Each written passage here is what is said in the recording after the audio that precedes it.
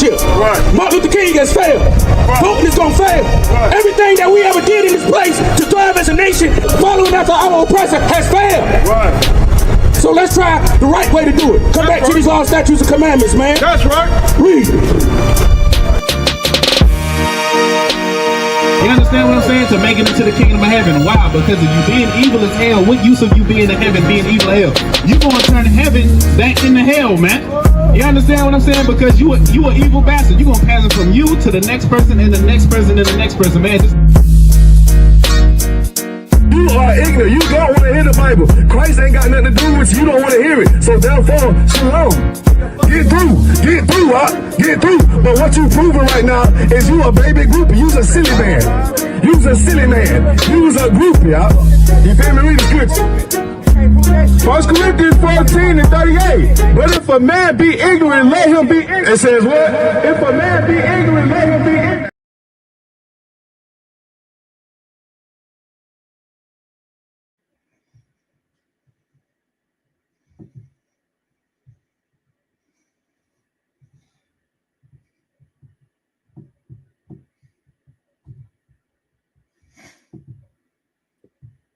Hey, Alzabar, you can hear me? I got you, big dog. Man, that motherfucking intro so hard, you might have to wind that back. God damn. Damn. Run it back, run it back. Leadership. Right. Martin Luther King has failed. Right. Voting is gonna fail. Right. Everything that we ever did in this place to thrive as a nation, following after our oppressor, has failed. Right. So let's try the right way to do it. Come back to these laws, statutes, and commandments, man. That's right. Read. You understand what I'm saying? To make it into the kingdom of heaven. Why? Because of you being evil as hell. What use of you being in heaven, being evil as hell? You gonna turn heaven back into hell, man. You understand what I'm saying? Because you an evil bastard. You gonna pass it from you to the next person and the next person and the next person, man. You are ignorant. You don't want to hear the Bible. Christ ain't got nothing to do with you. You don't want to hear it. So therefore, shalom. Get through. But what you proving right now is you a baby groupie. You's a silly man. You's a silly man. You's a groupie, y'all. You feel me? Read the scripture. 1 Corinthians 14 and 38. But if a man be ignorant, let him be ignorant. It says what? If a man be ignorant, let him be ignorant. Hell yeah. That's weird. That's it. How y'all hear me?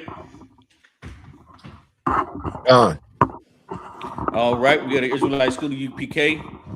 ISBK coming out of 1 West 125th Street, Harlem, New York. Up on the Commander Journey Honda. This is ISBK South Carolina. This is Soul City Podcast, man. ISBK Augusta, Georgia. ISBK Columbia, South Carolina. Well, we got UPK Shaw in the building. We got young man Paul in the building. You know what I'm saying? Hey, man, we about to get into another powerful topic today in ISBK South Carolina, Augusta, Georgia, Columbia, South Carolina, man, Soul City Podcast. This is going to be the order of the Black household, something that is very important when it comes to our nation, man. But we got the scripture today we about to pull. Young man Paul, you got that ready for me? Salaki. Go ahead, sir. You ready to rush into it, ain't it, y'all? Like, he really, like, the brother got the zeal for the scripture. Like, hey, double barrel shotgun, Augusta, Georgia, Columbia, SC. If you around here, you know the deal. AUG, go to the Met. Met, go to the AUG. Locked in that double barrel shotgun, like how we doing right now with that Soul City Podcast. You know what I mean? Right. As a body done said everything we need to say. You know what I mean? But this is an up-and-coming podcast for the Mid-Carolina all the way to the south side of the AUG. All right, we're going to get this thing rolling. We're going to get this thing going. You know what I mean? We're going to give you some soul. You know what I mean? We'll get everything you need to know. Like Alzabari had it. You know what I'm saying? The order of the Black household. Ooh, this is about to be juicy. You know what I mean? So shout out to everybody, man. Good to see y'all in. If y'all want to join the chat, you know what I'm saying? Or check the YouTube link. You can join the chat if you want to say anything. As far as go to liking and sharing and subscribing. Y'all know how to do that if y'all could support us. We're going to hit TikTok maybe next week when we do it. You know, we're going live off TikTok, so we're going to have debates and all the other stuff coming to it and everything, man. It's like about that. Right. You got it. That's right. You good, sir. Hey, young man Paul, we about ready to go. Let's get it. Let's get the scripture. Out of Wakan. I'm slipping myself. Let me just get right. Let Let me get it with you. Proverbs 19, verse 20. That's it. Proverbs chapter 19, verse 20. Hear counsel and receive instruction, that thou mayest be wise in thy latter end. There are many devices. So start at verse 20 again. Read verse 20 again. Hear counsel and receive instruction, that thou mayest be wise in thy latter end. Right. Go to the next one. Verse 21, there are many devices in a man's heart. Nevertheless, the counsel of the Lord that shall stand. That's right. That's right. You know, that's going to be the scripture of today. You know what I'm saying? To build up a strong black household, you know, everything is going to come from the counsel of the Lord, which is the law, statute, commandments, and the wise words that these prophets wrote down, man. You know what I mean? And we're going to get into that tonight because we see a whole lot that's going on in America right now, you know, when it comes to our leadership and our position in the household as a black man. You know what I'm saying? The black man, but we got to take that authority back and that respect back in these households, man. You know what I'm saying? And that's what this podcast is going to be about tonight. Man, it's going to be a powerful topic, and it's going to be a very needed topic that we need to discuss. But it all comes from taking that wise counsel, as we already know, get from the man above us in the Israelite School of UPK, right? UPK Shaw, you had something to say on that? You already know it. You know what I'm saying? Most time, what you're saying is heavy because to start off anything in life, you need seed. You need seed out here, man. You got to plant the seed into the earth to be able to grow something. You know what I mean? As far as to go with our household, you need seed at home. You need seed at home, sisters. I understand you don't want to hear it. You feel as if you can do whatever because the white man and gave you whatever you think to destroy the black man even more. I understand what you think life is about. That ain't the point. The point is that man, that little boy need a father in his life. That little girl need a father in his life. You need a husband in your life so you can build. Don't try to get in no arguments and try to run away from your responsibilities because things may seem as if like, oh, you just made me mad. I want to throw your food or whatever. But we're going to get into a lot of this stuff in a minute. But what Barry is saying is we need to come together. Stop looking at your own brother and your own sister like a goddamn enemy all the goddamn time. Who the hell is you? Right. Who the hell is you? To think your own, the brother you laid with, had babies with, your own kids. You look at them like enemies. You look at them like enemies, don't you? But you don't understand the true enemy out here. Who's the true enemy? We're going to get into that in a minute. The same enemy that got that want to unalive your young. Beat your kids up at school. That's your enemy. Same enemy that got you in captivity 400 years and counting. Same enemy that want the goddamn your brother out the house so your woman can run over you. Oh, woman, you want to get sensitive? You can't have no nigga in this house. You want food stamps? You can't have no nigga in this motherfucker. You better not have that alpha male in there. No, I'll run you. I want to destroy you. We're going to get into all that in a minute, man. Right. What you said was heavy, awesome, boy. No, you good, sir. And then again, even though our sisters got all the Section 8 and food stamps and everything like that, man, this is Soul City, man. The soul is taking out that house, and that man is taking out that house, sisters, man. We need to understand that. There's no order in that damn house. Now, let me ask you this, sisters. Is it better? Does it make it better since you are independent? I hear this a whole lot now. I see, man, I gotta find that bullshit ass video I sent you. Man, we gotta pull that one. Let me see if I can find it right quick. That's what it's in. Let's get it. Oh, that's what it's in. Let's get it. Oh man, that bullshit. Oh, while he doing that, if you could, Paul, give me Psalms 103 and 1 while he doing that right quick. Did you say Psalms? Yeah, Psalms 103, verse 1, if you could. Bible Kasha. Out of Wakan, Psalms 103, verse 1. Mm-hmm. Whenever you got it, you can go ahead and get it because we starting out the school, we starting out the podcast, we starting out raising our black brothers, our Mexican brothers, our Native American brothers and sisters. They To create anything, you got to destroy what they already know. Right. And what they know right now is bullshit. You hear me? Everything that we think we know out here in America is bullshit. Because we look like goddamn simple, the white man one line. We look like goddamn chimps. Out here chimping out. Because we don't know no better. Because we goddamn looking like we want to spaz on each other. We want to fight each other. We want to argue with each other. 8 o'clock in the morning, 7 o'clock in the morning. We want to goddamn throw food away. Throw it away just because you got a little temper tantrum. You want to break something that may feel viable to your lifestyle. Break it because you got a little temper tantrum. You know what I mean? We got to understand that we are in a fucked up position. Right. We are in a fucked up position in this society as slaves. We still slaves at the end of the day. You know what I mean? The oppression make a wise man mad. When you get mad, you gotta do something about it. You can't get mad at your family. Unless they just don't give a damn. Unless they just don't give a damn, then you gotta get the fuck on through. You know what I mean? Excuse my language, I'm gonna slow it down with the cuss words. But if you got that scripture, go ahead and read it.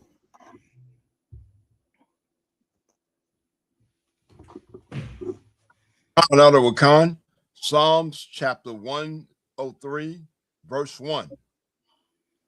The Psalm of David, bless the Lord, O my soul, and all that is within me, bless his holy name. Right there. We're gonna stop it right there. That's good enough right there. Read it again. Read it again. One moment.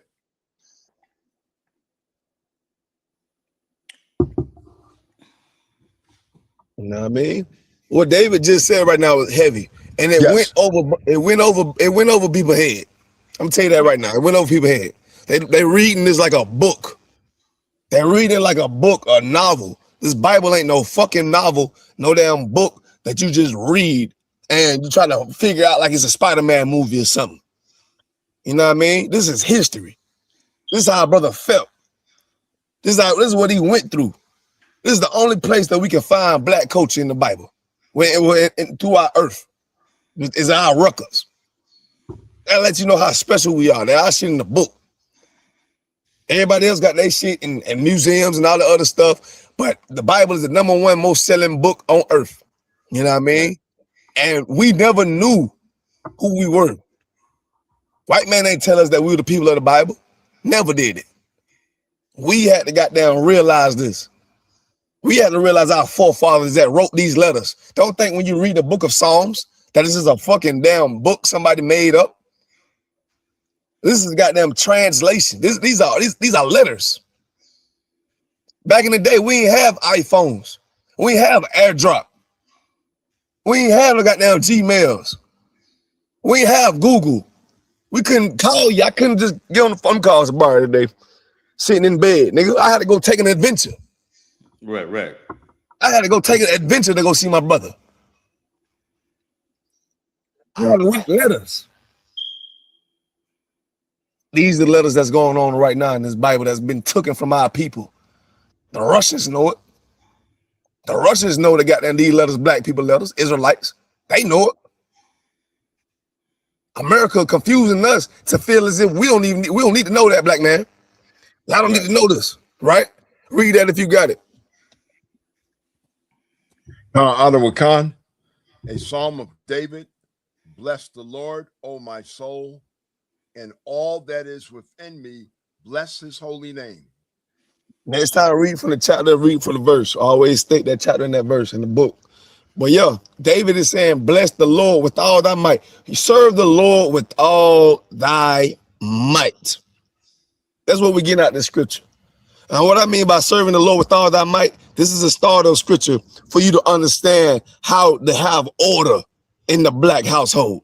Right. Nigga, if you don't believe in nothing and you're gonna do anything to the household, you gotta have laws, you gotta have dignity, you gotta have morals to build up anything. And if you with somebody that don't give a damn about the Lord, you'll see it. You'll see it by the way they talk, they dress, they walk, and even when they know the truth, what they do with it from there. Yo, you'll realize what you're dealing with. You know what I mean? But for you, yourself, you better serve the Lord with all your might. Because now we know Now we know what the Lord prefers out of us. Now we know why we in captivity. Now we know why we dying the first of goddamn AIDS, the first of goddamn high blood pressure, the first nation of people that goddamn oppressed, still in slavery. And you can't tell me, I don't know no other nation of people out here still in slavery. And that's famous for it. Niggas know that we were slaves, and we still here. Just like they knew the Israelites was in slavery around Egypt time. Other nations know. You think other nations ain't know Israelites was in slavery? Nigga, Egypt was famous as fuck. They know it. Egypt was the only Asamari bar in here, Asamari. Okay. Egypt was the only ones that had prepared for the famine. Egypt was the only ones that prepared for the famine, and every other nation out there be starving. You think the people out there back then that didn't know Egypt had the Israelites as slaves? So how come America don't understand, or other nations right now they don't understand that us Israelites, we in captivity right now in America? Right. You know what I mean? I tell you goddamn what, our brothers and our sisters better understand it. Now, Right. our household better understand it. That's for damn sure. So like I see y'all some 5,000 out of bar, That's right. Louisiana. How about shit struck a thumb? Yeah, how about my second thigh, sir? What's going on with it, sir? Can you hear me? Man, yeah, it's like ain't nothing much, man. Just jumping y'all show. Here you going, doing your thing. Yeah, we're gonna get it going, we're gonna get it going. We I see you though. Asamari, you got something to say? No, sir. You was finished? Yeah, I'm pretty too wild on that, man. Like from that verse right there, what I'm saying is serve the Lord with all your might. Before we get into any precept, any article, you best believe that you better serve the Lord with all thy might. Not no fucking lukewarm Christian out here. Right. Not no goddamn Christian that's goddamn smoking goddamn dope, sniffing cocaine, half a homosexual, but going to church on a goddamn Sunday, goddamn trying to sing and dance to your big goof ass. Now your big goof ass see him up there dancing and singing, he holy or something. Back on the block fighting. Back on the block talking shit to all his brothers and sisters out here. You know what I mean? Serve the Lord with all thy might. The Lord don't prefer you to be a homosexual. The Lord don't want you to eat pork, shrimp, crab, and lobster. Why? Because he made the fucking animal. Why? Because he made it to clean up something else. You eating shit. You eating pork, you eating goddamn bacteria and parasites. You dummy. I understand why we do it. Because it's the cheap meat. That's the cheap meat. That's the cheap meat. I was watching something earlier today. I was watching Quick, Easy Slave foods. They had the top 25 slave foods. They had that whole cake. You ever heard of that whole cake? I remember them whole cake. Whole cakes. They had that whole cake. They had that sugar bread. Remember that sugar bread? Yeah. They had that stew pot, that collard green soup pot. You know what I mean? Every last one of these dishes damn near had pork in it. Why? Because the pork was that cheap meat. Fat back, preserved. One at a time, because white people didn't eat it. White people ate pork, but they didn't eat the fat. They didn't eat the feet. They eat the neck bones. You know what I mean? Cheap meat. That's why we got that thing as part of our culture, because we was already dogs at the table begging for crumbs. Well, no more. But if you stupid sisters, you stupid brothers out here, excuse my language when I say that, because I know that was kind of hard. But if y'all want to live like that, then so be it. The Lord said, let the ignorant be ignorant. You know what I mean? That's it on that scripture right there. So like about that. No, you good. You good. May I say something? Go ahead, Paul. Yes, when I was in the world and I didn't know about this truth, I used to eat pork, and I noticed every time I ate pork, I would get real angry, just for no reason at all. I would get furious at the least little thing, and something told me don't eat pork. And when I stopped eating pork, my anger issues went away. Right. Yeah, I believe you. I believe you. You know, it's always a spirit behind doing wickedness. You know something that ain't right. What they said about that scripture with them pigs? Them pigs got down where angry as fuck. Ain't it? What happened? I forgot. I know somebody bald. I know you know about it. I'm paraphrasing. Them pigs got down had a spirit on them, man. They had to jump off the goddamn mountain.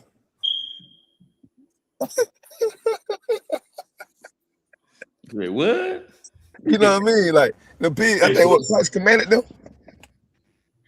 Oh yeah, you talk about what Christ sent the spirits and the pigs, and they ran in the water and drowned. Yeah, come. That's it. Christ put the spirit. Like think about that though. Christ put a spirit in another animal. Why did he put it on the animal? Goddamn, with the poor little squirrels. Don't do that to the squirrels. You done shot the squirrels with a BB gun. Why you do that? That nigga Shaw took it to another level. That nigga say they jumped off the goddamn mountain. I ain't gonna lie, he lost me for a second. I was like, that's in there. Hey, Salaka. Hey, but I told y'all I'll paraphrase. I told y'all I'll paraphrase like a mug. Goddamn. You know what I'm saying? Like for Christ to put them spirits in the goddamn pig, let you know the pig ain't shit in the first place. I mean, I'm just saying it obviously. Like it won't put in no clean beast because that's fresh food that somebody else can eat that just died for nothing. You know what I mean? You know, that died for nothing. You out here killing squirrels. You teaching white people, you teaching your boy to hunt goddamn squirrels and beavers and raccoons and all the other stuff. Really, that's irrelevant. Like you can't do nothing with that meat that you're killing. You know what I mean? You're not supposed to eat it. I'm pretty sure you eating on it. You know what I mean? Same shit with Christ. Christ goddamn man, put them spirits in that goddamn pig, man. That shit ain't important. Get these bitches out the way. You know what I mean? It's a lot. You know how hard you gotta struggle to bust open the goddamn crawfish just to get a little piece of meat out of that shit? Niggas love crawfish out here, man. You gotta stay. It take you 10 minutes to unwrap that shit. I don't understand it. I don't understand. I don't understand the shit. You busting open a shell. You putting on goddamn gloves on your fingers on the seafood, bro. Slimy as fuck. You eating it. Your lips, you gotta make sure you got down. Don't get it everywhere on your shirt or your pants or whatever, and your beard or whatever. But what is it doing to your insides? Can't get the fuck up. You know what I mean? Like you really think about it. This is an animal that lives in the ocean. That is a bottom feeder. What is a bottom feeder? Bottom feeder eat parasites, eat algae, eat fish dookie. It eats it.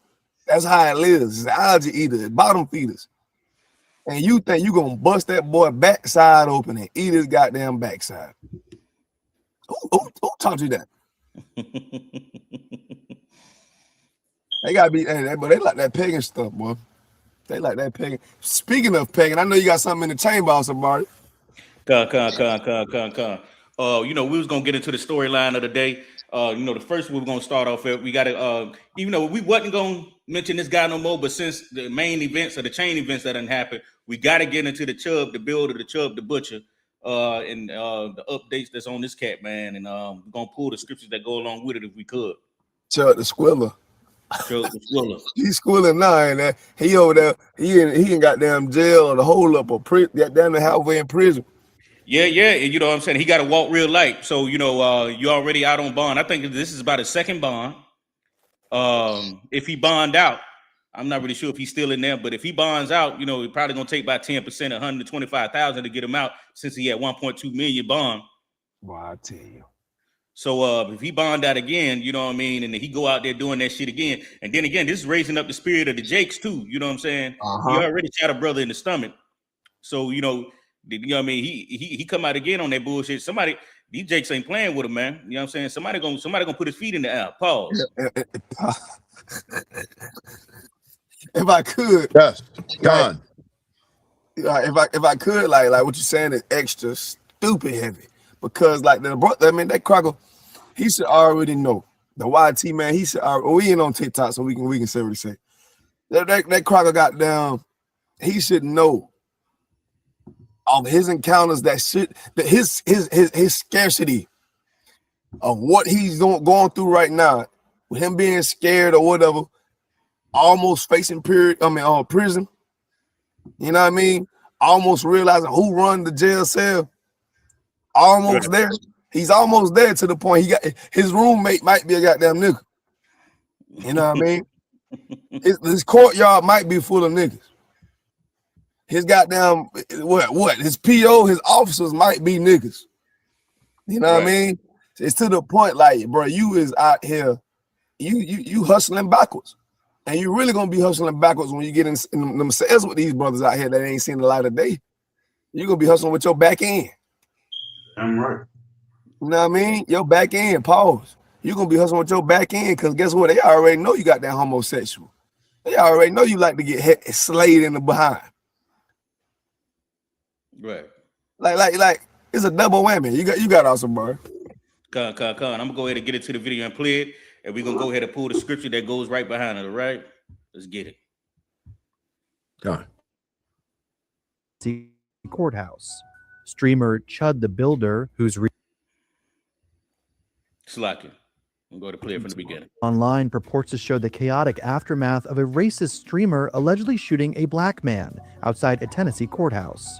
Streamer Chud the Builder, whose real name is Dalton Etherly, shot the unidentified man during a scuffle on May 13th outside of the courthouse in Clarksville, according to the DA, who said Chud also accidentally shot himself during the confrontation. The 28-year-old has amassed an online following by filming himself spewing vile racial slurs, such as referring to black people as chimps and openly saying the N-word to get reactions. In footage, it's lucky if I could, but you got a whole fight. I don't even know what to do with it, huh? You done shot your goddamn self.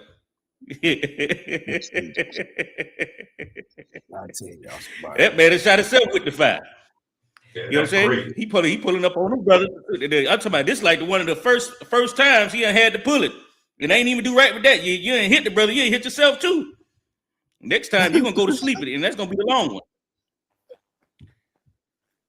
All right. captured by Clarksville now, Etherly could be seen tended to by first responders. Slacky, sir. You go ahead, sir. I say plug the builder wasn't trained right with the firearm. He wasn't trained right with it, sir. He couldn't have been. No nigga, nobody will go on the street provoking niggas that goddamn hurt. Nobody. I gotta be the lamest bull crap ever to go try to provoke people on camera. Like UPK, we hate white people for their crimes, but we would not treat these people. Hey, we ain't going out there to call these folk, hey, you stupid cracker. You know what I mean? Like, he's a dumb white man that's not trained or whoever trained him. And if the masonry, if the GoFundMe people that's funding him right now are behind him, then they dumb crackers too. And you know some dumb crackers out here. Like I'm telling you, they play these video games. Oh man, you play Call of Duty right now. I don't play games at all. You know what I mean? But I know about it. Because I might be around a brother that might play video games. When you play video games, you best believe in your goddamn score. These crackers is out here shooting people and calling niggas chimps. Same shit he said. Chimps, you niggas, you stupid niggas, go back where you're from or whatever, vice versa. They are doing it because it's in their heart. He was just their ambassador. These are the same people that's funding him. Dumb video game fat people, titty loving, goddamn rotting they behind, goddamn sucking out, goddamn whatever. Pepsi through a straw, Mountain Dew through a straw, pizza having that goddamn white people. You know what I mean? He was just the ambassador. He was the ambassador. They loved him. They were like, yeah, I always felt this on the video games, but I just didn't know how to do it. And you see small little subliminals. Small little subliminals about how they be like, well, Chud, he didn't do anything wrong. He was just standing his ground. Bullshit. I call foul on the play. Y'all motherfuckers know out here. Goddamn, he was running out this motherfucker, goddamn, testing my brothers and sisters out here. Like we ain't human. Calling us out of our goddamn name. You gotta be slapped in the face for thinking like that. Out of everything we done been through, we don't want your mercy. We don't want nothing. We don't want you to be like, okay, oh man, black people have been going through a lot of things. Let's just shut up. We ain't telling you to say that. But when you coming to us and calling us niggas out of nothing, calling our women crazy out of nothing, I might be with my goddamn kids, my daughter, my son, walking with me. You come up in my face, recording me, calling me a nigga. What the hell is wrong with you, boy? Like about that. And look, and if I could, a little bit more. If I could, y'all twat, just a little second.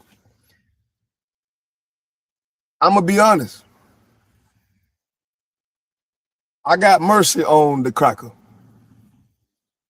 I don't want to see him in that pen getting goddamn brutalized by them niggas in there. I don't. I want him to learn his lesson. I want him to get out. I want him to learn his lesson. And I want him to do the right thing. Because he almost got a new shot, new walk of life. That fairy tale the butterfly wings ain't work for him. He tried something else. If this right here ain't working for him, I want him to do something else. The reason why I say I got mercy for him, because he didn't do a Dylan Storm roof. Now, Dylan Storm roof need to be buried. I can't put Chud the bodybuilder on the same level of Dylan Storm. Now, Dylan Storm need to be unalive, no questions about it. You know what I mean? I feel as if this silly white man, which is a homosexual that loves black people so much, he just want to get clout and fame off of them. You know what I mean? And I'm gonna rest my kids on that one. So like, you muted, also Bart. I said, you very most merciful, Officer Shaw. I want all their heads to roll, goddamn. All of them got to roll. It just dropped my brother in the stomach. He got to go. He got to get up out of here. I don't give a damn what they do to his ass in that bit. But you know what I was gonna say is that, man, it just shows you that, man, black people, man, black, Hispanic, and Native American Indians, we are more better in power. You know, you see the way that these oppressors act when they're in power, even when they have the rights to do certain things, and when they know law by book or whatever you want to call it. They, you know, the scriptures say children are our oppressors. They act like children. They just look like a whole clown party. You're just going around doing things just because you can do it, or whatever the case may be. You walking up to people, you know what I mean, threaten them, and you know what I mean, well, saying certain things to them just to get a reaction out of them. I mean, kids play those games. Right. You know what I'm saying? Let's get get that scripture we had on that video. Let me play the rest of the video. We're gonna pull the scripture. Okay. Slacky, go ahead, sir. I was about to say, if I can, that's our people. We got compassion, regardless. Right. You know what I'm saying? That's why we should be in rulership. If y'all remember the movie Black Knight with Martin Lawrence. I came on the cracker was out there starving for that food. And he stole from the king, and the king wanted to kill his ass. Yep. Martin gave him that goddamn food, told him, go ahead, get up out of here. That's because we got compassion. You know what I'm saying? You got it. No, you're right, sir. You're right. You know what I'm saying? I mean, and they know it, you know what I'm saying? But, you know, when we up on our oppressors, they use our kindness for weakness. You know what I'm saying? So that's the reason why we got to separate ourselves from our oppressors, man. You know what I mean? And to show that we got compassion. In the Israelite school of UPK, everybody get fed out there when we giving out food. You see a couple of oppressors out there standing in line, getting clothes and food. It lets you know if we in rulership, we feed everybody. Mm-hmm. Everybody gets fed. You know, but when it comes down to it, we always gonna pick our people above any heathen. When it comes down to it, you know what I mean? But we are better off in rulership.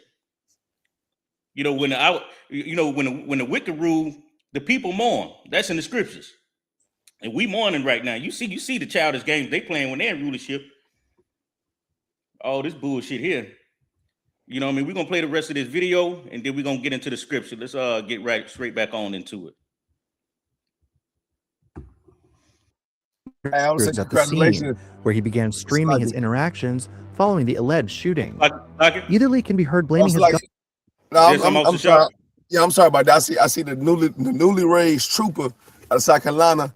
You know what I'm saying? UBK Adam. You know what I mean? I almost say Shalom Yishkathar. That's right. Brother. You know what I mean? Trooper just raised up.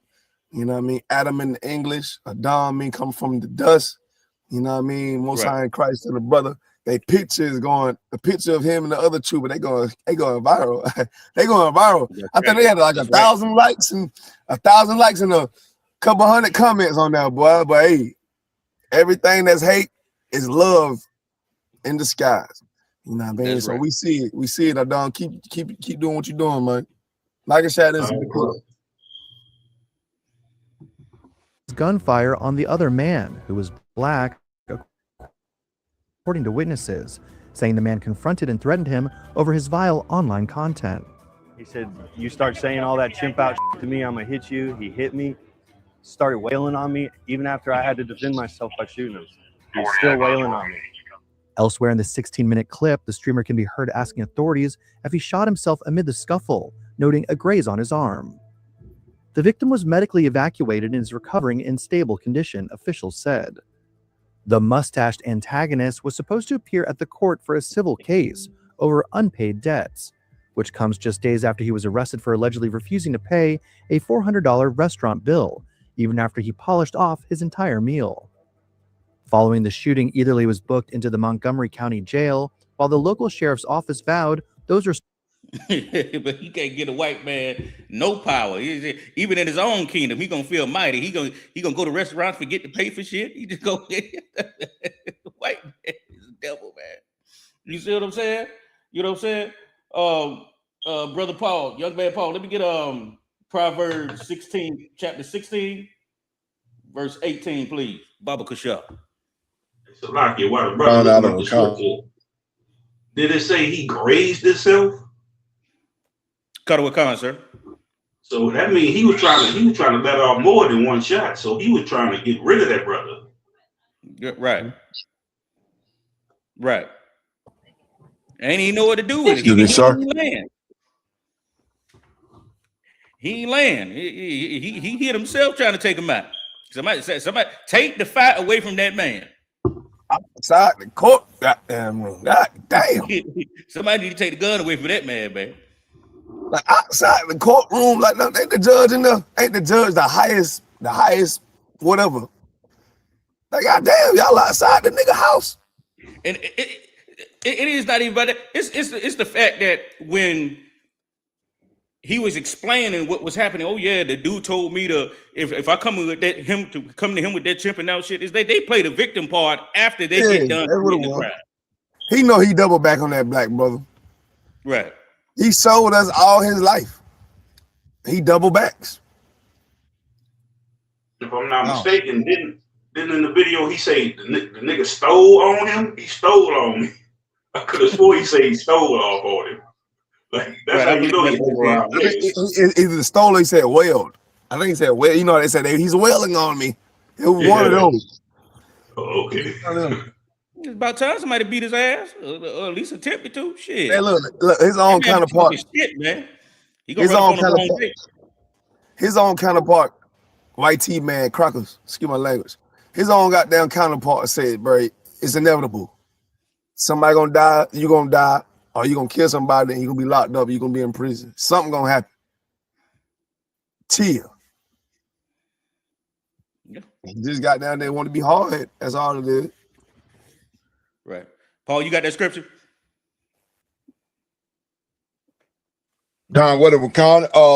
Now you said Proverbs chapter 16, what verse? Let me see. It's gonna be chapter 16, verse 18, Baba Kasha. Verse 18. Con, whatever, Con. Proverbs chapter 16, verse 18.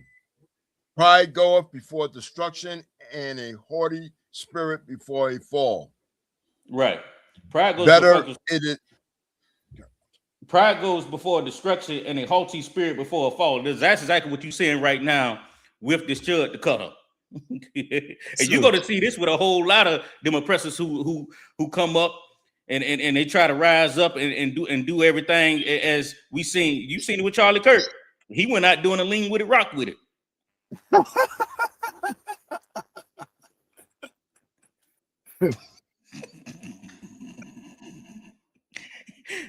They caught him with a good one. That was gonna be his last cup of coffee. And it was his own people. And it was his own people. Black folk, you can sit the hell back, black folk. I put money on it. He Chuck the Butcher builder is gonna get taken out by his own people. Yeah. Telling you. Just like Charlie Kirk, would he put his neck on the line for his people, huh? Right. Sir, if I may say something. Go ahead, bro. Young man Paul, you got it. Yes. Thank you. Proverbs chapter 16, verse 18.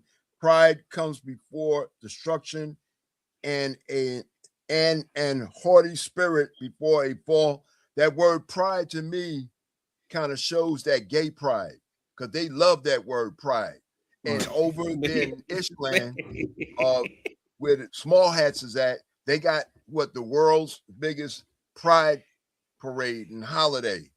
So that pride really, that scripture really kind of comes out with that, because that pride is going to be their destruction. Hey, man. Hey, you a Hebrew to look at it that way. Yeah. I'm right.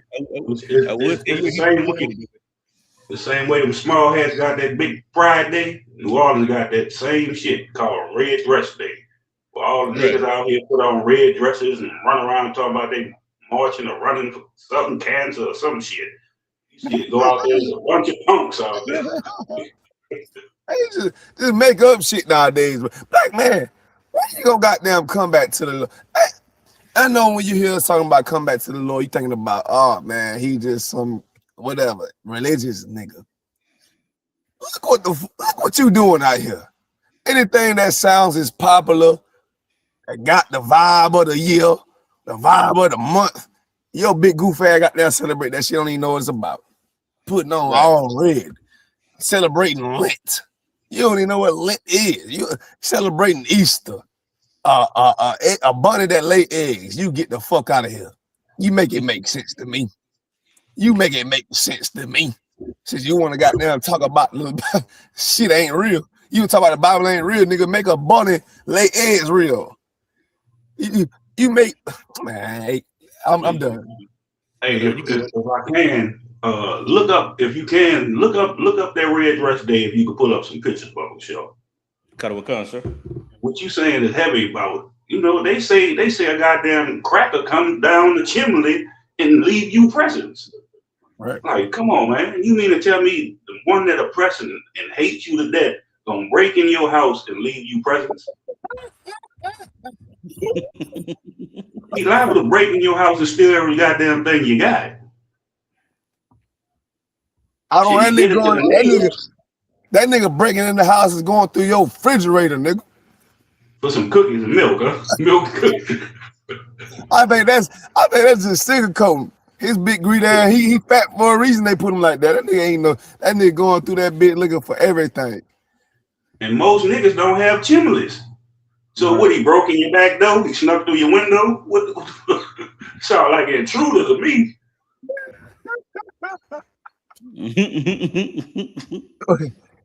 And it's heavy because our people grow up believing this shit out of one. Our people are young. That's what we getting on in a minute. So we teach our people, like we teach our kids about young Christmas and shit. You gotta right. And most of the kids catch their parents putting the shit under the tree, and they still give credit to the white man. Like, I saw you putting the shit under there. I saw you wrapping. Well, why you got all this wrapping paper in your closet? Santa Claus got down DoorDash them presents. You gotta get them at the door, didn't you?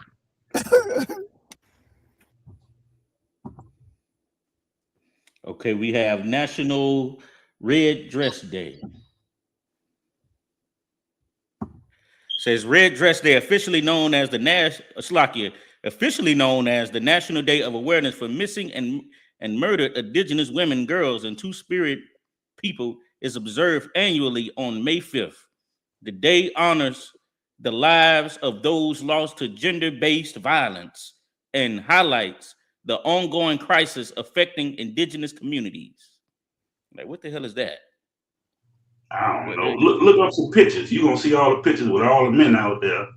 It ain't for women. You know what I'm saying? Like Red Dress Day. I better not see no nigga out there with that motherfucker. I know how these niggas get. Play that Solid Board video after this. We did camp the day of the shit, and them Negroes was out there mad at us. I know they won. We got the video. Okay, I see what I gotta do. Hold on. I see what I got. This probably be something different. Let me see. that gotta be. That ain't the red dress. You got a But them nigga right niggas here was out behind there you hitting pissed off. a little move like that underneath the video, hitting a little move right there in front of the goddamn females. Y'all already know he These trying to niggas out. Then they had women out there walking with the niggas. Like they bought their old lady. Both of them got on the dress. Y'all at home fighting over who gonna have the best dress on and shit. Like, come on, man. These niggas, some of these niggas, they bitches too. And some of these niggas look just like you. Like, nigga, I'm these just saying, niggas out here yeah, you want my goddamn dress, shit. babe? Say what? You want my dress, babe? Yeah. These niggas sneaking out, going buy the best dress. I gotta look better than my bitch. You know what I'm saying? Why T? Oh Lord. Hell no. Yeah, that's it. That's the real shit right there. That's the real shit here. That's the real shit. Oh shit. I knew you gonna click on that nigga there. He swear he killing it. Like, what's your excuse, brother? What you got to say? I know you got some deep psychology shit to say about why you got this dress on, bro. There go running New Orleans. Red dress from running New Orleans. Oh yeah, man. Them niggas. Man, y'all just wanted to come out that day. I don't know what he gonna say is I got the dress on to show the blood of my people that's been going on, have been getting unalived by these other nations of people, or these genders that's take out people that have to, nigga. So you had to go get a dress? Now what? That's wild. I mean, how you gonna say that? You got a punk standing next to you that's a real punk with a red dress on too. So how you? Oh man, and you see, bro ain't got no shoulders on here. You can zoom in. You can click on them and zoom in. If you click on that right, that far right one. Yeah, all them niggas throwing mud pies. I hate if you a blood or gangbanger. Damn, they can use this against you, boy. I bet the smell like that is awful. All them niggas smell like tampons and shit. Damn.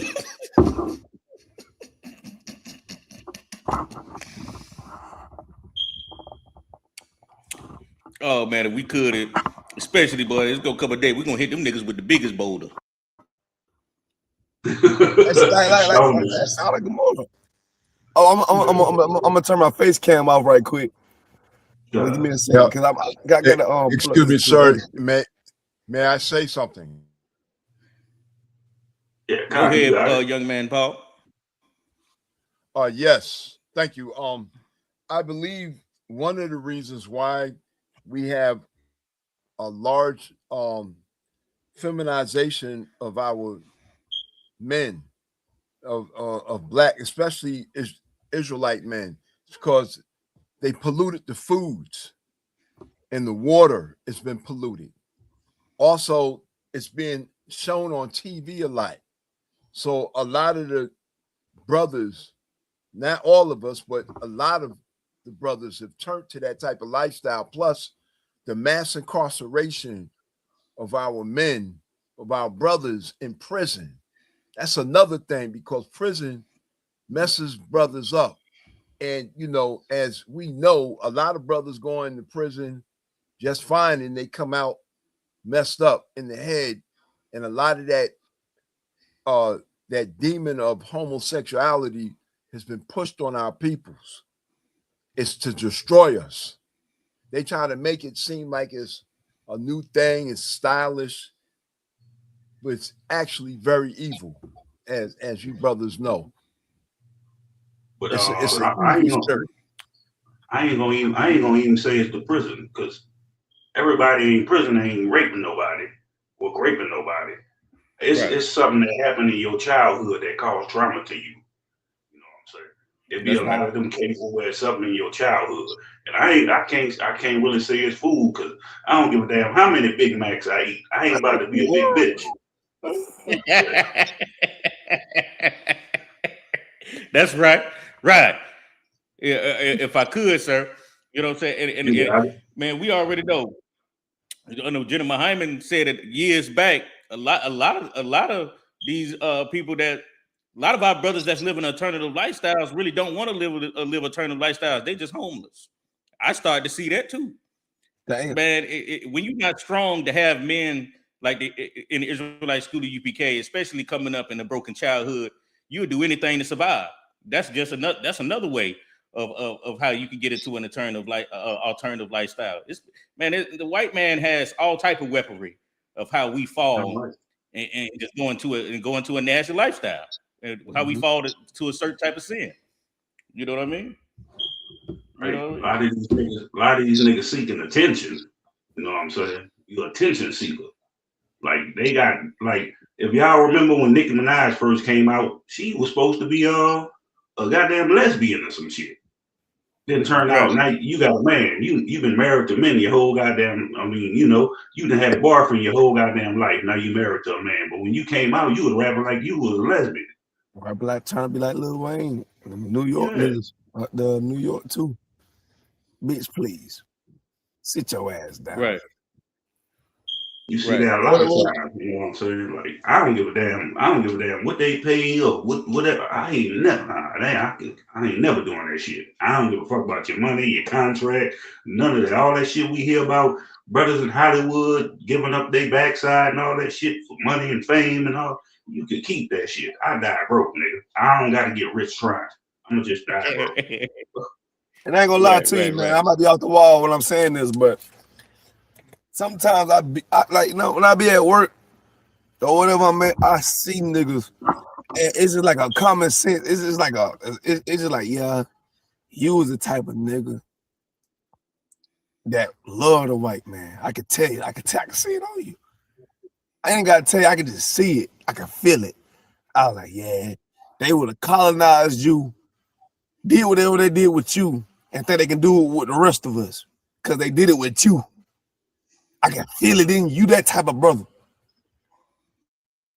I can see it. I can hear it. I can just tell, bro, we colonized like that bitch. But you gave in. You didn't want to die. You didn't want to die. You didn't want to take that whipping. You gave in. And I can sense that shit, man. I had sense with a brother making me saying it right now. I sense that shit like last week. And I was like, damn.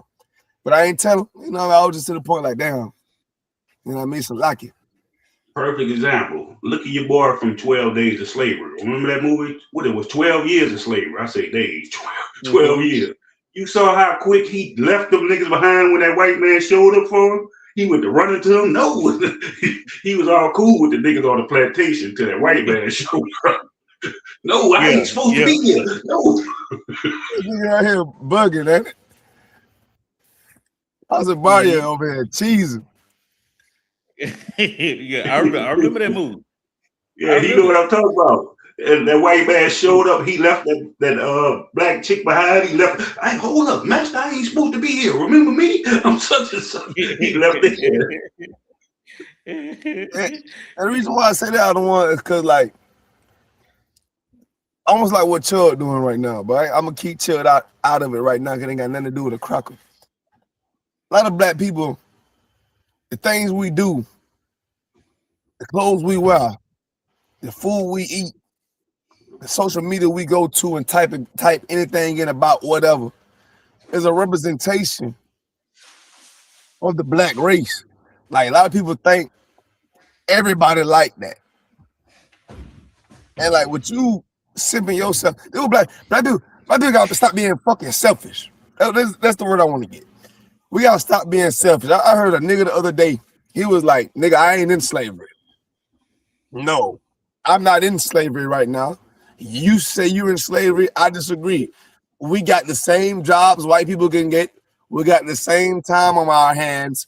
We got the same housing. I gotta go to work just like he go to work. I do the same things. You bitch, you selfish as fuck because you're not thinking as the whole of our people. You big goofy raccoon possum ass boy. You're not looking all our people as a whole. Nigga, I don't give a fuck. Nigga, you might be a rapper. You might be Jay-Z. You might be in entertainment. LeBron fucking James. As a whole, LeBron can't just scoop all our people up and get them right. Nigga, all of us, we fucked up somewhere. Somewhere, shape, or form. But your big silly ass think you made it.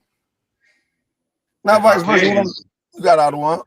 if I can, that nigga don't understand who you paying your rent. I mean, who you mortgage, rent, who you paying your light bill to, See? who you paying your car insurance to, who you going to work for. They over us. They running this goddamn country. They could come pick your ass up right now. That goddamn oppressor who you talking about, oh, we all equal. They could charge your ass with something they'll never charge their own people with. Now you Right. stuck in prison for life. Right. That's how you Right. know niggas ignorant every time they say, no, we got the same opportunities. We ain't got the same opportunities shit. Because Man, you let's still got to go. get up and pay that light bill. Who you paying that phone bill to? Like all the money that we circulate goes back to them. Right. Everything you do, all that shit go back to them. If you buy a house, you still gotta pay for the property, for the land property costs and all that shit. Everything you do still goes back to them. So you can't say, oh, we making it now. Oh, that was back then. Oh, forget about slavery and all that bullshit, because you still a slave, nigga. You go to church, you a Christian, you go to church, you a slave, nigga. You got it. Right. You know, that's in the scriptures too. It says we'll be in want of all things. Right. With the water, you know what I'm saying? When it comes to when it comes to us needing anything, clothes, we got to go to them for it. Food. Right. I mean, they make merchandise out of us. Would you say, sir? No, I say they make merchandise out of us. All your basketball players and all that shit, they get rich off. You think LeBron got his own motherfucking league, nigga? You think LeBron just went inside and say, I'm gonna put this shoe out? No, you going to your goddamn oppressor. You think where you think Jordan got his deal from, the oppressor? That's why the motherfucking Jordans cost $300-400 and shit. If you was a real nigga like us, nigga, you would be selling the motherfuckers $20 a pop or some shit. You'll be having hood prices on the motherfucker. That's how Shaq did his shit. When Shaq came out with them Shaq shoes, early 2000s shit, making them look like the high top Nikes, the Air Forces and shit. Shaq was selling them motherfuckers $20 in Walmart. But then Shaq, he like kind of corny too. Because every time I see videos of him, he helping some little bitty white boy. I done donated $5,000 to him. I done gave him, So, and then, you guys, because that shit be pissing me off. You good, sir. I was going to say, man, we got to go to this for all things. It was this comedian. He said, I believe there's a secret society of white folks that basically control black happiness. And I believe, the thing about, if a movie come on right now, of a black woman catering to a man, she gonna do it. It just depends on what that movie is. Whatever is on that TV, that woman gonna do. I can't even talk to my woman straight because she be in so much in that goddamn TV. I mean, they control the happiness in my goddamn household. Right. And Salakia, if I can repeat the first thing you said, you believe is a secret society that controls black happiness. Say what you said. The black athlete. You know what it's called? It's called a football field. It's called a goddamn arena. Because we don't own that shit. We don't own none of that shit. They all own it. And this all come back from the Roman days. The Colosseums and shit. Mm-hmm. You got it. Right. That's very heavy. Salakia, may I say something, please? Go ahead. Yes, when I was a little boy, my father told me, and just put something in frame. My father was born in 1913. He died when he was 94, and he went through the whole Jim Crow thing. But he told me when I was a little boy, he said, you get everything from the white man. And he didn't know he was an Israelite. And, because we all descended from slavery. And of course he did. And he told me, you get everything from the white man. We don't make nothing. But he didn't know about the curses of Deuteronomy. I didn't know that then as a little boy then. But now, because of ISUPK, we're educating our people to know this is the reason why we have to get everything from these people. Right. because of the Damn right. curses that we're under, but we're coming out from that. Yeah, no, you're right. You're right. Damn right. I'm gonna go ahead and clap you up on that. See, that's the thing about it is that you ain't gonna be only one, Paul. There's gonna be a whole lot of our people that wake up to that truth. You know what I'm saying? It's good. It's good to see it firsthand. You know what I'm saying? We're gonna go ahead and get back into it because we got a lot we need to go over, man. So we're gonna go ahead and get back into the topic. So I think we done with Chud the Builder, right? Yeah, I think we ate him. Pause. Damn. I think we done got to him. You know what I mean? He's over it. Okay. He's Okay. done. So now we gotta get into what's the next one we gotta get into? We gotta get into the order of the black household. All right. Mm-hmm. What's that video I had, son? I gotta go. I'm about to pull it up right now. It's a good bit, but whatever you feel. I got you. So, because it's very important because I know we're going through a whole lot of things in our personal lives, especially when it comes to the black man taking back his position in the black household. In the Israelite school of UPK, this is taught. In the truth, this is taught. But, constantly we have to remind the black community that, the head of the house is the man. And the only way you could be able to run that household right is if you talk right, you know what I mean? If you govern right. And if I could, go ahead. What you're saying is heavy, but I'm pretty sure it's going over a lot of people's heads because a lot of people don't want to hear about a black man being over his woman. A lot of people don't want to hear about a black man providing for his woman, doing what he's doing for his household, whatever cause he may call. A lot of motherfuckers out here selfish. You know what I mean by that selfishness? You know what I mean? What I mean by that selfishness? What do I mean by that selfishness? Nigga can't goddamn raise the kids. Nigga can't goddamn take the dogs out on a trip. Can't take the dogs to the lake. You know what I mean?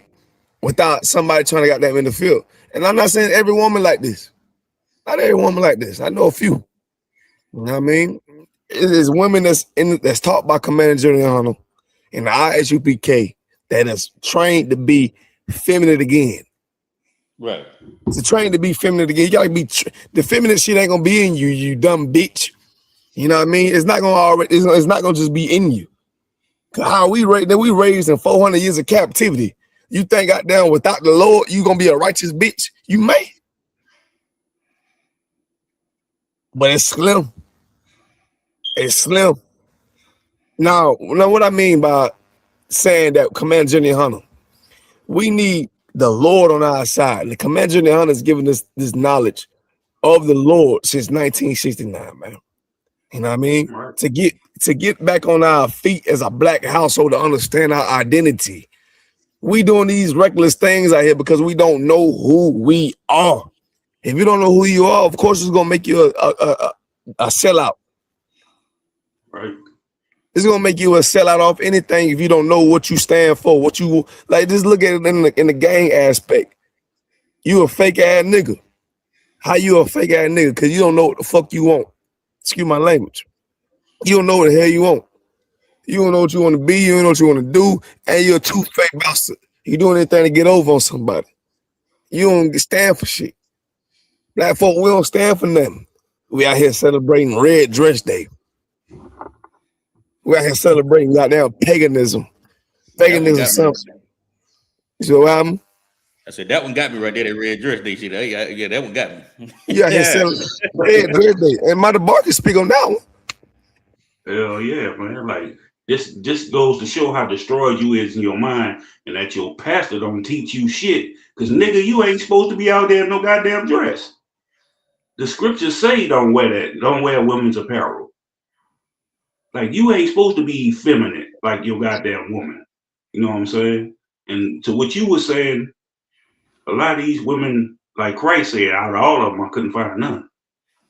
Right. That is right. That's one of my favorites. We trying to build a woman up again to show her The man is your head. You ain't the head of your goddamn self. That's You right. don't get to make all the rules and all that shit in a relationship and just run wild and disrespect your man and put him on display every time you pissed off on social media. You typing all kind of shit. But you got it. And the thing about it was, sir, I seen something not too long ago. It was a whole bunch of police officers, brothers as well. You know what I mean? A couple of Edomites in there.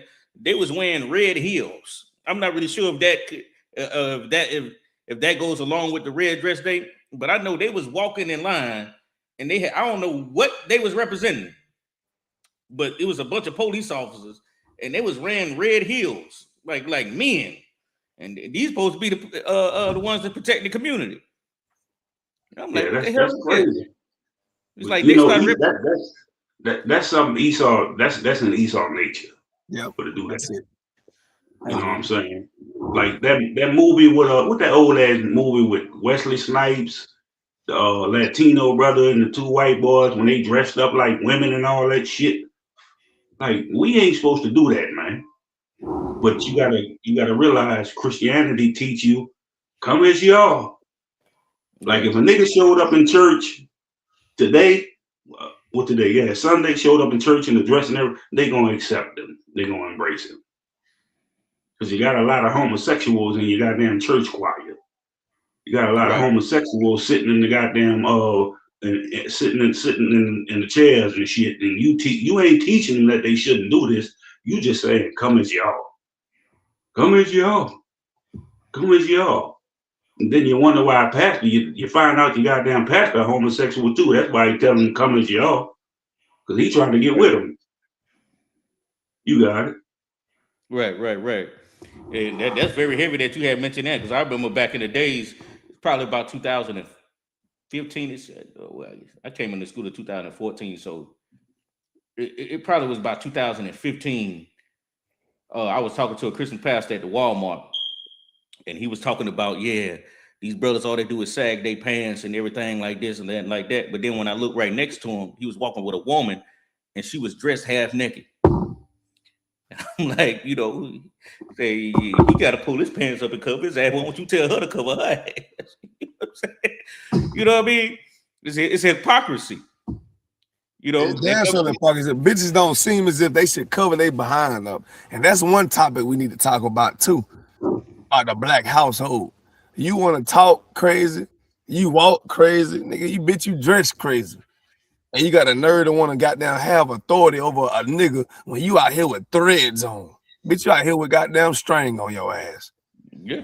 Like make it make sense. Like make it make sense. Like, sister, if it wasn't no laws around right now today, bitch, a nigga would have been, not saying us, a nigga would have been took advantage. That's what the motherfuckers known for. Right. Crackers, anybody. You dress out here with your goddamn bra. Look at these bitches that go to the goddamn the pools, the beaches. Bitches got on bras and the goddamn fucking thong. And then they wonder why.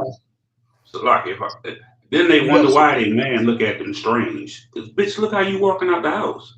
Yes. So you expect me to expect that you ain't fucking with nobody else. Cause you telling me I ain't messing with nobody else, but you walking out here with a ribbon around your ass. Come on, man. You walking out here with thongs. You want to go out to the club with thongs and all kind of shit. Tight ass dress. Ass shorts. And then tell me I ain't doing nothing. Is she supposed to be wearing bullshit? You got it. I said she supposed to be wearing what you like. I don't give it, like, this is something that women don't understand. I don't give a damn if I want my bitch to dress like a nun. That's what I like. You want to, if I see you walk out the house wearing something that I don't approve of, I'm gonna assume that you don't even respect me. Basically. You ain't wearing what I like. I'm talking about, man. Like, this is the thing. Me and Shaw was talking on the phone. I was telling him, I was like, hey, Shaw, you know what I'm saying? I was watching this comedian earlier. You know what I'm saying? He just got with this woman. And the woman asked him, the woman asked him, I'm not sure if y'all know the same comedian. I don't even know this dude's name. But he was like, hey, the woman asked me, did I want a sandwich? And I said, yeah. She came and brought me a sandwich. The one thing that I recognized is she ain't asked me how I want it made or what I wanted on it. She just basically gave me another nigga sandwich. Mhm. Damn right. So She a basically, if you ain't doing things that I approve of, I'ma automatically assume that you doing it for somebody else. Right. But you could be wearing all that shit in the bedroom for me. You ain't got to go outside like that. You got women that got their own clothes that go outside and they ain't even got on no goddamn drawers. Like, bitch, why you ain't got on no drawers? Bitch ain't got no goddamn bra on nowadays. They got that nigga on hard. Right. Hey, what the fuck is wrong? But you could have did this for me at home, but you decide you don't want to do it for me at home, but you gonna go out to the club like this. You gonna go out and chill with your friends like that when you could have did the shit for me? Cause I'm like, bitch, why you don't wear that shit when you're in the house? You know what they gonna say out the house? You got on a motherfucking robe. You got 2 pair of pants on, 2 shirts and shit. But when you go out, now you want to show off your body. Who the fuck you trying to impress? I was about it's hot outside, sir. Yeah, it's hot. It's hot outside. Bitch, I'm gonna make it hot in the house then. How about that? Don't cut off the AC. Let's see if you. It's hot outside. I'm gonna tell you out of that ass side. It's pool weather. Salakia, may I say something? Go ahead, brother. Yes, that's one of the reasons why a lot of our young ladies get disrespected is because of the way they dress. Oh, they make fun of them online. That's like one of the stereotypes of black women, half dressing. Yeah. And a few years ago, before I was married, I almost got into a fist fight in a supermarket because of something similar about the way a woman was dressed. But at the same time, if I can, at the same time, you got to realize they want to dress like that. Yeah. They chose to do that shit. So when you go out there and get disrespected, you think ain't nobody gonna be like, hey, bitch, come here. Hey, you look at all your ass. And no, you shouldn't have went out the house like that. You chose to do it, so you gonna get disrespected. Don't think in your mind that you wasn't gonna get disrespected. Look how you came out. You came out disrespectful. You left the house disrespectful. So somebody gonna say something, and then you gonna get offended and say, "Oh, you disrespect me." Well, bitch, why are you out here dressed like that? Right. Stop being weak. Stop being weak. You not being jealous. I got you thinking my love here for you, bitch. If the love was here, you would change your ass. You would goddamn put something on. You put something simple on. Put something on. You want to go outside, goddamn, and blame it on the goddamn sun. If I can, you know how much they respect the goddamn oppressor. They don't go to a job interview dressed like that. Right. You ain't going to church with your ass out. You might brother go out there and go to church and be punks and try to dress like the women, but as far as the women, you ain't going to church with your titties out and your ass out. Oh, the Lord don't like this. Well, guess what? Your man don't like that. Right. But you gonna go out, you ain't, like I say, you ain't going to no job interview with your ass out and titties out and all that. You want to look for respectful then, but you don't want to respect the man that's in your house. When he tell you, look, you got it, Shaw. No, if I could, sir, I'm gonna get back to it's like almost like a need thing. When a bitch go try to make their money, they know they need the money. They need to make this to make ends meet, to make their kids look good and go to school and pay the bills and make sure the car running and everything. But when a nigga tell you to put some clothes on, it's almost like you don't need that nigga. You basically make it seem like I don't need you, nigga. You bum, nigga. You bum, bitch. Like, nigga, you on the couch every day, don't do shit.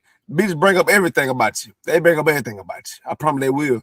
But not knowing you stupid little girl, you been know for me every night. You spitting out my babies. So if I'm dumb, you dumb. If I'm dumb, you dumb. You lay with me. But now you want to change up? You want to switch the boat? You want to switch the boat up now? You want to be a whore. The white man done taught us that. The white man taught us how to be whores out here. White man told us how to be monogamous. So they got them just get one woman, love with that woman for the rest of your life, no matter what, which creates us to be goddamn adulterers. Because we know we don't want the bitch. we like, nigga, there's bitches out here that need a nigga like Martha Bar. There's bitches, there's women out here that need goddamn preaching off Mario. Goddamn right. You can't be selfish out it. And what you being selfish like that, it's creating you to a. When I think I heard about what Captain Kaposh said out in Indianapolis, he said, man, when you be around a woman too much, guess what happened?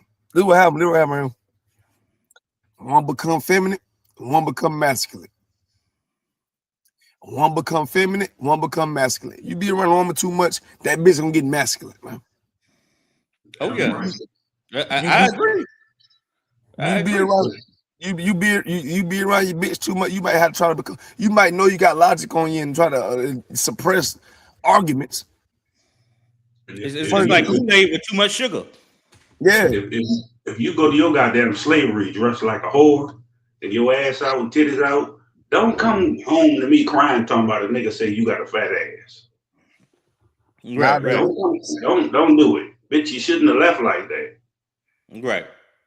You know I don't accept the shit, but you gonna go dress up day. It's dress up day. Now you go on with your ass and titties out and all that. Bitch, you should have dressed up for me that night when you got mad at me over a little argument or some shit we done got into it. I ain't got to do what you say and all that shit, but you gonna go to your job and dress like a whore. Somebody gonna say, you got a fat ass, you got some fat titties. Maybe your ass should have been showing off your fat ass and titties. You got it. Don't women like the simple things? Women like the simple things, basically. I like the boil it all down to the pot. Women like simple things. Simple thing, all right. I want women to hear me. I want y'all to hear me good. If y'all like the simple things in life, y'all just want a man, take care, do whatever goes on in the house, you know what I mean? That's in the house. You want the simple thing. You want to be a farm bitch. You want to be a farmer. Like, you want to be something that got somebody you can just chill. You can go do your work, come back home, somebody you know you love, you trust. Why would a nigga want to come home to a loudmouth, disrespectful, inconsiderate, non-dressed right, crazy bitch every day? You make it make sense to me. Make it make sense, sis. You want the simple things? What the simple things is? What's the simple things? Yeah, right. You right. What is it? What? Go ahead, sir. Guess what? These bitches mind simple, but at the same time, you respect your goddamn oppressor for everything he say. You ain't gonna listen to me. You gonna listen to what the goddamn oppressor tell you to do. You so simple-minded, you can't listen to what the fuck I say. You wanna, I just want a man with money. I want a man that got a car, a house, a job, blah, blah, blah. But you know our job is the work of the Lord. You know that's our first job. That's our first wife. Paul, give me Joshua chapter 1:14. Chapter 1, verse 14. You got all the ones select. They always say they want shit simple. They want to, but you don't want to listen to your husband that tell you shit. You want to go to work and the oppressor tell you what to do. Punch in on this time, be here this days. You can request a day off. He can tell you no. You ain't about to get up there fussing about him. But your husband tell you don't do some shit, you won't fuss. You got that shit right back home. Bring that shit right back home to you. Deal with. That's why I say, like, we want simple things, sisters out here. We got to understand we are human beings. We are Israelites at the end of the day. We got to be of the Lord. I know with me saying of the Lord, you don't understand it. You think you probably looking in the sky right now, ain't you? Probably looking at the goddamn stars in the sky, trying to think about the Lord or something like that. You know what I mean? But when I say we are the Lord, nigga, we got to keep our morals. Anything that goes against the household, don't do it. You out here texting niggas secretly, you stupid bitch, and it's gonna come to the light. You out here got them wearing clothes out here, trying to go to the store, pump gas. A nigga gonna holler at you. He might goddamn beat your ass. because you got them rejected them. Who knows? Hey, Salakia, shut up. These bitches so deadly. They'll put on some nice clothes and go outside. They got clothes on underneath. That was niggas don't do that shit. Niggas can't go outside in some regular clothes and then pull that shit off. Now you got some tight ass shorts and shit. Women do that shit. You have shit in the trunk. They got a whole wardrobe in the trunk. God almighty, with the heels included. Said the world gonna see this ass. Whenever I choose. Hey, Paul, get that scripture right quick before we forget about it. Before we forget what Awesome said. He said something here about our job as a UPK or a man of the Lord. Go ahead. Khan, Joshua chapter 1, verse 14. Is that correct? Yep. That's right. Go ahead. Joshua chapter 1, verse 14. Your wives, your little ones, your cattle shall remain in the land which Moses gave you on this side of Jordan. But ye shall pass. Yes. But ye shall pass before your brethren armed, all the mighty men of valor. Stop right there. You know what the Lord just said? The Lord said, leave your bitch at home, fuck them pets, fuck them kids. You get your ass up, you get armed and ready, and you get ready to goddamn go to war out here, man. When it's come down to camp, fuck them kids. Fuck everything. You know what the Lord just said? Read it again from the top. Read it from Joshua 1:14. Y'all listen. Bible Kashab. Read it again, Paul. Khan, Joshua chapter 1, verse 14. Your wives, your little ones, and your cattle shall remain in the land which Moses gave you on this side Jordan. But ye shall pass before your brethren armed, all the mighty men of valor, and help them. Go on. Go to 15. Keep reading.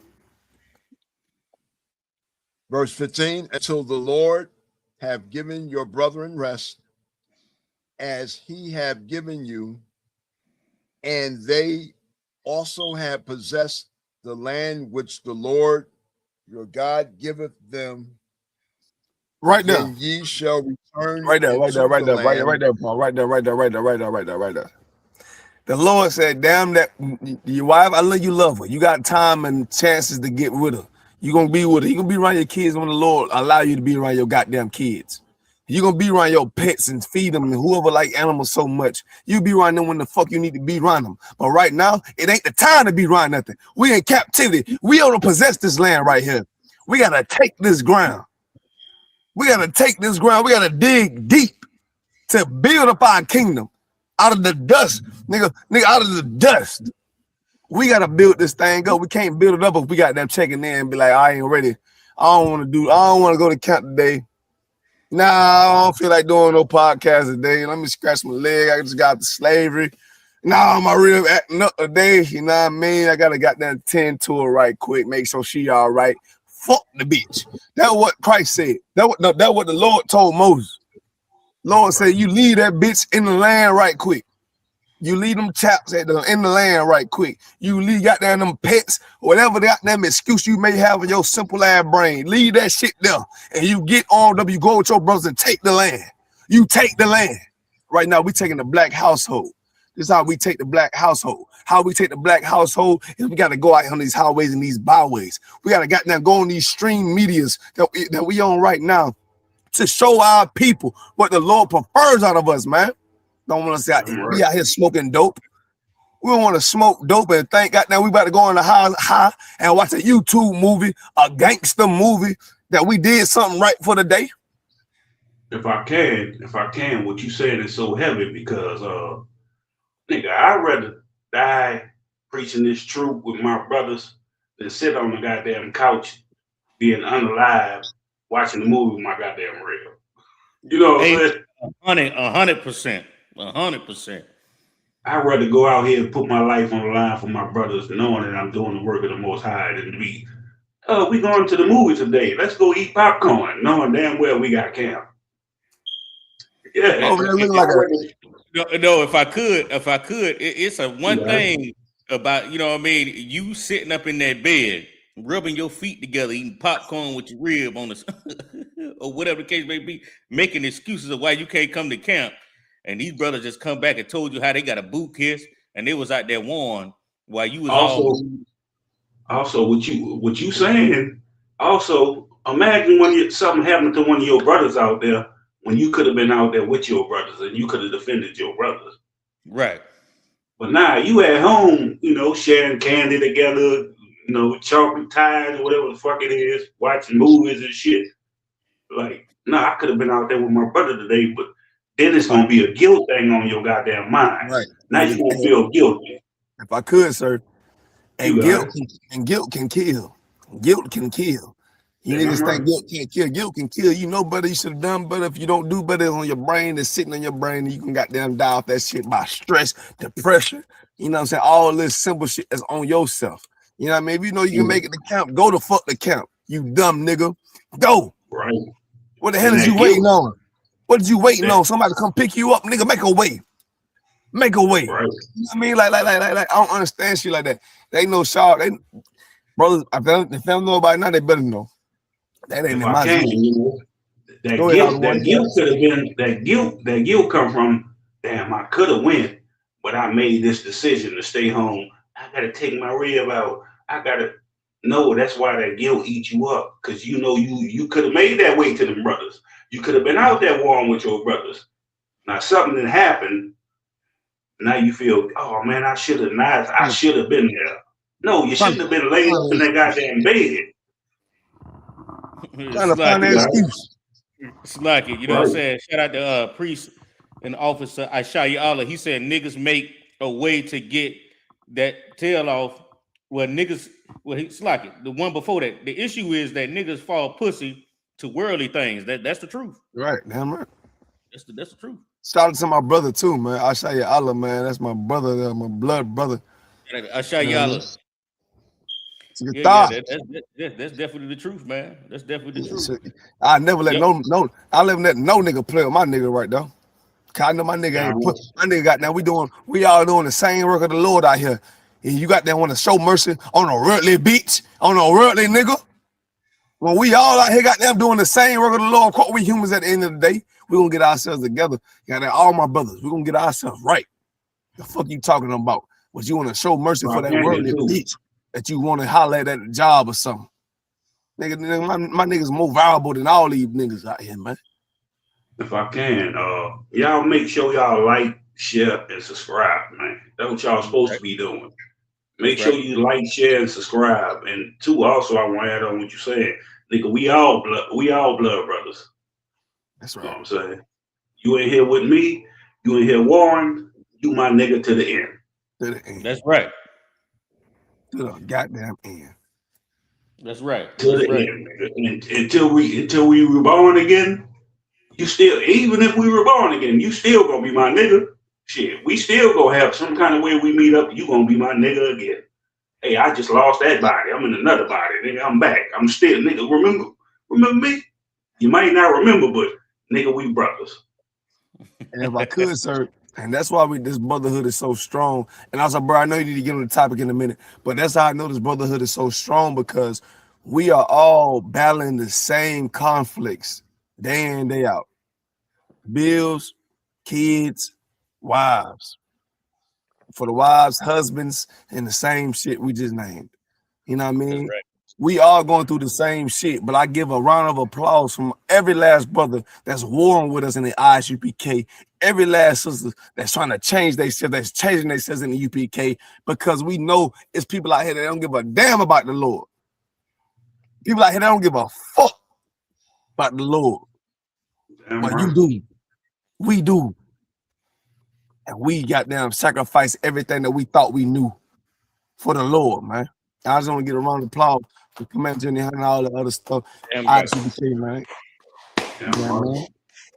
And I appreciate y'all brothers even having me on the platform. You know what I'm saying? Look, every time y'all do it, nigga, I'm up here. I'm coming for sure. Slacker, sir. I seen you on there. Man, I had a busy day last night. I seen you up there, man. I tried to make it with you, but you know what I'm saying, I had hit the bed. Yeah, look, anytime y'all want to come on our podcast, y'all welcome. Shit, you know, that's why I always reach out to brothers. I say he need the link. He need the link. It should be he in need there. the link if he want to join there. I think it's in. Tell him it's in the YouTube chat. Go in the YouTube chat and hit the Soul City podcast link. You know what I'm saying? We're gonna bring you on. All right. Hey, who is Terrell? Hey, shout out Terrell. Who is Terrell? Shout out to you, Terrell. You with me? You with us? I don't too much know you though. I want to know you. Every time we do our podcast, you know what I'm saying? If y'all want to come up, you know, we always throw the link in the chat too. I was trying to call Shaw like a motherfucker last night. I see you called me today.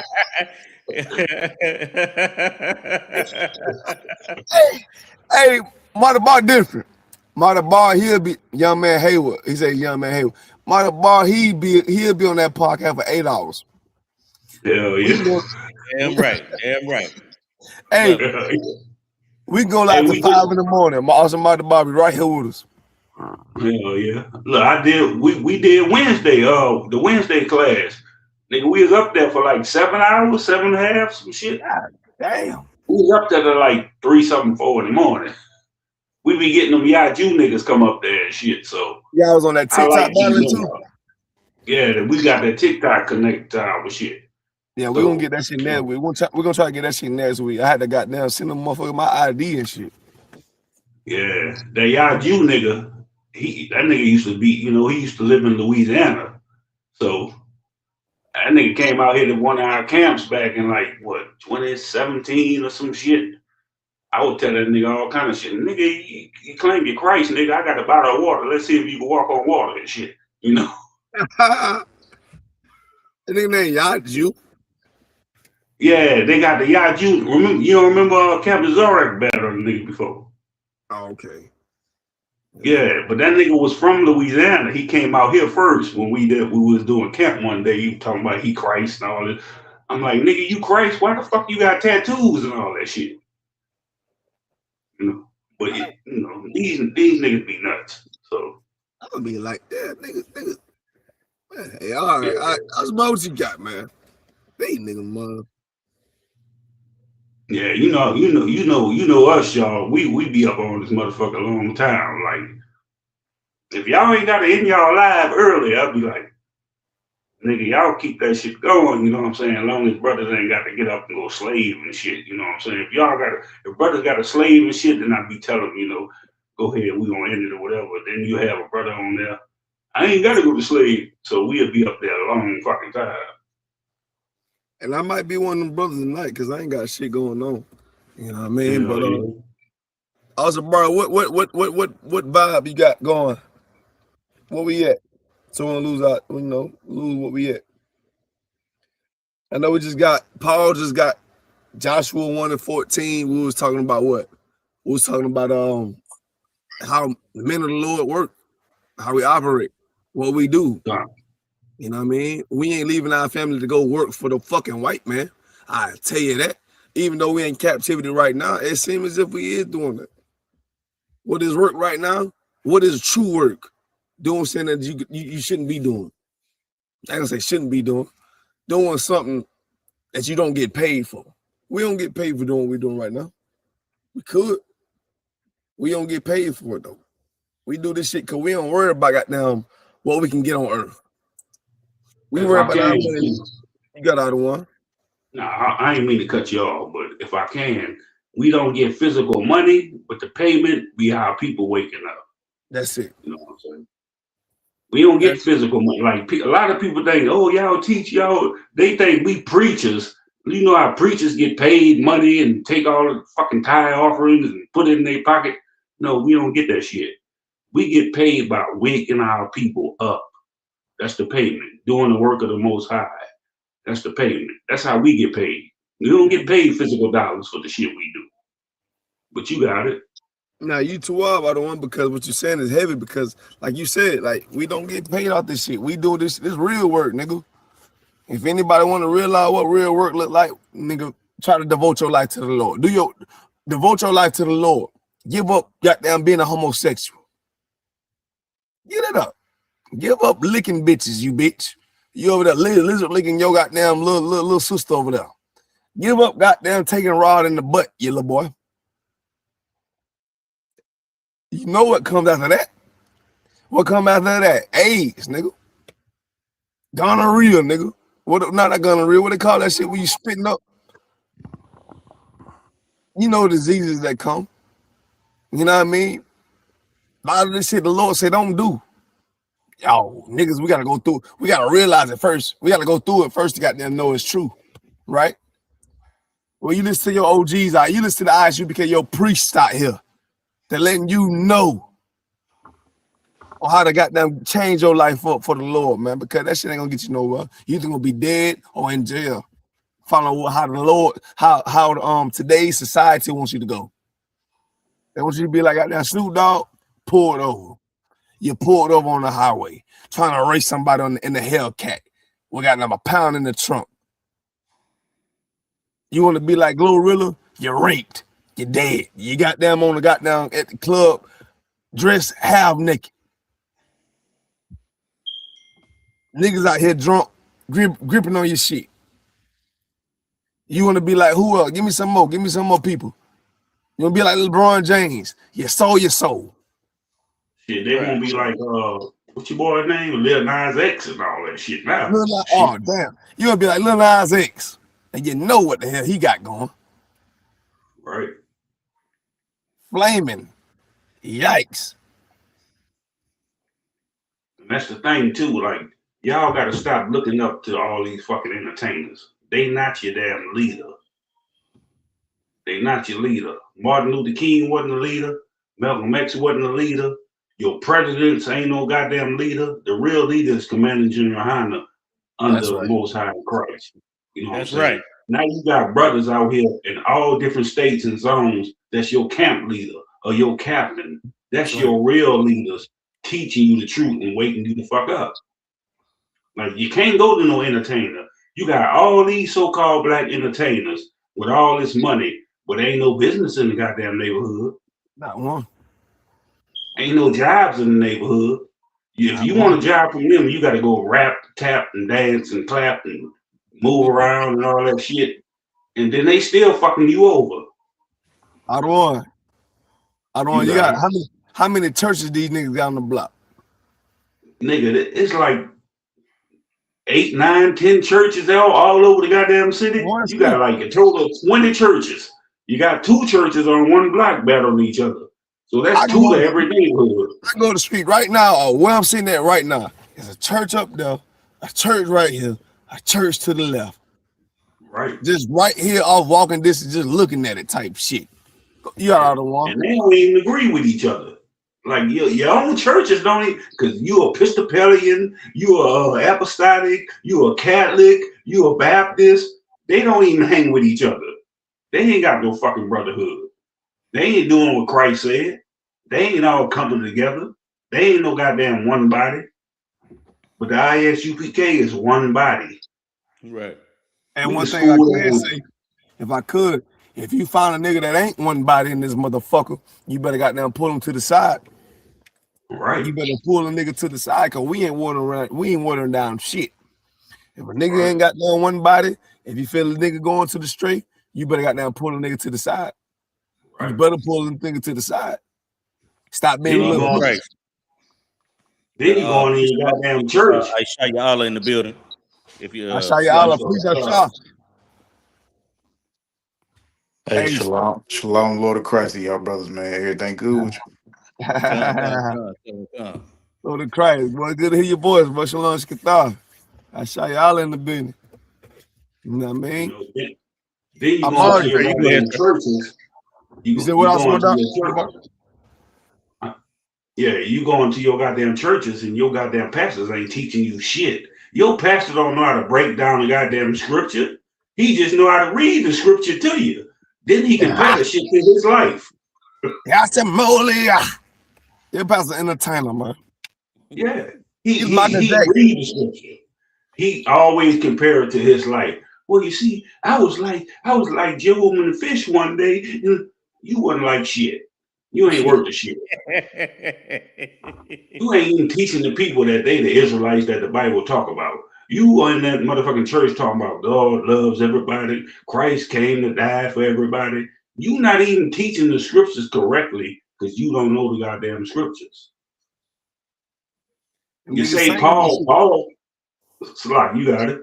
No, I was gonna say I'm with you on that one, but I'm gonna say goddamn them niggas, they just entertainers. They singing that shit. It's almost like going to karaoke night.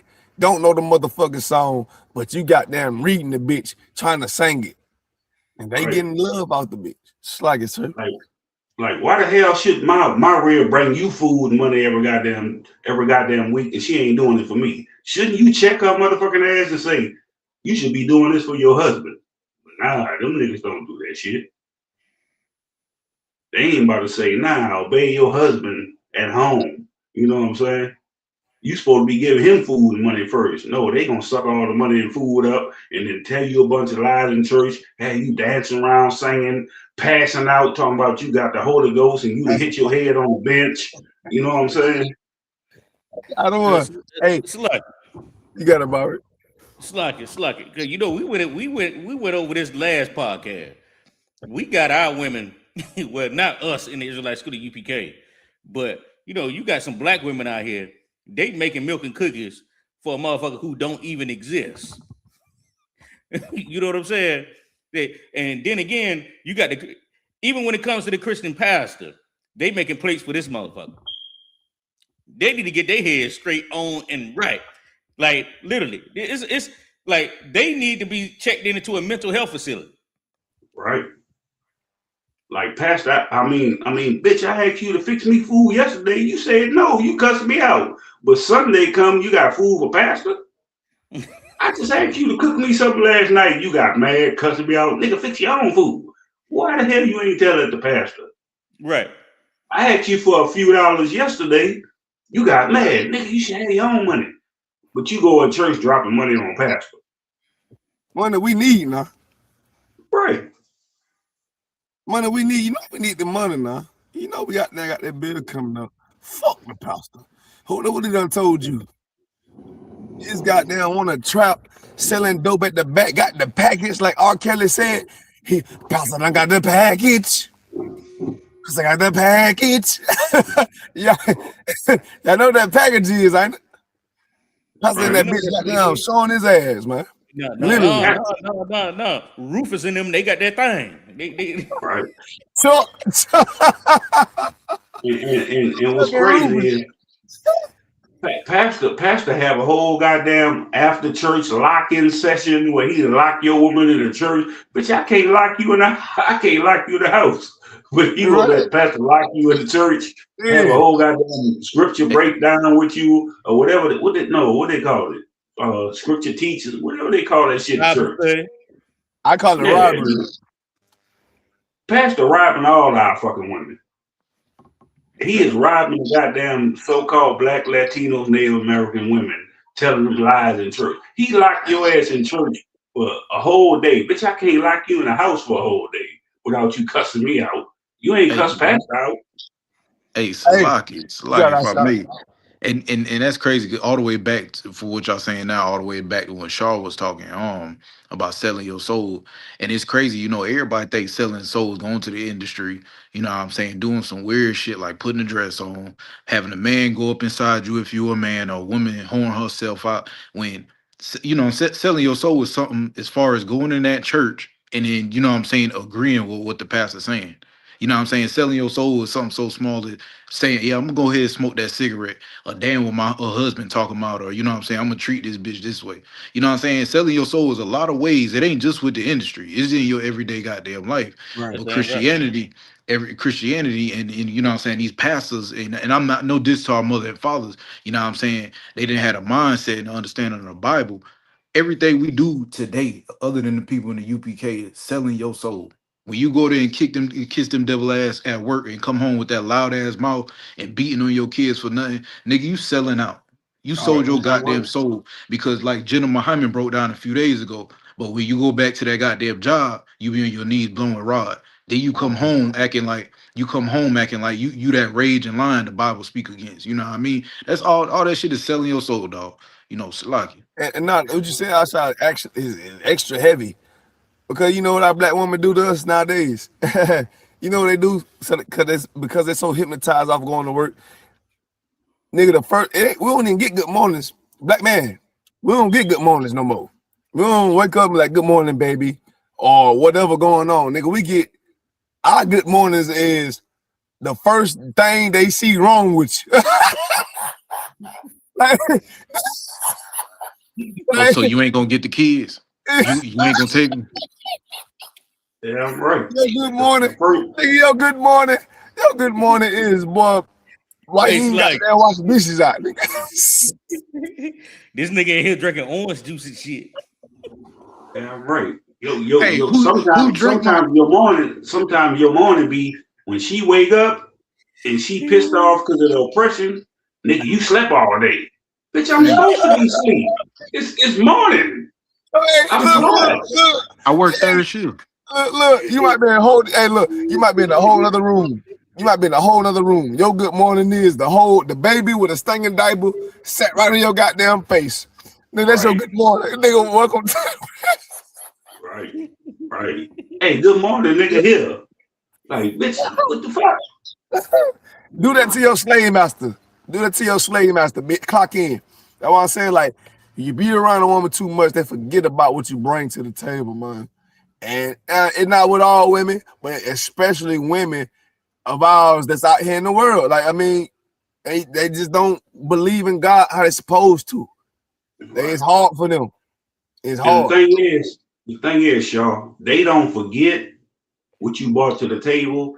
They only respect what your goddamn oppressor bringing to them, that goddamn check. They don't forget what you brought to the table. They gonna say that shit, nigga, you don't do this. They don't forget that shit. They just remember your oppressor paying them a check. So they gonna respect their oppressor more than you. Like, bitch, if I could write you a check every day, I would, but bitch, I can't. You know what you should be doing? Respecting me. Don't disrespect me behind no bullshit, because I can't write you no fucking check. You going slave all goddamn day. You doing hard labor, bitch, just like I do at the job. Exactly. Come on, man. If it was the opposite way, bitch, yeah, I had you at home cooking, cleaning, doing all that shit. But it ain't like that. It's we under so much oppression. Well, bitch, both of us got to do this shit. Even if both of us can't do it, you got to do it. But I'm doing the work of the Most High. Salaki, sir, what you said is so goddamn heavy. You know what I'm saying? A lot of sisters always say, well, you know what I'm saying, they 50-50, or you know what I'm saying, a man do all this and I do this. But what they failed to realize was, nigga, we was in the same cotton fields together. You know what I mean? We went home together. We woke up together, you know what I'm saying, and did everything. But sisters so simple-minded to where they follow, we could cuss on this podcast? Yeah, we know. Man, sisters. Hey, Aisha. No, I ain't going that far. We ain't in private. But yeah, sisters been so fucking simple to where they follow a white girl that wanted to work, that wanted to lead a house, that wanted to get her hands rough and sweat and bleed. And now sisters realize that's what you always been doing. Now they follow this damn rhetoric. These white girls saying, equal rights. Sis, all this time, black men, we love our sisters. You know what I'm saying? Still, every day I pray, goddamn, I wish my rib ain't got to do shit, but keep her ass at home, look good, pretty, be ready for me. But they follow after this white girl that want to be out here in the field when that's her rebellion. You know what I mean? That's her fight. And again, that's selling your soul over. It ain't nothing wrong with working, but when you want to do what she doing, you selling yourself over. You know what I mean? You just follow into that same witchcraft because this white girl over here, she doing it for her own gain. Because you see in their household, the white man found out she cheating, he kill everybody and leave a dog and a goldfish. You know what I mean? That's just how it goes. So like. And the reason they do that shit is all behind materialistic shit. It's always materialistic shit. I gotta live like them. I gotta be like them. I gotta follow. No, bitch, we gotta struggle sometime. When do you want the struggle to hit your ass? Like you don't never want to go through struggle?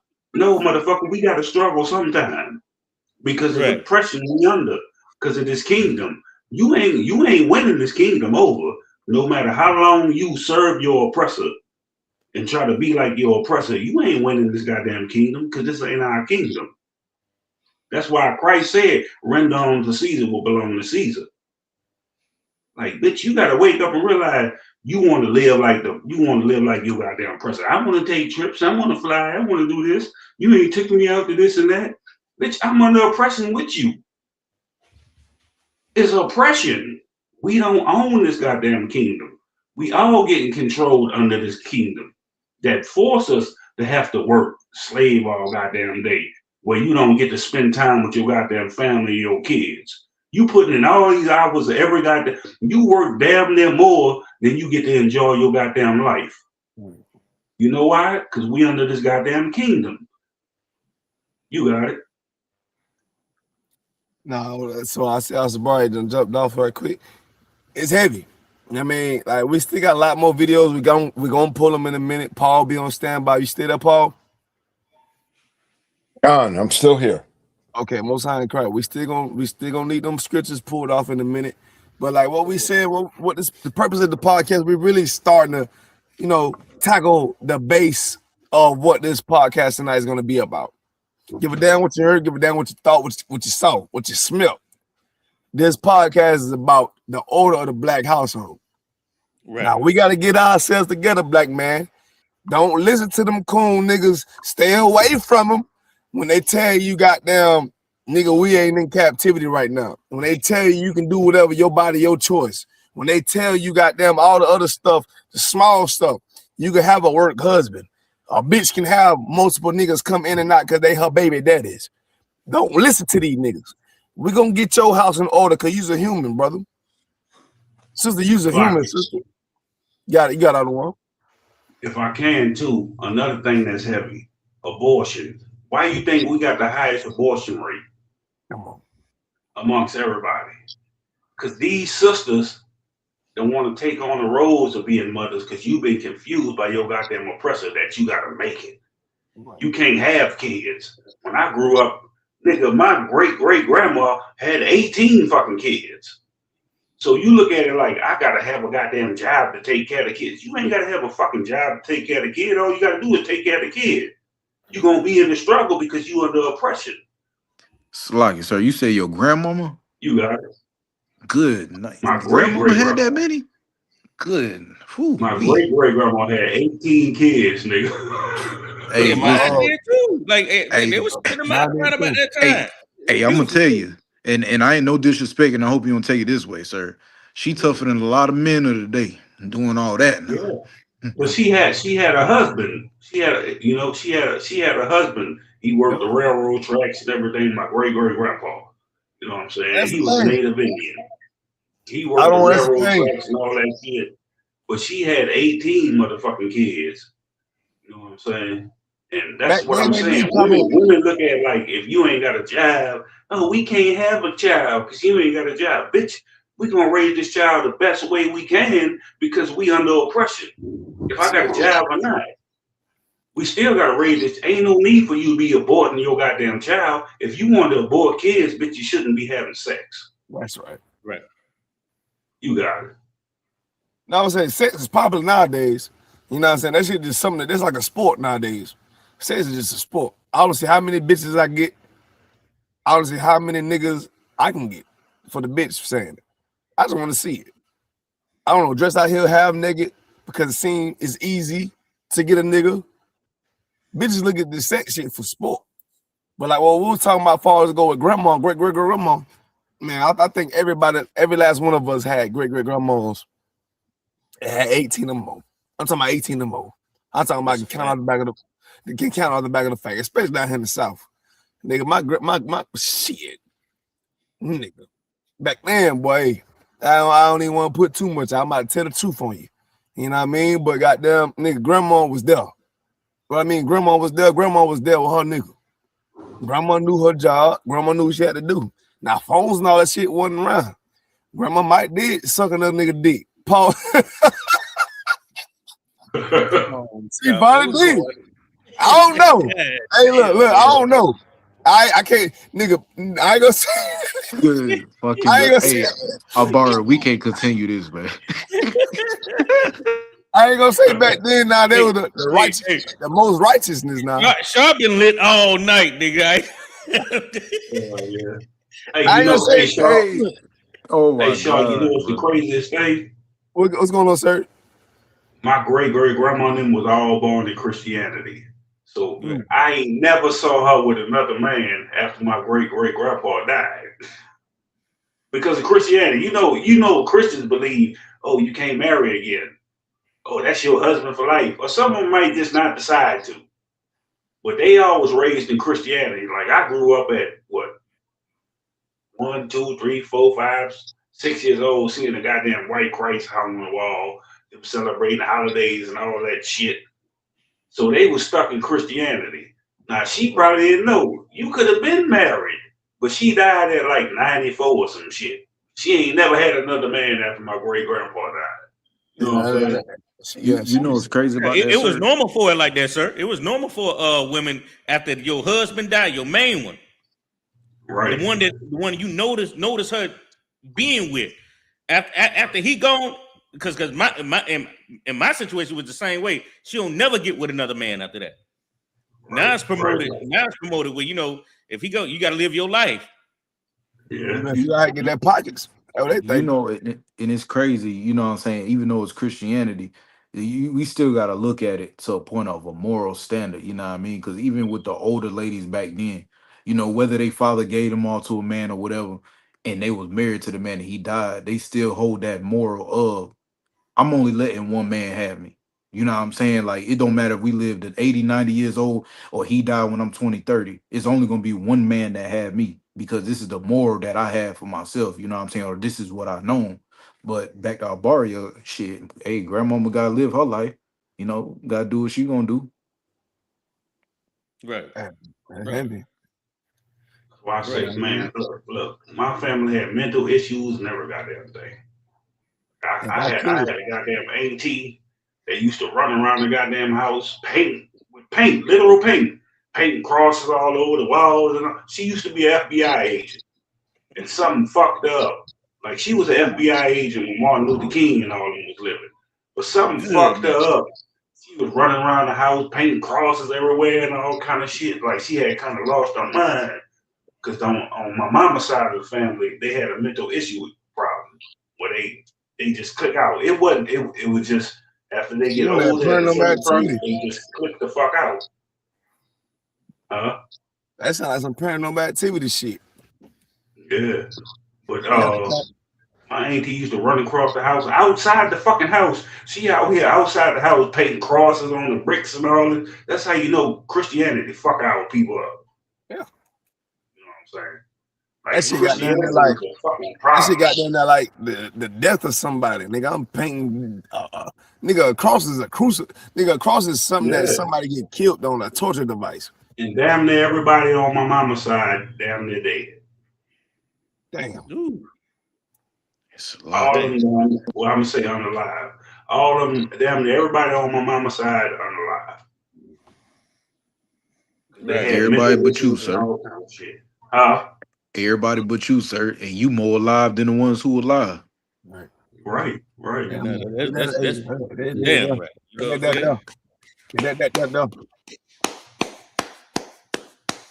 Damn right. You know what I'm saying? I think we did good on that one. Get us another topic if you could, Baba Kashad. Paul, you ready on standby for scriptures? No, I got it. What I want you to do, pull, young man Paul, pull Matthew 7:24, Baba Kashad. Matthew 7:24. Matthew chapter 7 and verse 24. Right on time. All right, one moment. We got it. We're gonna get into building up a strong house. You know what I'm saying? This is a metaphor one of my favorite metaphors when it comes to building up a strong household. You know what I mean? Whenever you're ready. So we ready right now, big dog. Go ahead. The book of Matthew, chapter 7, verse 24. Is that correct? Correct. Therefore, whosoever heareth these sayings of mine and doeth them, I will liken him unto a wise man which built his house upon a rock. Right. He will liken you to a wise man that buildeth his house upon a rock. Keep going. And the rain descended, and the floods came, and the winds blew and beat upon that house, and it fell not, for it was founded upon a rock. And it was founded upon a rock. Keep going. And everyone that heareth these sayings of mine and doeth them not shall be likened unto a foolish man which built his house upon the sand. Woo! Yeah, that's some heavy shit right there, boy.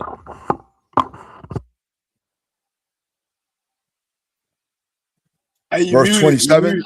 You muted. Fuck it. Y'all hear me? Wow, he too out. Says, therefore, Would you like me to read verse 27? these sayings of mine and doeth them, I will liken him unto a wise man which built this house upon a rock. You know, because one thing that I wanted to bring out is that, you know what I'm saying, this is how it's a metaphor, but this is how we build up a strong household. You know what I'm saying? You know, by coming inside the Israelite School of UPK learning, you know what I'm saying? Taking a wise counsel, you know what I mean? Having conversations like we having right now. You know, we sharpen each other up, and we don't even know it. We know it right now. But you know what I'm saying? This is how we sharpen each other up, man. It's just like I said in last podcast, man. This is heaven for me right here. This damn show heaven for me right here, because I love these type of conversations. I could drink me a little cheap ass little drink or something like this. You know what I'm saying? I gotta get it out, Sharp. God damn. Damn, how you know I was laughing? God damn. Early times. Soul City. I heard it from your soul. I felt it from your soul, brother. I heard it, goddamn. But this like, you gonna build your house upon rocks, or you gonna build your house upon sand? Right. You know that sand gonna fade away every time that water hit. If you got your house built upon rocks, it's solid ground. You know what I'm saying? This what everybody's supposed to be doing, building your house upon them rocks. You shouldn't have a sandy ass goddamn house built upon it. That sand, every time that water hit, what it do? Eat away that sand. So shit gonna sink. Quicksand. So you gotta be strong up in this goddamn truth, man. You gotta be solid. Even if your family ain't with you, you still gotta be solid. Right. This the whole point. This the whole point of, brother. We got camp. Let's make camp. We gotta teach. Let's teach. We gotta hit that road. Let's hit that road. Don't make no goddamn excuses. The Lord ain't looking for excuses.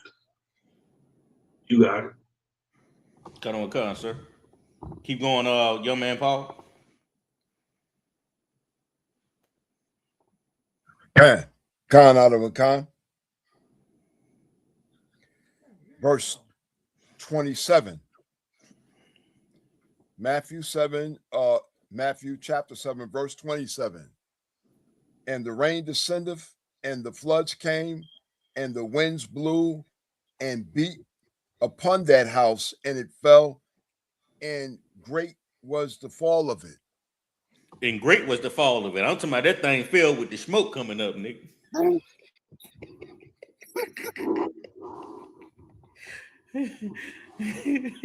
know what I'm saying? We got to learn how to plan. We got to learn how to follow these laws, statutes, and commandments. We got to learn exactly what the Lord tell us to do, is do it verbatim. That's right. You know what I'm saying? And that's why Go ahead. I remember what I said earlier. Like we want to learn. We want to. Captain Marquardt said something heavy today. Captain Marquardt always posting up heavy stuff. He was like, "Be perfect So you ain't before. Look, he said, "Be perfect before you are required to be perfect." Now you don't want to be required to be perfect. Now let me make that make sense. Now, nigga, be right with the Lord. Do your thing. Do what the Lord say. Just do it. Before the Lord about to kill your ass, now you got them on that deathbed. Now you know you got to give up pork. Now you know you got high blood pressure. Now you know your lungs collapse because you smoking so much dope. Now you know you got damn nostrils and all that other stuff about to overload because you're on cocaine. Now you know goddamn your internal organisms or whatever going on is fucked up. Because the doctor told you. Listen to the Lord before you goddamn get to that point, man. It gonna happen. It's human nature. It gonna happen if you don't listen to the laws and the morals of the Lord. You know what I mean? Go ahead, Asabar. Hey, Salaki, if I can too. Hey, I'm on the level of Shaw at right now. So, but if I can though, what he's saying was right, because you got a lot of brothers. It takes them to get shot and then scream on the Lord. Oh, Lord, save me! Like, brother, we out in every goddamn city, all over the country, teaching you the truth. And this will be Negroes that came and listened to what we said and still do what they do. Then you get shot, and now you begging, Lord, save me. Lord, help me. Nah, nigga, you heard us telling you the truth when we was out there on them corners.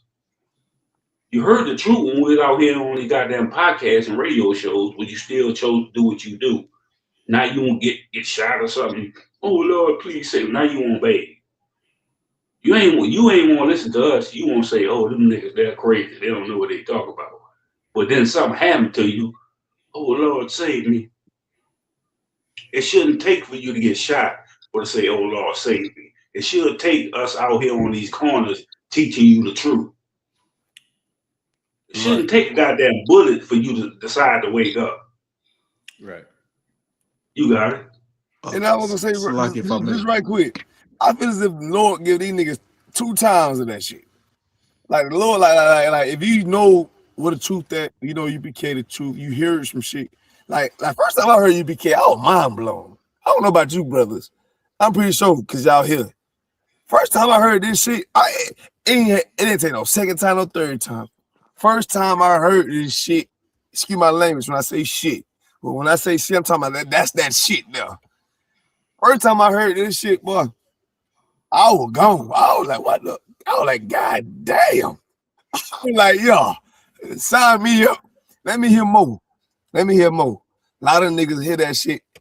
And like we was talking about earlier, these be the same niggas that hear it, that be the blunt, that'll jump on a white man dick real quick.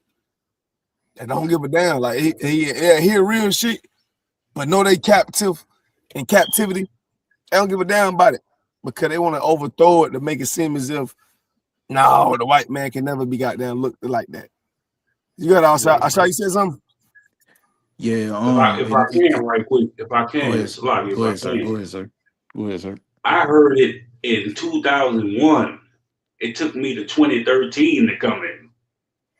Damn. So I heard it because they had the Israelite brothers on what that was Montel Williams, some shit. Montel Williams. That's who it was. I know exactly what you're talking about. Right. I remember. I heard the shit way back then. This is like 2001, some shit. It took me to 2013 to finally come into the school. So I was like, God damn, you know. Well, these brothers teaching is right, and that's how I jumped on board. Like, you know, but you got it, Breeze. The water, sir. And you know that's crazy.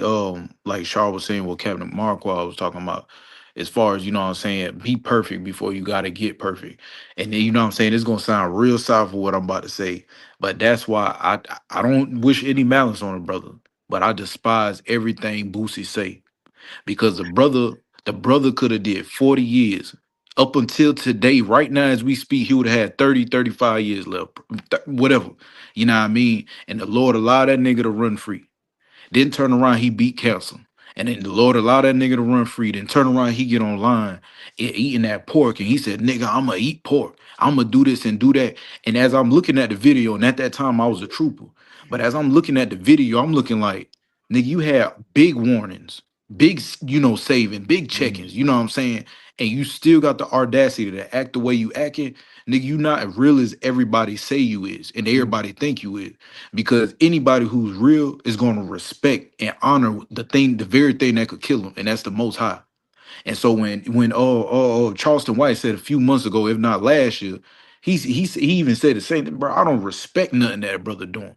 You know what I mean? He allowed 14, 15, 16-year-old boy, I forgot what his name is, to catch all these charges to do life in prison when he should have been the one to go down and do that. That boy threw his Marlo life Mike. away. Marlo Mike threw water. And for him to go about it that way, he should have been the one, you know what I'm saying, dealing with that situation. So going back to, you know what I'm saying, be perfect, you got to get perfect. That's why a lot of people speak on him, but I don't listen to his music. I despise that particular brother in the industry for that shit right there. You know, Salaki. And what's heavy what you saying is, like, nigga, I'm from Louisiana. Boosie ain't living out here in Louisiana. You know why? Because he think brothers won't take him out. But if you with the Most High, you shouldn't even fear that shit. I think Boosie said, fuck God or some shit like that. But you ain't out here because you in fear of your life. When you in this goddamn truth, you should not fear for losing your life. We bound to lose our life for teaching this truth. Right. Like that's why I said earlier, don't be looking up to these goddamn so-called rap stars and all that shit like that. They can't save you. They can't do shit for you. Right. You know what they got the mind state of? Them getting rich. Right. That's what they got the mind state of. I'm gonna get rich on my own. When you don't realize the Most High giving you these riches just to test you. It's a test. Every day is a goddamn spiritual test to see if you're gonna help your people. Damn right. But you take it and you suck it in to be selfish. Like Shaw said, that selfishness, niggas got that shit out here. Right. Niggas got that shit bad in New Orleans. You got selfish. Go ahead, you got it. Now, I was just gonna say a quote. A lot of niggas say, bro, like, if you ain't from around here, like, nobody from around here trusts nobody from around here. Like, there's a quote going on everywhere in major cities and high temperate cities. Don't nobody from around here trust nobody from around here. You know what I mean? Right. They call it the alley-oop. Alley-oop. Niggas are set you up for the alley-oop. If I could, Salaki, just a last small snippet, because y'all brought something about heavies, and it's crazy the brother said that Boosie ain't even there. Because you know for a long time, you make a diss track, you know what I'm saying? You say anything to the brother, he gonna send his hitters, it's gonna be a fight or whatever the case may be. But you got Charleston White, 110 pounds, probably 5'5", spoke that truth, and that brother was still able to walk doing what he doing. And I pray the Most High, you know what I mean? I ain't putting this out there like that. And the brother ain't been touched. And that should really show that you really ain't a God like that. You know what I'm saying? You really know that the Lord is somewhere around. If you do the wrong thing, your ass is going to be up. You know what I mean? Because if you really living on that type of time and you standing for that, you supposed to do that in and out. Whether it's money involved, whether it's bitches involved, drugs, whatever. That's just how you supposed to live. Because the rule is in the street, whatever happens in the street, stay in the street. You know what I mean? You take it to the chin. But that ain't something you want to take to the chin. But being real, but being real get you killed. Now you got to choose a side. Damn right. You know, the thing is, the same nigga we talking about right now is the same nigga that's talking about that Gucci Mane incident. Lil Boosie, his point of view on that Gucci Mane incident, you know what I mean? I see what he's saying, but it's to the point like he's like, man, Gucci Mane should stop rapping. But you done got your old buddy, what's his name again? Also Bird. Marlo Mike. You talking about Marlo Mike? Yeah. Niggas doing the same shit. Right. Y'all niggas doing the same shit. And the thing is, if niggas knew real brotherhood, we shouldn't have to be paying brothers to offer another brother none of that. All of us should be getting along together. All of us should be making money together. All of us should have a brotherhood and a bind to well, I ain't got to snake you. Brothers shouldn't have to snake each other if you know what brotherhood is. But that's the thing. When we speak what we speak in the ISUPK, they think, oh, them niggas crazy. But you gonna go sit in church and listen to your pastor telling you a bunch of goddamn lies. Right. You got it. Go, hey, awesome, Mark. Go ahead and get one of these scriptures or these videos if you could, Baba Kashan. I got you. I want to piggyback off that too as well. If I could. I want to piggyback off that too as well if I could, because you know Marlo Mike went to looking for Boosie. You know, I mean, as a father figure, he was looking up to him as a father figure. You know, that's going to pass along to one of the scriptures that we're going to bring out, because you got to imagine how many brothers go to these brothers looking up to them as father figures, and they end up in that type of situation. The brother tattooed something on his chest that said Boosie, who's next? And he was almost like a hitman. He was 15 years old. Said this brother killed 9 people for this man. Man, Salaki, that's heavy, man. You know, a lot of us grow up without fathers and big brothers and uncles, and we actually go in the street for that. And when them niggas break the code to break our heart, that turn us into, you know what I'm saying, that type of man. And for Boosie to grow up without that father figure, male figure, that right there should have destroyed you as a man. You should have gave up all your riches to whoever you need to give up them riches to. Why? It's because you failed the same nigga that was in the hood like you, and you got lucky to make it out. But you trapped the same nigga that was you trapped him in that situation. That's disgusting. You know, Salaki. No, you know, for what I know, Boosie had his daddy died from AIDS or some shit. But how long did he have him? Because I ain't know about Boosie's father until now. Right. But you know, he had his daddy. I think his daddy died from some type of disease or something like that. But you know, by living in that type of lifestyle, you know what I mean, if you don't really have the proper guidance, you can lead anybody wrong who you trying to lead.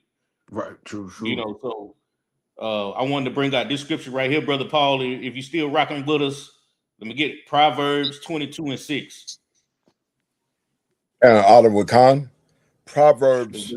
Say that again. 22:6. 22:6. One moment, please. Right, that brother right there, he had tattooed Boosie, who's next, meaning that, you know what I'm saying, if whatever you want me to do, I'm gonna do. You know what I'm saying? If he's next, I'm gonna go get him. Like, he was actually following after Boosie. That man sit in that thing for the rest of his life. It's a goddamn shame. Speaking on Charles White. Go ahead. Like his dad died at the age 14. Basically, that well, what's that word I'm looking for? That not recovery. What's the word? That you know, when you get 14, 15, you just out there. You trying to figure it out.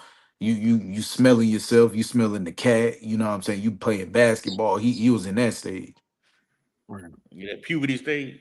Yeah. You know what I'm saying? Respectable word. If I could. You got it, sir. You said what I don't want? Nah, Salaki, no, I was saying, he talking about adolescence. No, I thought he was talking about when adolescence. I mean, like, that's a good word too. You know, Salaki, you know. I was gonna say, like, you know, in the scriptures, I think it was in the book of Numbers or whatever. Man, the Lord said, goddamn, that's where the warriors at. When them niggas, them young niggas, you get these niggas and got that join the army. You get these niggas. Not what I mean by army. I'm not talking about the white man army. That's how I know. That's how you know we're in a different world. When I say army, I'm not talking about a Crocker army. You know what I mean? The Lord say, "Goddamn, get them niggas to join the army." You know what I mean? Young niggas. These niggas was goddamn 1-6. 1-3. Nigga, I don't know. These niggas were young niggas, you know what I mean? You got it. Something like that. We talked about this at Sabbath service the other day, a couple months ago. Yeah, the Lord wanted young, because them young niggas are ready to do something, die for something, ready to do something. Our niggas like that today on the block. Niggas out here on the block riding on bikes, just looking like they want to do something. Don't know what to do for. Don't know what to really do. You know what I mean? And that's why that motherfucker following Boosie like that, because Boosie he supposed to be a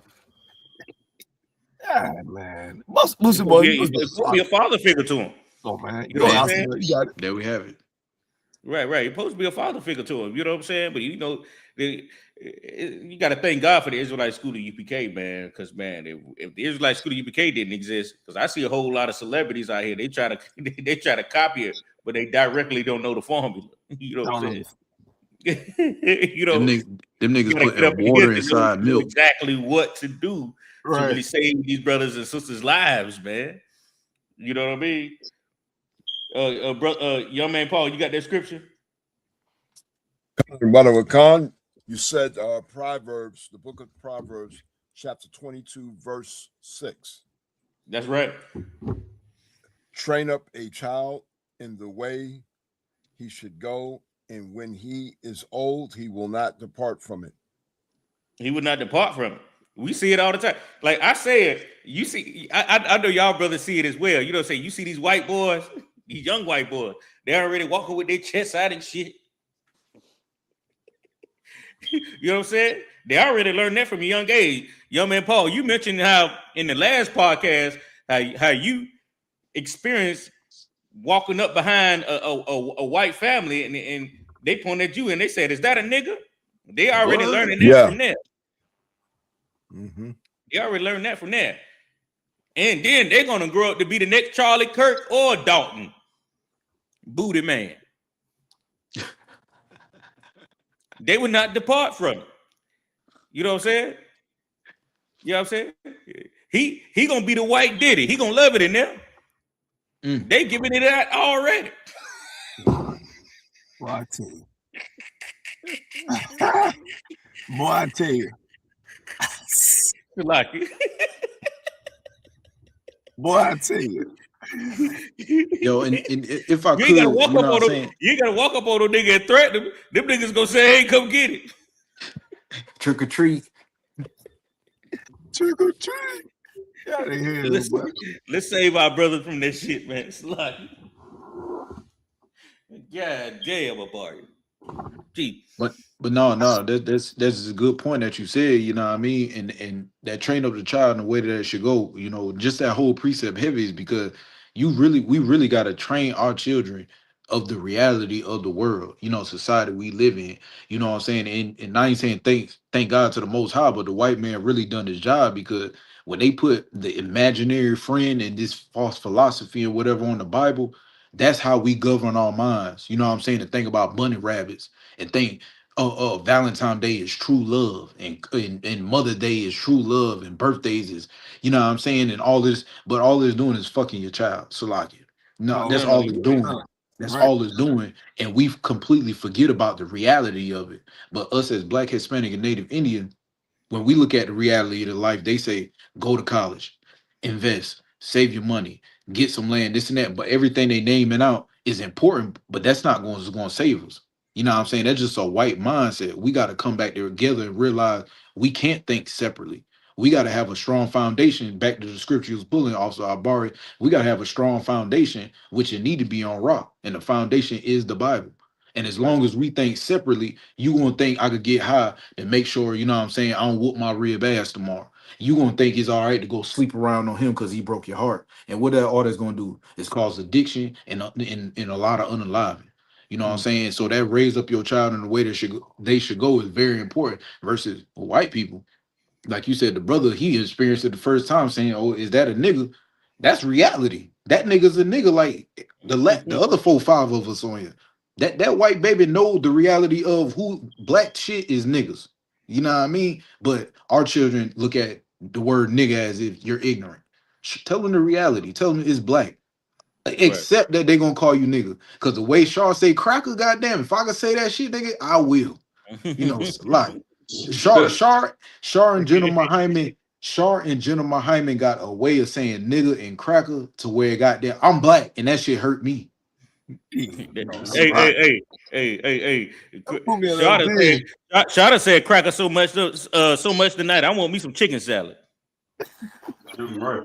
And then what's heavy too is all these holidays. I said, like, yeah, all these holidays. Imagine the day before the holiday, how many times you argue with your rib. Right. You didn't argue about Christmas. You didn't argue about Valentine's. Y'all, and before the day even came around, you didn't argue about shit. Y'all pissed off, mad. Now the next day you want to be jolly and happy. Then after the holiday passed, y'all back fussing. Like, bitch, I thought this day was gonna make you happy. Right. It didn't even make you happy. I done bought you some roses and candy and all kind of shit. And the next day you mad, pissed off at me. I done bought presents and all this shit. Next day you mad, pissed off at me. Bitch, we even celebrate 4th of July. The next day you mad, happy. You know, you pissed off at me. New Year, all that shit. So you just won't be happy for one fucking day. So bitch, you know what? I'm gonna give you one day to be happy. The rest of the days, bitch, don't tell me shit. Cause you're mad all the other days. We gonna be happy for this day. You bitch, this your day to be happy. We gonna be happy. All the other days, bitch, know you ain't shit. Cause all you wanna do is argue and fuss and fight. Right, You got it. Juicy J said, we ain't stressing today, man. I don't give a fuck what happened. We ain't stressing today, man. I feel good. We blessed. Bitches don't want to be blessed. When the bitch see you feeling good, oh, she about to got down type into your damn chest to see what the hell you got going on. What do you got going on? Why you acting like this today? You different today. I want to argue with you. You seem like you don't want to argue. Why you don't want to argue with me today?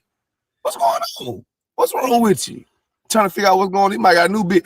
Like you got a new bitch. You got a new bitch because you don't want to argue today. You don't want. I ain't got time to do all that today, man. That shit really childish as hell. Oh, you new? Oh, you brand new? It go deeper than that, y'all. Go ahead. It go deeper than that, y'all. Let you walk through smiling. This nigga hit smile. Come on, man. Who you fucking nigga? Bitch, we mad. You mad at me every other fucking day till it's a holiday. Now it's happy day. Bitch, fuck your holiday. Bitch, I'm mad that day. I can't be mad that one day. Fuck your holiday. I gotta buy you roses and shit, bitch. Fuck that shit. Bitch, I've been giving you roses and happy days all goddamn year. Like you want real love, you want fake love, Shadow. What you want, real love, fake love? You stupid otter. You already know, goddamn, if I buy you some flowers or some shit, it's because goddamn the white man telling me to do the shit. You fuck about that. Nigga, let me be honest. Let me do what I want to do when I do it when you deserve it, bitch. Do I feel like you deserve the shit? No. You don't deserve the shit. You don't deserve the shit. Nigga, the house dirty as fuck. The car ain't got no gas in the bitch. Ain't nothing going on right now. Ain't no time to be goddamn giving out desserts and shit when we need goddamn to make dinner. We need to make dinner first. You want dessert, right? Selfish. You know what I mean? Bitch, you mad about Christmas talking about, oh, you couldn't get the kid. Bitch, I got them toys all year. I lost my job the month before your fake Christmas. Bitch, what the fuck? You know, I lost my job. Bitch, I got fired. Fuck them toys. He got toys. He better go wrap that shit up that he got right now and just bust that shit back over, bitch. That's his Christmas. I ain't celebrating no Christmas. Hey, Salakia. Hey, Abari. Hey, these brothers better go buy motherfucking flour or some baking soda. It's something. Like, it's crazy. Like, to the point, like, damn, like, you lose your job, bro. I'm gonna go ahead and keep it real. Go ahead, Awesome Bro. Go ahead. I said, I'm gonna go ahead and keep it real. You know what I'm saying? I was going through something at a time. It was some years ago. I had contacted General. Y'all already know what General I'm talking about, so I ain't even gotta say his name. Yup. You know what I mean? I wasn't even supposed to be calling him because I wasn't. He wasn't gonna talk to my rank the way what rank I was at that time. But I remember calling him. You know what I'm saying, over a woman issue. And he looked at me like, nigga, hey, this is another one of these issues. All right, what's going on? He's still counseling, right? He's still counseling. You know what that mean, right? Right. Because the reason why I say that is because, you know, when we bring the issues to him, it's like, you know, they already done been there to the point to where they far removed from it. Mm. You know what I'm saying? And it's like, it's funny. You know, they are father figures that we look up to, and they're coaching us on how to be, right? Right. So I remember telling him this, and I'm serious about it. I'm like, she did this and she did that. You know what I'm saying? And he was like, "What you did? Write a poem? What you did? You crazy?"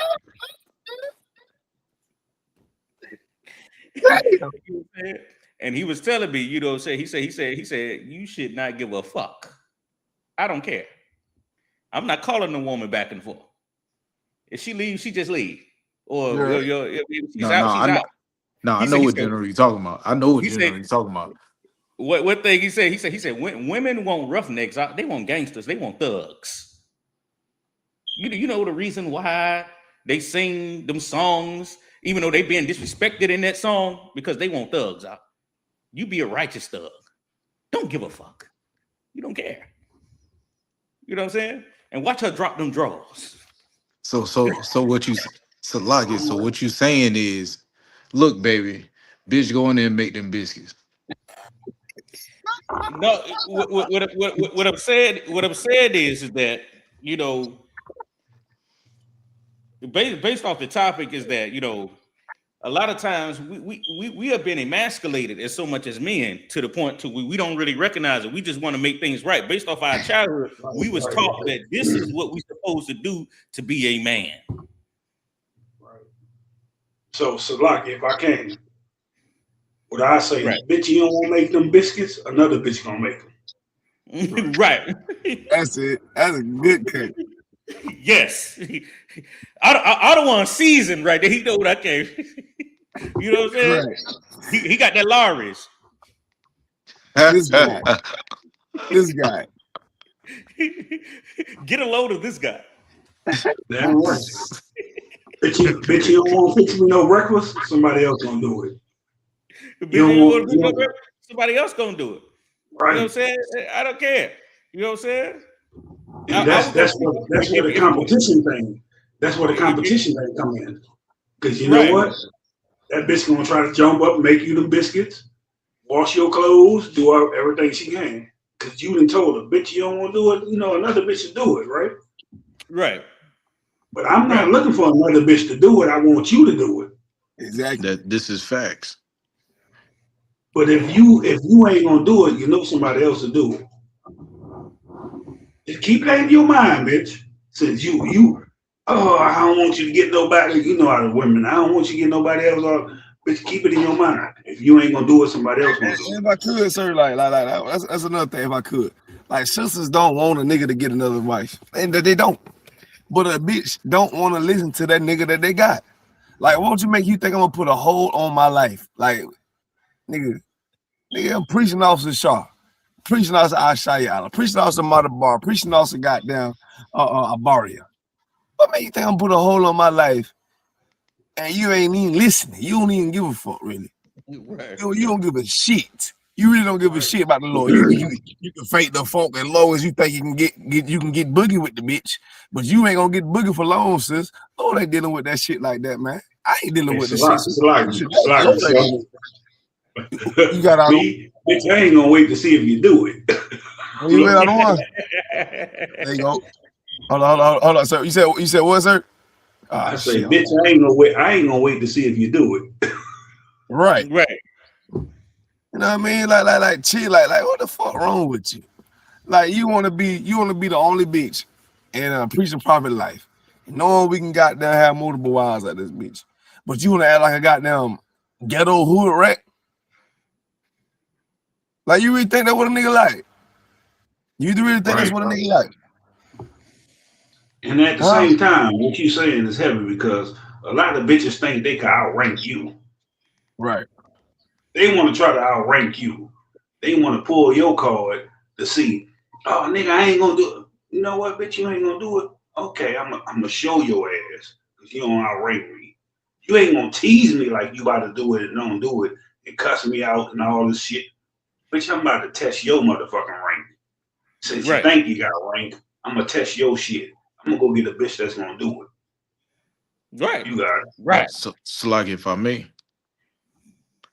And that goes back to the strong foundation we gotta have, because, you know, I say it took a long time for a priest like me to realize, you know what I mean, you gotta vet people, and not just through my own experience, but just, you know what I'm saying, me was working at the slave I was working at for this past year.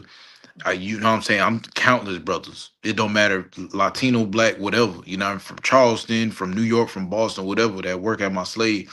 And it be brothers saying, man, this was going on, sisters saying this was going on. And I start to actually realize how safe it is to be in a UPK. And the first thing I say, you got to vet them. You know what I'm saying? You got to stop, you know, Slocky, you got to stop fucking. You know what I'm saying? Figure out what these people buy. If you don't fuck till 6 months later or a year later, let it be that, you know, and Right. you know what I'm saying? And it sounds, you know, and we all know, we all got ribs, I assume. And we know, you know, shit, the motherfucker might stand up tomorrow and you might feel like you in the last days, like, bitch, let's go do it. But with them is one of those, like, that just the fire you gotta go through. If you want to stop talking about this shit, you gotta go through this shit. You know what I mean? To find that right person. And that just go through. Shout out to Commander Journey Hunt again. And you know, the ISUK and y'all brothers, like, you'll realize where your strong foundation at when you actually deal with motherfuckers who whine about the same shit.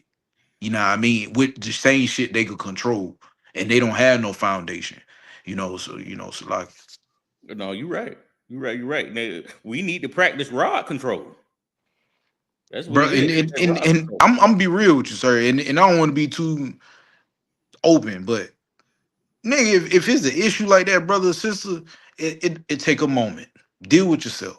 Go somewhere in a secret place that's permissible. You know what I'm saying? Nothing to where you gonna get locked up and handle yourself. I promise. After that shit over with, you gonna look like I'm disgusted because I couldn't wait because I just had to do it right now. And every time you got that thought in your head, like, I really, it's gonna make you stronger. Once you start feeling disgusted with yourself in the times that you feel like you need it and in the times that you do it, it's gonna sharpen you. Like, I don't want to feel like you're gonna be self-convicted. Just let me say that. You're gonna convict yourself. Right. You know, so like, Right. No, you good. You know, Commander Jenny Hunter talk about it all the time. You say you run into a woman, and the first thing she get to talk about is her nails. And I mean, we know how to really read the spirit on women by now, especially if you've been a brother up in here. You know what I'm saying? A troopers know how to read this goddamn spirit. I mean, especially if you went through that time, being a troop, been in classes and all that, you'll know how to read that spirit on that woman by about time to where you can read the spirit on the woman to know where she going at.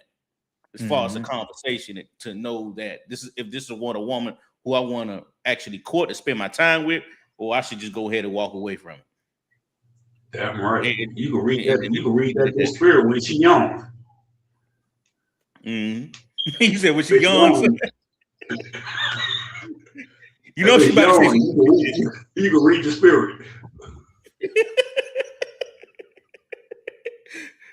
Every time I walk outside, I go through it personally. Oh yeah, this bitch about to say some stupid shit. A bar, you got to get on that check ad right quick. First of all, bitch, I ain't no lame ass nigga. Come on now, talk to me. You heard me. I can say much, but you know your boy Shaw don't play that shit. I get sick and tired of this shit. Nah, we gonna make this shit. We do that, but it's to the point, like honestly, like to build a household, like. A lot of us is out here destroyed. Of course, we know that. A lot of my brothers out here destroyed. We're gonna blame it on the sisters. Ain't no just biased podcast. You know what I mean? It's to the point how we should build each other. You know what I mean? So we need articles. We need scriptures. If Paul, if you still there with me, Paul. Con, yes. Let me get 1 Corinthians 11:3. That's it. This is a well-known scripture. Repeat that again. 1 Corinthians chapter 11 and verse 3. 1 Corinthians chapter 11, verse 3. One moment. And then after that one, well, we'll get to that when we get there. 1 Corinthians 14 and 40 after that. That's right. Like me to read it now. All right, go ahead. 1 Corinthians chapter 11, verse 3. What I would have you know that the head of every man is Christ, and the head of a woman is the man. Right there, hold on, right there. Because if we read it all the way through, I'm pretty sure a lot of our minds ain't capable of understanding it because they want to just hear it all the way through. We're gonna break that thing down. Like we're breaking down some goddamn what the bitches like to eat crab legs and shit. We're gonna break leg for leg. You know what I Seafood mean? bar. And crack it open. Make sure Bro, them you dip funny it as in the hell. butter. You said what I shot? Hey, you funny as hell. Talk. Bitches like these crab legs. We gonna break leg for leg. You gonna break, you go, and not even break the leg off the body. You gotta goddamn break the leg open and goddamn try to scoop it out. We gonna break this Yo. thing down. So Woo. the scripture said what? Read it again, Brother Paul. The first one. It's a lot, y'all. One of a kind. Out of one. 1 Corinthians chapter 11, Hey, verse they 3. don't like, Paul. they don't like crab But I legs. They would like have you- snow crab legs. They like snow crab. Yeah, God. Boy, They like that red lobster shit. Oh, that shit. Oh, that shit just got a different disease. different disease. Yeah, I don't know nothing about that shit. I want the Most High in Christ. I don't know about that snow crab. I don't know about none of this shit. I ain't never realized on one time in my life. My mama just took me there. I don't know why. It felt like it was a 5-star restaurant at that time. But I ain't had nothing but a chicken nugget meal. They was like eating down that damn shrimp crab lobster. Boy, I ain't the lobster in the goddamn gas tank, the glass tank, the glass aquarium, the hostage. I want to take a nigga home and feed him as a pet. That type of nigga I was. Like, damn, you just over here be chilling with rubber bands on you. Well, go ahead, Paul. Read the scripture.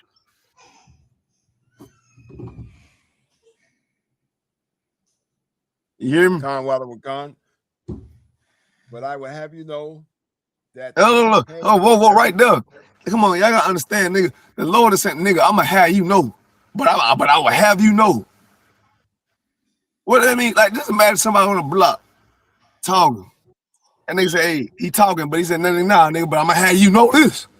But I'ma have you know. Nigga. Mind you. Go ahead. What you said, I said, Brian? He said, he'll have you know, that same thing it says mine. That's when the story gets sticky and heavy. Come on, man. Come on, like we can't skip over this. That's why I said we gotta break the crowd down. Even though I don't even want to refer to it like that no more. We're gonna do a different metaphor. We gotta put some seasoning on that thing, man. We gotta make that thing make sense. But I will have you know. That means it ain't up for grabs. I want you gonna know this shit here. It ain't nothing that's got alternative. This ain't nothing that's for verbatim. Nigga, I'm gonna have you know this. Keep going. Con while it was gone. But I will have you know that the head of every man. Hold up right now. Oh, I'm surprised. Get it right quick, man. I'm bugging right now. That have you know is heavy, man. Oh my God. Paul, read it one more time. Read that how you know it one more time, man. That shit. 1 Corinthians chapter 11, verse 3. But I would have you know that the head of every man is Christ. Right there. Somebody bar anybody. I'll show y'all somebody whenever y'all want to chime in, Baba Kashaw. Yeah, that have you know meaning you know it's what I'm talking about. You know, Right. like they say, we standing on business. This is what the fuck I'm talking. I'm gonna have you know this what I mean. This what I'm talking about. This ain't no fake fairy tale shit. Like this ain't coming from a second party, third party. This coming from me. I'm gonna have you know. You gonna know that I meant what I said. You got it. Like, I couldn't make it past that part right there, man. Cause like, you gotta break that thing down. Like, but I would have you know. That means pause. Then after that, niggas a dot after that. But I would have you know, nigga, the head of goddamn the man is Christ. The head of man, Christ, nigga. What that mean? Nigga, we supposed to live like Christ. Your man should be walking like Christ. Your man should be doing the thing what Christ told him to do. Put it like this: it's because you want to be a simpleton and you don't know Christ. You don't know what Christ died for. Let's put it like this: your brother on the block, your gang banging that crip brother, right? He your brother. He actually your brother. I got one. I know. Yeah, he your brother. He definitely your brother. You supposed to get jumped in. You supposed to be shooting ball as a youngin with these old folks or whatever going on and all the other stuff. They want to try it. Your brother's telling you, nah, bro, don't do him like that. He just chummy. He just coming in. He all right. To the point he gotta get loud on them boy for a minute. And they like, all right, you got it, big bro. You got it. You looking at your brother like, damn, appreciate that shit, bro. I felt that power. I felt that pressure. I felt that pressure on me. I ain't gonna lie, like I thought about how to get it. You saying that in your head. You ain't talking to your brother like that. You saying it in your head. Nigga, just imagine the bigger thing. Christ, nigga. Christ had to die for your big goof ass. They don't give a damn about him today. You done made Christ white. Let me know you don't give a fuck about him. Your oppressor done convinced you that Christ was a white man. Cesar Borgia. Even though they made Netflix series about Cesar Borgia, who he truly is. You don't give a damn about doing the research. You give a damn what grandma told you. But what I'm trying to say is, nigga, Christ died for you, for our sins, for us. Christ took that bullet. Christ took them nails. Because the Lord was about to destroy us. The Lord wanted to destroy us. Like he did goddamn Sodom and Gomorrah. Like he did the flood. The Lord ain't no sissy. The Lord will get the fuck rid of you. The Lord will get rid of you with no murk. No murk. No murk. With no murk. You know what I mean? Lord will get the hell rid of you. But Christ had to be that that lamb. That sacrifice to the nation. Hey, make sure Awesome Marty Bar ain't back in if he is back in. I think he dropped that right quick. But you know what I mean? Keep going, Paul. I'm gonna hand it to you. I think you're back right now. Go ahead, Paul. Yes, sir. What's going on? Keep on reading. Keep reading.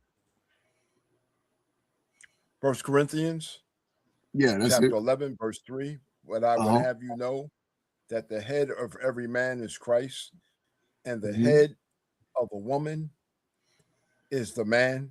And go ahead, Awesome Bar. Go ahead, Awesome Bar. Right there. I know Awesome Bar want to break that thing down there. I already know it. Hey, you already know it. The head of the woman is the man. A lot of our women don't understand that. You know what I'm saying? Especially what you see right now, what's going on in these days and times that we living in. I seen a video earlier. I think I shared it to Shaw, but I couldn't pull it up. I don't know if Esau and erased it or something. I swear I shared it to you, Shaw. I know I did. I think that thing said sent, but it was a video. It was a woman. She was explaining. She was saying how that white women depend on their husbands to come home and give them the resources and everything like that, and they're crippled and all this and all that. But black women know how to go out and hunt and own businesses and everything like that. And white women are jealous of black women. And I sat right there and I thought about it. I was like, man, what the hell is this bitch talking about? You know what I'm saying? She was explaining how they get married at a young age. Hey, White Salakis. I don't know if you mute, sir. You know what I mean? I can't hear you. Oh, Slacky, you hear me? I can hear you on my end, but I'm not sure all the other brothers can hear. It's Tawad now. I can hear Shaw. You hear me, Asha? Off the bar, I can't hear you, but I can hear Shaw. I can hear you too. Good. Keep going, you straight. I think you Shaw. I'm about to say I can't hear nobody but yours, and not even yours on the main. Is on the audio. Good night. Do I see what he's talking about? Let me see. Do everybody hear me? Everybody hear me? Come on, we can hear you. You was talking about you was talking about I ain't cool enough. I don't know. Your audio outlet was cool enough on that one, Sean. Hey, I definitely heard it. I got you. Hey, Shaw. Let me jump out. Hey, y'all the one. Let me jump out. I'm gonna hop back in. So You hear me, Shaw? I can hear you, sir. Can you hear me? Yeah, that's when I was 17, nigga. I have you know that's what I was at 17. To have you know that who you are. Yeah. Oh yeah, you was causing havoc on the block. You say that phrase there, boy. You ran the block. You was the ringleader.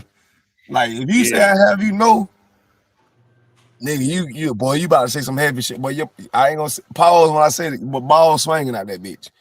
Like hey, but that was 17, but I started at 14. Yeah. But I had you know this. You know what I mean? You see how it sound? Nigga, I'm gonna have you know this. I had you know this, but then I changed up my life. So now I had you know something different.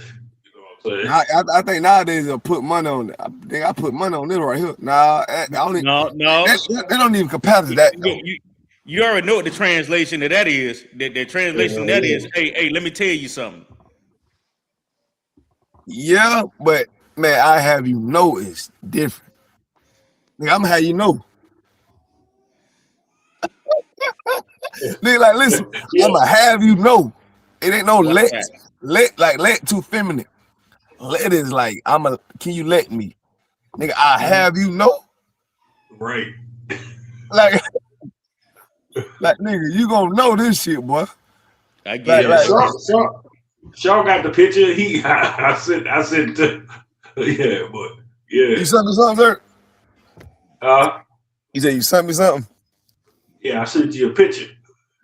Check your message. All right, I might check it right now.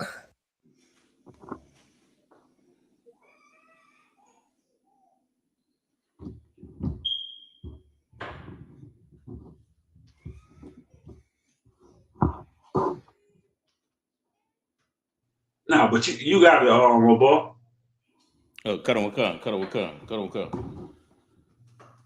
Where we left off at? Young man, Paul. Yes, sir. Where we left off at? We left off at 1 Corinthians chapter 11, verse 3. Let's get it. Read it again. 1 Corinthians chapter 11, verse 3.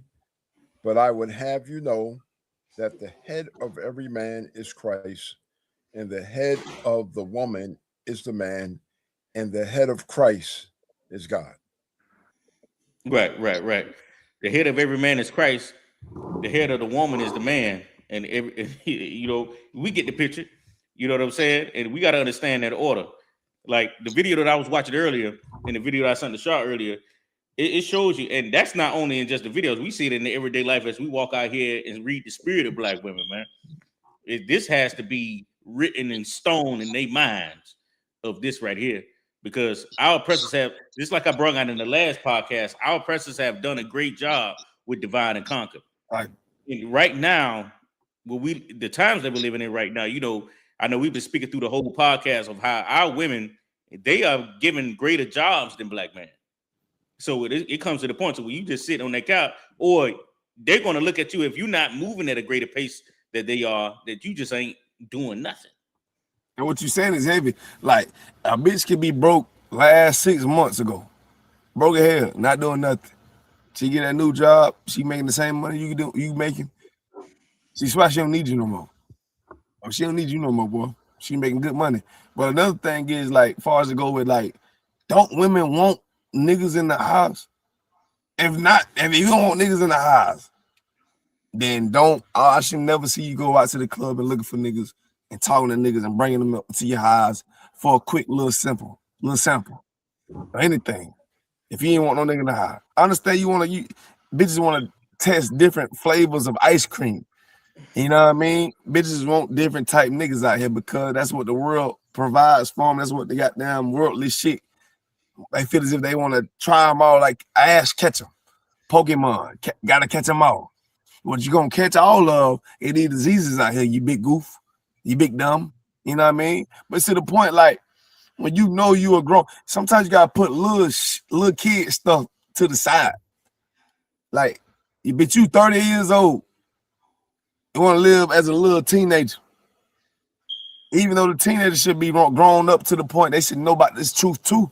But you got kids, you got 5 kids out this bitch. And you talking about you want to goddamn still have sex with other niggas? You need to calm your ass down so you can get your goddamn credit right. You need to calm your ass down so you can get that form you talking about and build your motherfucking house. and get your motherfucking shit together. Get that bill paid off. Get that car note paid off. You ain't gonna be able to do that when you too busy knee deep in the streets, stupid little dirt. Some of them got all that, Sean, and still do. And still do it. Like that's what I said. You got it. You got it. Nah, some of the bitches bankrupt. You know, like you need to use all your credit up. And then when you come into a real nigga, and I ask you BK and be reborn, then your credit is new. You know what I'm saying? That's it. Now you get to build your credit back up. Real credit. And now your credit is with that man that you with now. You done change your life. You done change your ways. Regardless, you used to be a whore, all this shit before. You decided to come into this truth, you done shed yourself for the world. You're a new sister, so treat yourself as a new sister. Don't go back to when your shit was bankrupt. Go back to now, where it's starting over again. Now you got a clean slate. Like that picture, you saw the picture I sent you, Shaw? Yeah, come want me to put it on the screen? I mean, you could, but shit, you know, this is where my credit was bankrupt. It down look like C Murder in a blue fit. Y'all don't know about C. Y'all don't know about C Murder. We don't know about C Murder. You talking about the sister? No. I'm talking about Osmo Mama. Yeah. You talking about C Murder with P? Yeah, with P, No Limit, them nigga. Yeah, seen a lot of murder. I know who you talking about. Yeah, like he had that bitch with the blue suit on, that bitch. Like it in the snow. I don't know where he was at. Old photo though. You know what I mean? But you go ahead. 17. Nah, that's when I was 17. You know, I used to be in that gangbanging shit. Mm-hmm. You know what I'm saying? But when I came to this truth, all that shit fell aside because I realized we brothers. We ain't supposed to be doing that shit to each other. We ain't supposed to be shooting at each other, trying to unalive each other, talking about what hood you rep and all this shit. Nigga, we rep UPK. That's right. That's what we about. We ain't about that worldly shit. But that shit I sent you, that's, you know, I ain't had none when I was 14 when I first got into the shit. But nigga, we brothers. We supposed to realize that we brothers. All that shit's dead. That shit's to the side. You supposed to be a new man, new creature. You know what I'm saying? Like we brothers. Fuck a color. Is you gonna die for your brother? Well, be unalive. Is you gonna be unalive for your brother? Is you gonna ride for your brother? Cause we under the banner of the Most High now. We ain't under no goddamn color banner. We with this truth. We gonna speak this truth. We gonna go out to wake our people up. Every goddamn chance we get to realize what you was doing was nothing but having hatred towards your own brothers and sisters. But you got it. Hey, that's heavy. You say that too, sir. If somebody get that brother, I think where the precept at? I know it's in Acts. It's Acts 3:18. 3:18. But no, it's heavy.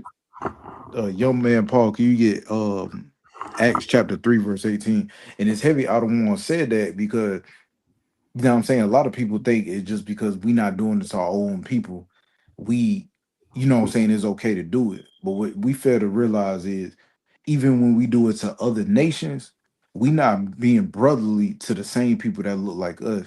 And this is what I mean. When you want to sell dope or sleep with white women or cheat the system, all that stuff actually come home. And when it come home, you know what I'm saying, it fucks up the whole foundation. Like, you know what I'm saying? For example, you selling dope, even though you ain't selling dope to your own people, you sell it to other people, then feds gonna kick mom and pop's dough in. You know what I mean? Keep them up all night. You know, potentially get shot or people getting taken down the road and all that stuff come back home to where it becomes a detriment in the community for your loved ones. And that's still not being brotherly, even though they're not smoking the crack you selling or popping the pills that you know what I'm saying, you selling. When that shit rolled back downhill, everybody become a detriment because now they livelihood, they jobs, you know what I'm saying, they foundation where they live at, it all comes to a point to where it's under the radar and they could potentially lose it. So that is the importance of that, why the Bible say we should not sell or deal with these people, you know, unlawfully. You know what I'm saying? You shouldn't sell them weed, cigarettes, or whatever the case may be, because they not us. Because at the end of the day, when it comes back this way, you put your loved ones and the people you care about the most, and the people that look like you, in this situation. But if I could get that precept Bible with Shaw. Would you like me to read So it? like, and the only reason I'm bringing this precept out is because a lot of people say the law is done away with. You know what I'm saying? You got, you got free space of repentance. You can do this and do that. But what they failed to realize, Christ didn't do away with the law, but this is what he did. Go ahead, I'll read it. The book of Acts, chapter 3, verse 18. But those things which God before had showed by the mouth of all his prophets. And we all know, it's like we all know everything that the Lord shewed and he pushed through the prophets was, you know what I'm saying, basically do right, live by my law. This is how you need to be doing things. These are things you should and shouldn't be doing. But go ahead, up.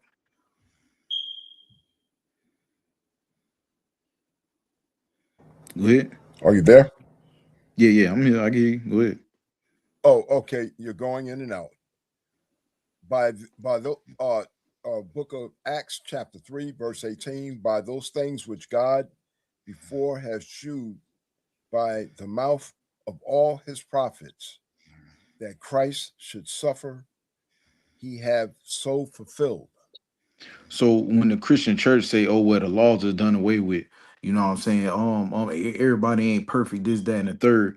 Christ never done away with the laws, but what he done was he actually suffered, and what he suffered was the things that we went through. You know what I'm saying? I'm not saying he smoked, but he went through what he went through, so we don't smoke, so we don't sleep with each other, brothers. You know what I'm saying? And sisters and XYZ. So when they say the law is done away with, and we feel as if we can do this, that, and the third, Christ actually got, you know what I'm saying, murdered, unalive, excuse me, or you know what I'm saying, unalive, so we don't do these things.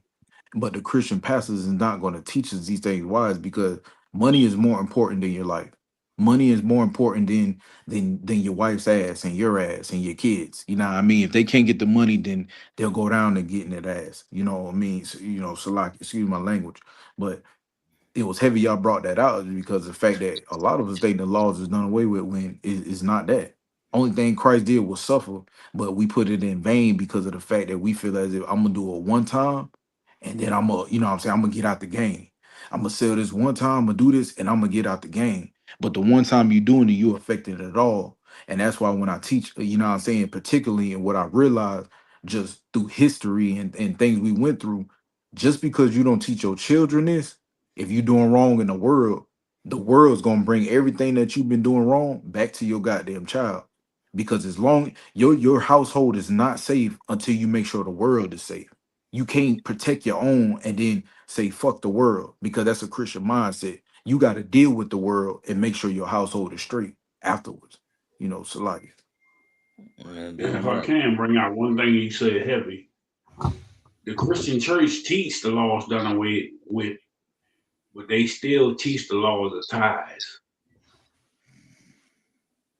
So you can't teach the laws done away with, but you still keep the tithes. Like you still gotta get the tithes.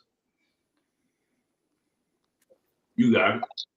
No, that was it, sir. Shit, that was my time right there, sir.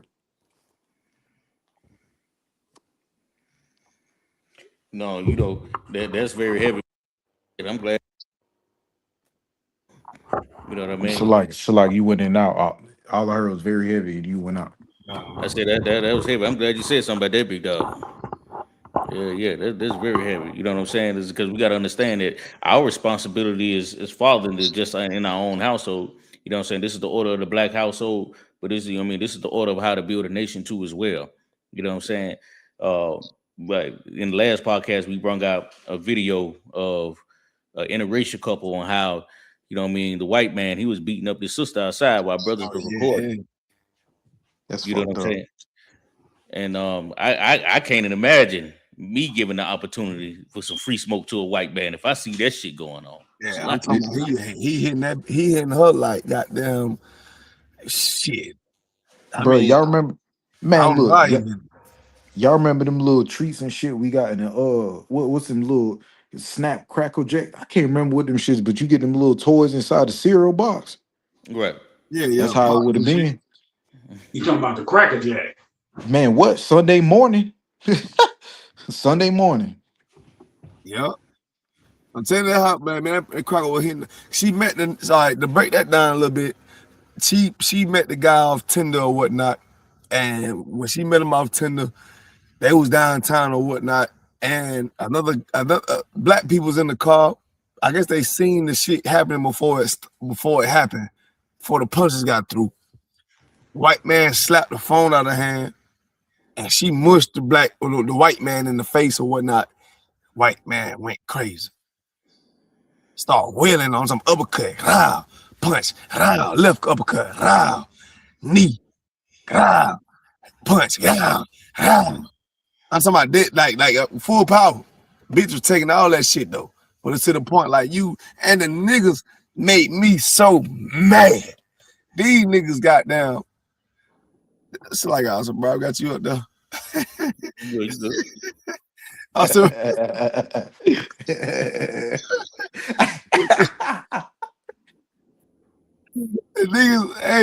niggas was on that bitch in the car like I am, like, oh, don't do that. He shouldn't do it like that. He shouldn't do it like that, brother. He shouldn't do it like that. Like, nigga, bitch ass boy, get your ass out of the motherfucking car. Go out there and help your sister out there and get beat by this goddamn menace. Niggas ain't do that. Charleston White said something heavy. Charleston White was like, these niggas is cowards out here now. Niggas ain't cowards. Niggas ain't in the UPK. You know what I mean? Anybody got something to say on that? Yeah. We would have drugged that nigga out that motherfucker by all. We would have drugged that motherfucker by a truck then that same night. Man, look here. It'd have been Passover all over again. Right. Same night. Same night. I mean, because Shaw said something so heavy. I mean, like, we wouldn't even hit a woman like that. You know what I'm saying? You smack a phone out of our hand, at least we'll do it, pin you down, speak some good words in your ear, try to down, you know what I mean? Try to down the spirit of the situation. You know what I'm saying? Motherfucker Crack get a phone smacked out of his hand, goddamn. He feel like he been goddamn. How many niggas go through that shit every goddamn day? Man, hey, I don't want. Listen, that's heavy. And you caught it, and that's crazy. Spiritually, we know how to goddamn what you know what I'm saying, balance the odds. However this woman react, we know how to deal with it. Whether it come to getting her phone and chunking that motherfucker as far as we can, we know how to balance it. But the oppressor, you can say Lil raw white boy, mini dick white boy, and this nigga he gonna go bring mayhem, the wrath of God. You know what I mean? From want to kill your mama. Exactly. And that's just a spiritual thing, because again, they always feel like I gotta be him. I can't be defeated. You know what I'm saying? I'm mad. I'm angry. I just want to prove something. But with us, it's like, yo, I just want to chill. But you know what I mean? Like that's just who they are. That's who they are. You know what I'm saying? Right. You know, I ain't gonna say this because I know we were gonna get clipped for what I was about to say, but I'm leaving there. Now, we ain't on that weak shit today. We ain't on no TikTok yet. Next week, we definitely gonna be on TikTok. You know what I mean? So definitely, Lord allow. It's just TikTok had some crazy white boy shit to me. They want to see my goddamn ID and shit. What the fuck? To go live? To go live. They wanted to see goddamn make sure I was a real human. They want to see ID. Like so that was pending. So go out next week. We're gonna be on like what Louisiana going on. Or somebody ball 5,000. What they be doing up there? Can they learn those debates in? You know what I mean? I'm learning from the best. You know what I mean? And that's why he on with us, because I know he got the format and I see what it is. And shit, he ain't gonna be no stranger when that shit the goddamn do be taking off with that shit. So and vice versa. We like, you know, we can definitely tune into the podcasts that be going on Saturday nights around this time as well. You know what I'm saying? For the record, we had Captain Katham Gabar and Kahantan Yard, so like excuse my language. Kahantan Yard was on there last time. You know what I mean? We was talking about a lot of good heavy stuff about what's going on in today's politics and all the other stuff on Louisiana podcast For the Record. You know, man, this Soul City podcast. Soul City, that chamber, that double barrel shotgun. Augusta, Columbia. You know, Columbia, niggas go to Augusta, niggas go to Columbia. You know what I mean? Double barrel shotgun. You know what I mean? We got Louisiana and then we got Greenville in this motherfucker, man. We got goddamn who Detroit in this bitch. You know what I mean? Let's make that shit happen. You know what I mean? I said, Barry, what you want to do? You got another topic? I'm pulling one out right now. You know what I'm saying? We're gonna get a couple of more. Just a couple of more before we end it out. About one or two more. Damn right. My nigga Shaw ready, man. That nigga shit. That nigga say he ain't got shit to do. Hey, I don't want shit. Hey, I got something to do. I got something to do, but hey, we just gonna have to take. We got to take that lick. We gonna take that lick in the morning. That's what they gonna do. That's what they gonna be. They have to be. Shit. I feel you. Shit, I feel you. But goddamn, like, hey, man, I'm zilled up because I'm already mad. I'm mad. I know it. I'm mad. I'm mad. I said we had to get this podcast in tonight. I knew he was on fire. I'm drunk. I didn't say it. Pause. That nigga say the work of the Most High. Sometimes you gotta go overtime. You gotta go overtime. Yep. Yeah. Hey, you heard that nigga say earlier. Them nigga be on that 6-7 hours. Yep. I'm trying to tackle it to your goddamn vibe now. That's why we in cahoots. You know what I mean? Hey, I'm trying to tackle it to you.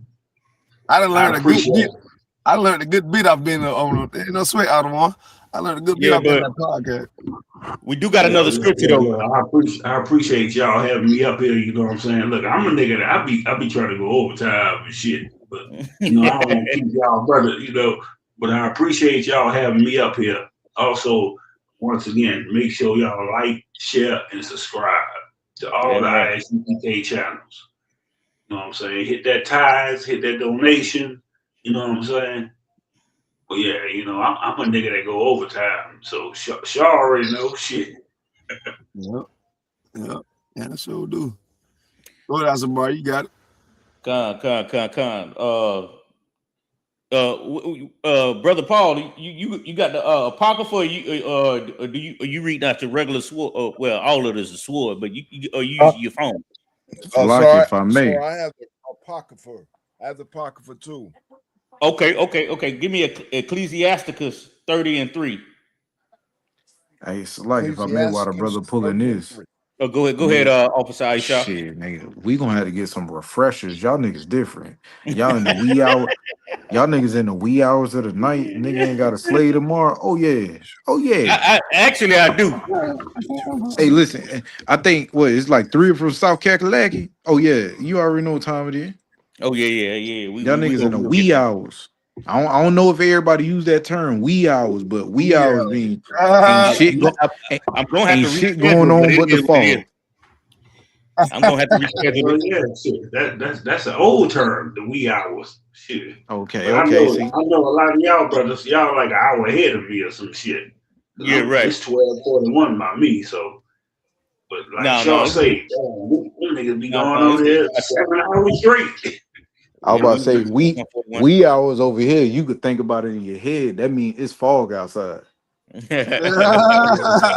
Straight up. Y'all put me on game, huh? We I'm thinking about woohooing. Yeah.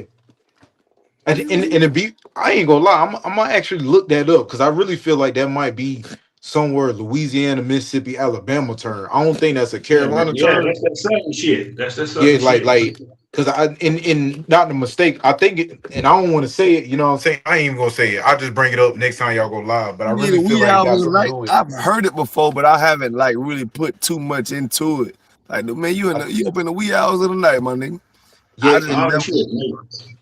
what I was gonna say, I think it got something to do with that wicked or voodoo shit. I don't know. Yeah, that's that Louisiana shit. We in the wee hours. You know, I'm out here in Louisiana, so I've been hearing that shit all my life. Nigga, it's the wee hours of the night. Oh, yeah. Well, that means we's gonna get together and do this shit. Yeah. That no. That right there. He said that no. That right there. Yeah, that no. You got it from me, Paul. That's Florida, Atlanta, you know. Goddamn, Atlanta. Yeah. Hell yeah. You talking about that no? Lame ass nigga. Yeah. Boy, you hell, boy. Hey, goof ass nigga. Yeah, they say goof ass nigga. Goof. Oh, goof ass nigga. You don't say ass, you say the AHS. Goof ass nigga. Goof ass, boy. Goof ass nigga. I ain't gonna lie, that shit universal. That shit, all the shit we say is universal between our people. It might not be to all these other motherfuckers, but that shit universal through us. You know that it's just a nigga slang, like the Bible is. The Bible a nigga slang. And that's crazy you say that, sir, because you know what I'm saying. When I be at the slave, I got a lot of Judites and do mine. I'm Reuben, but I be around a lot of Simeon and you know what I'm saying, Asher and Issachar. And I ask them, I'm like, so if y'all all speak different languages, how do you know when you speaking to the next one? You know what I mean, in your slang where it lines up? They said either we write it out or they like show it out. You know what I'm saying, like hand gestures or whatever. And I said kind of like the East Coast of the world, or, you know, United States and the West Coast. They said, yeah. I said, because, you know, on the East Coast, we'll say this, West Coast will say this down south, but we all understand because we all together. He said, no, it's the same thing. But when it comes to the Latinos coming to an English point of view, that's where the language kind of cross over. It is hard for us to really understand. It's the same thing. It's just is a Spanish dialect. But that ain't only in the Spanish tribes. I'm gonna go and let you know, Asha. Some Judites I don't even understand like that. I'm like, but you gotta run it, man. Shaw, he geeky as hell, man. Yeah, hey, Shaw down them. Shaw down them. Good night. I just do what I do. Nope. He gotta run that past me one more time. And it's crazy, Baria. You down there too? You down there too? And I'm from up north, and I understand Shaw because I had a few homies when I got sent away, female and male, that was in Charleston, that was in goddamn Georgetown and shit like that. So when I hear Shaw is like, in Shaw and the come on, I'm like, oh, this shit ain't nothing. Everybody like, what the hell? I'm like, this what he said. Like it's like Kate. I go to sleep and understand these niggas. Right. Like I like talk. Like I like talk. I ain't gonna say speed. But it's like, man, I realized that shit when I grew up at down here and got down the country peach fields and all the other shit. Like, you talk fast. Yeah, like you talk fast, but you don't know what the fuck you saying, but you saying it, and you gotta catch it. There's a Facebook video that went viral of a boy at a drag strip race in South Carolina, and he was telling the boy, he said, "Hey man," he said, "Got that pot hoods in the motherfucker." He said, "What he said, bro?" I was about to help me out. He said, "Pot who got that something in that motherfucker. We drop my money on that motherfucker." I know what you're talking about. I know exactly what you're talking about. But I heard him clear. I can't remember what he said, but I heard him clear. Then he was like, "Man, you part the hood. If ain't no nachos in that bitch, we'll drop my money on that motherfucker." He felt cheated. Got no nachos in that motherfucker right now. Yeah, he felt cheated. Pot hood in the motherfucker, drop my money on that motherfucker right now, motherfucker. Yeah, like. The thing is, niggas gotta realize slavery started in the South. So regardless of everywhere we spread it, we still got that connection. Right. You know what I'm saying? We still got that connection. Even though niggas be like, niggas down south slow or niggas up here faster or whatever. Nah, nigga, we still got that same dialect and that connection that's gonna bring us back together. And that's what we need. That's what we need. You gotta look at all them famous gangbangers, all that shit went to Cali and all them motherfuckers' roots started in the South. Right. Everybody roots started in the South because that's where the slave boats first hit. So, you know, we all got that goddamn connection. Regardless, I don't give a fuck how fast you talk, nigga, we gonna understand you. Even if you think we slow, we still know, nigga, you trying to play a game on me. Or nigga, you trying, you know, we still know that shit. So it's because we all got the same root of connection because we're the same people. You know what I'm saying? Even with Issachar now, they know, we all follow the same fools, you know, dances, all that shit, because we got that connection. Right. We still have that connection. You got it. Right. So we're gonna pull that next scripture, y'all. Young man Paul, give me that scripture I told you to pull in Ecclesiasticus. Yes, sir. Khan Wadawa Khan, Ecclesiasticus 30, verse 3. Verse 3.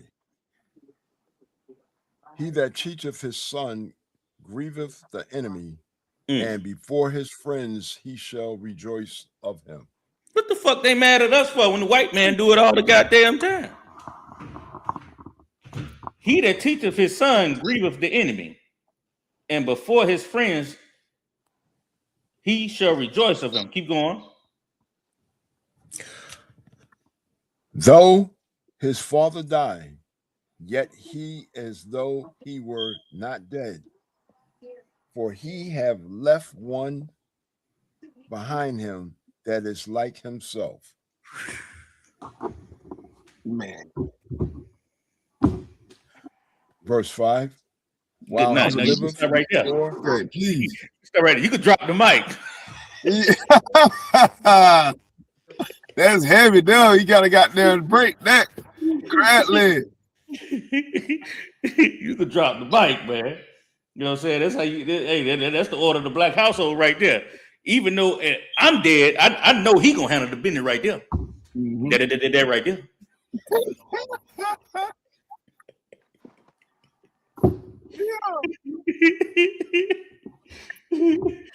I know he got it right there. That's my son right there. Hey man, that's heavy, man. Man, it said though the father died, yet he is as though he were not dead, for he have left one behind him that is like of himself. Go ahead, sir. And I was gonna say it's a flip side to all this stuff we read. Nowadays, we in captivity. This scripture don't mean shit to your worldly bitch. Your worldly bitch put you on child support. Your worldly bitch telling the boy you a deadbeat. Your worldly bitch telling your boy don't ever grow up to be like him. Your worldly bitch tell you look like your damn rust-eyed daddy. Oh, you remind me of him. Oh, goddamn. Throw him away. To the point the son growing up like, damn, what the fuck Pops but done did. To the point his goddamn sins reaching me. The sin's gonna find you out. Sin's gonna find you. You know what I mean? That's why we gotta say we gotta keep ourselves in the right boat and the right goddamn way of the Lord. So we don't be goddamn putting these curses and these evilness on our kids, man. Let's break up the cycle. Like Captain Akkad said, sometimes I feel like the kingdom of heaven is for these kids. So we might not make it. It might be to the point we just here to get right, to build up the next generation. Then that next generation gonna make that next generation even more better. Right. And that next generation gonna make that next generation that even more better. You know what I mean? Because now we teach what we doing what we say what we do. Right now, I ain't gonna tell y'all to raise y'all hands if y'all feel like y'all done did some crazy shit. But we still in hell right now. You know what I mean? To the point like we gotta get ourselves, we gotta battle our flesh. That's what the Lord said, endure daily. You gotta endure. You gotta endure to the end. Paul said, I die daily, nigga. What do you mean by die daily? Let a Christian read. He talking about he dead and reincarnated himself. Nah, nigga, I trim my old ways. And how do you trim your old ways? First, you gotta realize you got a flaw on you. The flaw is on how you raising up them young out there. Yelling in front of them kids like that, shout them. Shout them, you don't give a fuck about yelling in front of the kid, do you?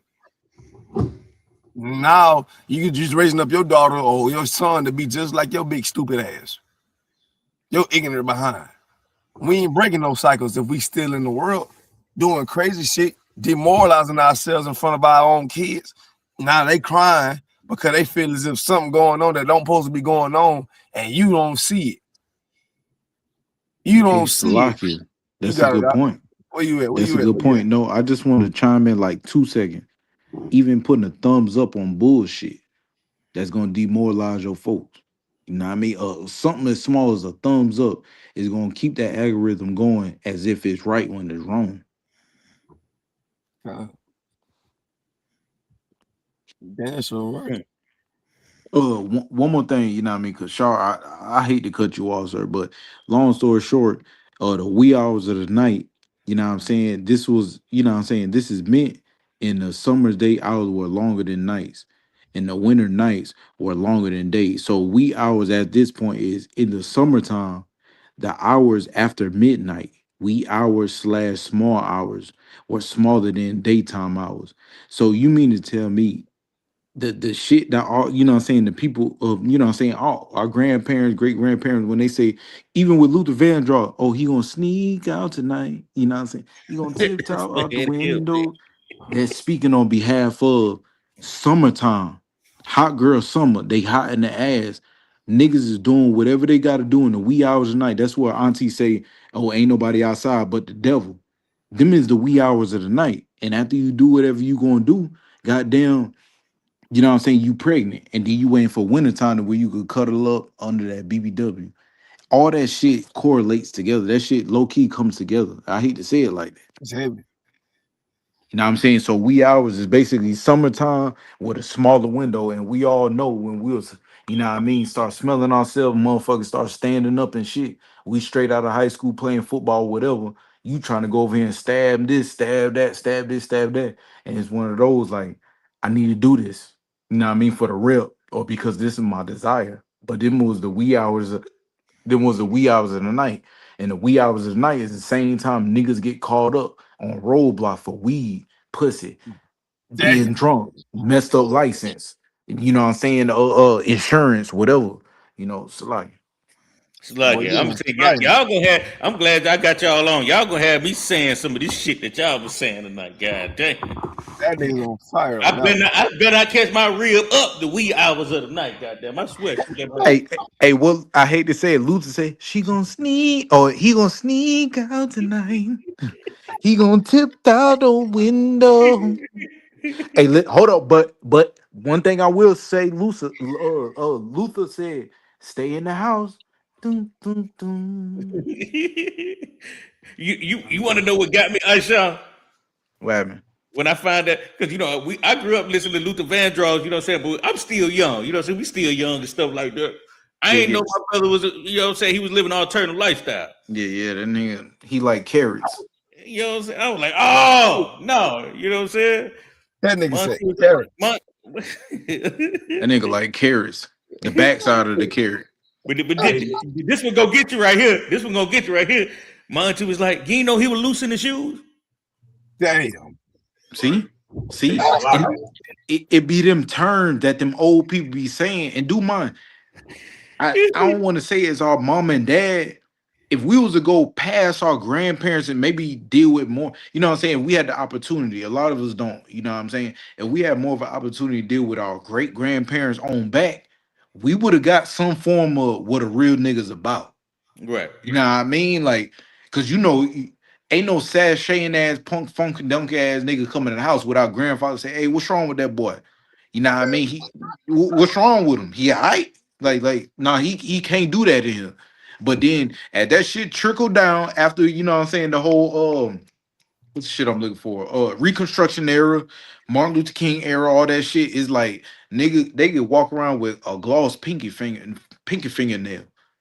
No, I got it offhand though. My granddad didn't play that shit. Got that. I had a cousin who he found. My granddaddy found out one of my cousins was living an alternative lifestyle. Yikes! I just know he walked in the house. He told my grandmother this was his wife. He said, baby. He said that boy ass and turned into a sleeve. God told my.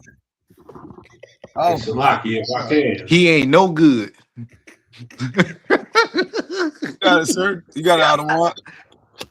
Hey, why you say Christ said, I'm gonna come like a thief in the night? Right. What you think they're gonna be doing in the middle of the night? In the wee hours of the God. They're gonna be up in the wee hours of the night. Hey, Salaki, sir, my motherfucking rib and kids sleep right now. I almost threw my phone on the floor. I almost threw my motherfucking phone on the floor, boy. Hey, cause like what I hear, that's my Kent speaking. What I hear that's when my he Kent said speaking. that, I hear when he said that. What you said, Asha, you had said, mate. What grandma say that they ain't nothing but the devil out at that time. And now I'm at the bar talking about why Christ say he coming out. It's because he know that shit out there like that. This is my can't speaking this week. Oh my God. It gotta Right. be. Like shit, nigga. You know, this how you know we be on one accord. Like Facts. nigga, I stepped away for 5-10 minutes. Come back. And then how you think That's Christ said he gonna come up, you know? Yep. That shit correlate. That shit like you was never left, goddamn. Yes, sir, skate. But that's heavy though, because I saw you was bringing out a heavy topic. That shit, you was on fire. You know what I mean? About the wee hours in the night leading up all the way we at right now. And Marta Bar just got down, put the scripture on the beach. You know what I mean? I'm gonna name the next podcast that nigga. We up in the wee hours of the night. Wee hours of the night. That would have been a good damn title for the bitch. Hey, What that old song was? Hashtag What don't that old song was? The freaks come out at night. Yep. What? Hey, that's another song because Luther Vandross been, you know what I'm saying? He said free. Hold on, freaks come. Was that Rick James? Freaks come out. That was Rick James. No, that was Oh, the freaks come out at night. No, that one Rick James was. Hold on. No, I mean, I gotta sharpen up because y'all niggas know I'm stuck in the 60s and 70s. I need to sharpen up. I'm so young. I thought that was Diddy. Free come out at night. One free come out at night. That wasn't no Diddy, nigga. That wasn't Diddy. Yeah, that definitely wasn't Rick James though. But what I will say that's 2 points. You know what I mean? Hey, listen. Hey, when y'all next podcast, you know what I mean? Because hey, we're going to get off. But I know my next can't speaking right now. My next can't speaking. When Cap or somebody, they be like, "What's your topic?" Salagi, sir. The devil is wee hours of the night. I'm gonna talk about Luther. Yeah. I'm about to talk about Luther. I'm about to talk about the origin of wee hours. Nigga. Shit. If I do it. Hey, y'all make sure y'all like, share, and subscribe to the channel, man. Right. Also, you know, I'm from Louisiana. Make sure y'all like ISUPK Louisiana. We got a podcast every Saturday night for 9 o'clock. Well, I'm gonna say almost every Saturday night because sometimes we don't do the shit. But whenever y'all brothers won't come up, y'all welcome to come up. I'm extending the hand. I'm extending the hand when y'all won't come up. I text, Shaw. Let them know, hey man, get these brothers to come up. Y'all welcome to come in our podcast too. Cut on concert. We'll do anything else a brother got to say? This moment right here next week, yeah. That time and location. Pause. Send me your location. Brother Paul, you still on? Yes, sir. I'm still on. It's a lock here, brother. I ain't mean to keep you up this night. Hey, that's a soldier right there. That's a soldier right there. Oh yeah, he coming. I can't wait to get rid of that disgusting The brother's so much of a soldier. The brother's so much of a soldier. He only put like 3 or 4 scriptures. That brother sturdy for real. Hey, I appreciate you, brothers. Let me on and let me read. He overdue though. We got you coming, brother. We got you coming. Yeah. I can't wait to swipe Paul away, Nick. Yeah. All right. Hey, hold on. Go ahead, sir.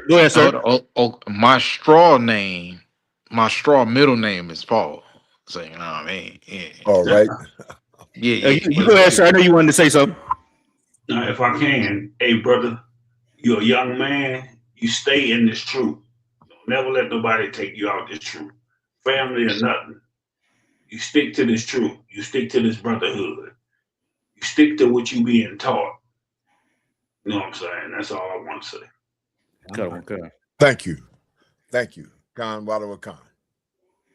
Right. So everybody know, man, this is a Soul City podcast. Make sure y'all subscribe to all platforms, man. Make sure y'all tune in to Louisiana as well. We're gonna get on your podcast, sir. Can we at least let it ride about 3 hours and 40 minutes? You know what I mean? Because I came in late and I'm one of them niggas. I like shit even, but odd. So you know what I mean? Just for the sake of my eyes. Hey, whatever you want to do. Shit. Hey, we already. We got go to a video. We need a video. We ain't got no video pulled up. I got you. If you could, go to a video. Please, I just beg. I just Hey, beg, please Salaki. don't pull up Megan Thee Stallion or Jada Pickett. That's all I ask. Hey, Salaki, sure. Yes, sir. You know, I stay on this bitch till it's daytime to the sun come up. So I promise I know that. Right. You know, you one of the brothers out. You one of the one I don't even worry about. As far as I know, you'll be on this bitch till shit 6 in the morning. You know what I you mean? look up the sun coming out. You gonna be like, God damn, why this nigga kept me up? It's Hey, time we to wake up. the kid to school. Hey, we wake up. He facing the east. Damn right. Still up with good energy. Right. I'm getting it right now. Whatever you pull up, just put it to the screen out somebody whenever you can, and we're gonna tackle it.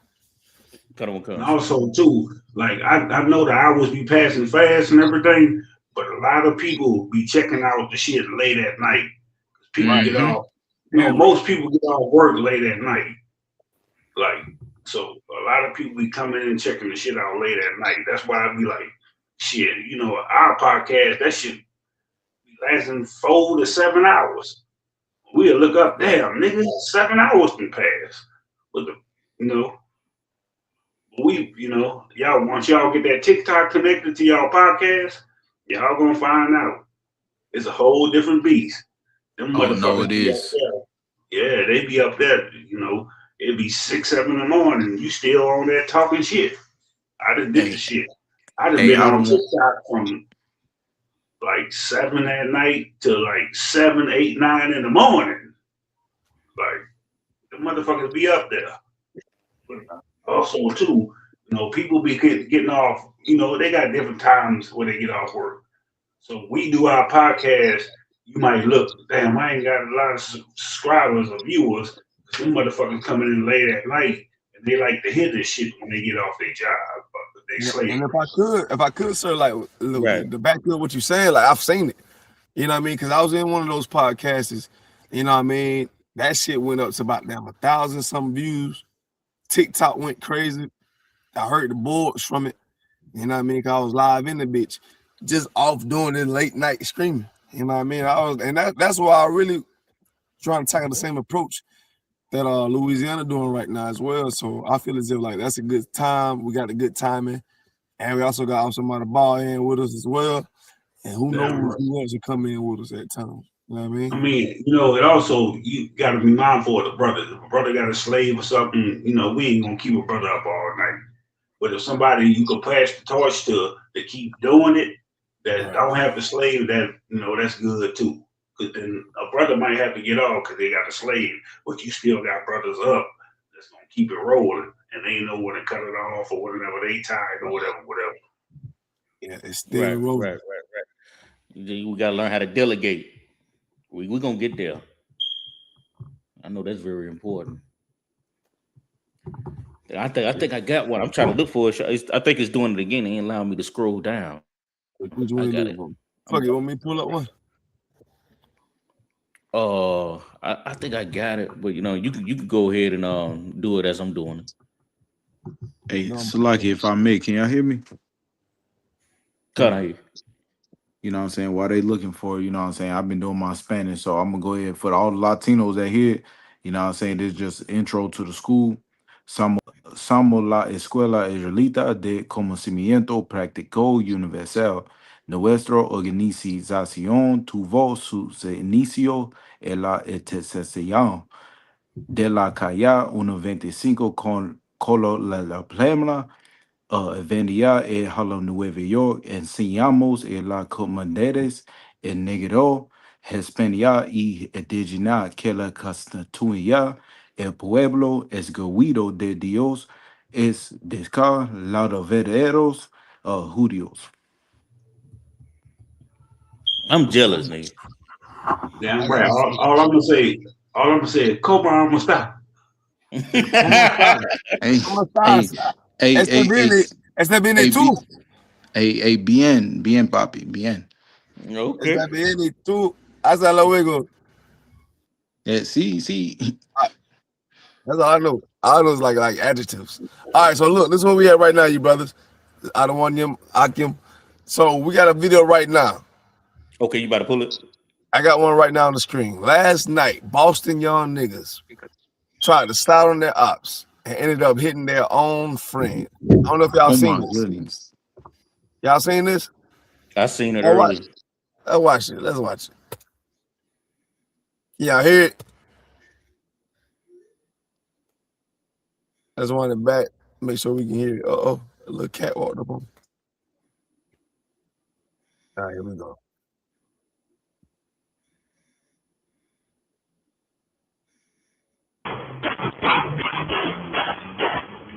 Oh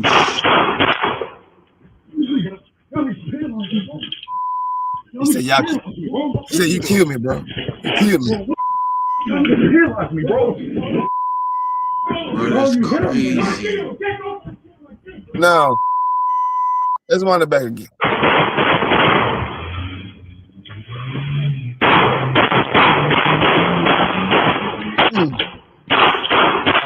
Nigga in the back right there. There's that nigga in the back one. This nigga in the back. He said he the phone on in. That's shit. Man, so Giving the nigga a Ah, we're gonna pause that. That's if I could. Hold on, let me get back to the screen. If I could. Go ahead, Asha, you got it. You know what I'm saying? And I just assume that everybody that's looking on this live and everybody who's on here got kids. Right. And the only reason I'm saying if you got kids, because the act of how this brother got shot from the beginning to the end is somebody, a kid shooting him. And only, you know what I'm saying, the only thing I'm really gonna say is the fact that protect your child, because the acts that was going on at that time, bro, was kids. For him to say, bro, y'all shot me, y'all killed me, it's clearly shown that you are untrained and you're a fucking child. You don't understand fucking gun safety. You don't understand, you know what I'm saying, what friendly fire. You don't understand, you're a fucking child when it comes to dealing with firearms and knives and everything else that comes to taking a fucking life. Leave it alone. Right. Because now, as it being an accident, it's so much of an accident. Even if the mother or him don't want to press charges, nigga, don't be a dumbass. Because at this point, the police department can press some charges on you. Your homeboy can say no, you know, but they can press some charges on you. Just because, why? Is because you're a nigga, spick, or a savage. Because they want to see you lock the fuck up. When you put the fucking guns down and then deal with your brother like you supposed to deal with your brother as a man. But when you come to pick them guns up, it's for the right reasons. And I'm gonna leave the Bible to speak on them right reasons, because I'm not that brother to speak on that. You know what I mean? But you are a fucking child. This brother don't have to squeal on you now. Nigga, you done told on yourself. And guess what? The same ops you've been shooting at ain't got to worry about your dumb ass no more. He worried about the nigga that you shot. Because the nigga you shot is going to be the same nigga walking the street. And guess what? Your homeboy that you shot is going to get drilled by the niggas that you was shooting at.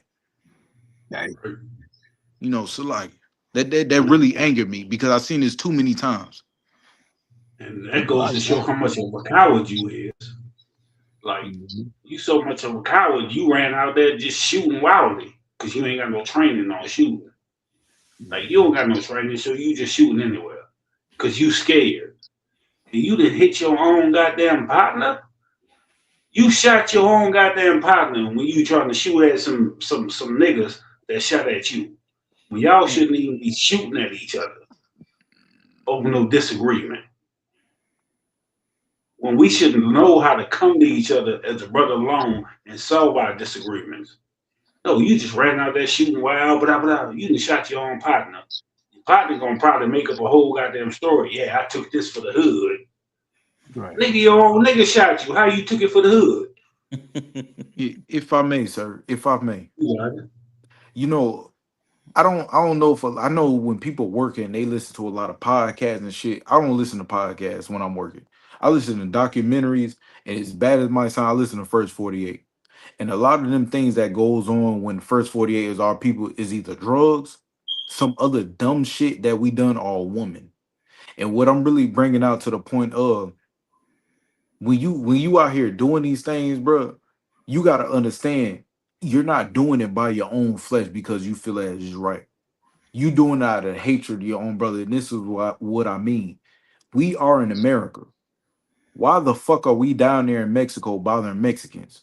Why are we down here in Venezuela bothering Venezuelans and Cubans and down in South fucking Africa or in the Middle East or in Europe or Asia? Why are we bothering these people? Why? This is the reason why we bothering these people is because we take up the doctrine of a fucking devil. And they want to colonize and, you know what I'm saying, indoctrinate everything amongst the world. And we you know what I'm saying, we take that in the circumference of this is who we need to be when that's not who we need to be. Because everybody the fucking devil is dealing with is not the same. But everybody we dealing with when it comes to the same shit is the same people. You hate your own brother because the devil hate other people. And you think the right way to go about it is to hate your own folks to be able to get over. But that's how the devil get over. And the devil is the white man. You know what I'm saying? You're Donald Trump's. Kamala fucking Harris, if you want to call it. You know what I mean? What's the nigga in the islands that like little babies? Epstein. Yeah, him. Them niggas hate motherfuckers. And you taking all that shit thinking it's right, but it's not right. And that's what's going on in this video right here. You drive by shooting. I guarantee you right now that the car they were shooting at was not the CIA, the FBI, the sheriff, the fucking state troopers. And I'm not saying we don't advocate for any violence. Anything you do outside of this right here, is on you, nigga. Because I ain't saying you to go do it. Yeah, bring it up. Bring it up again. Bro, you hit him.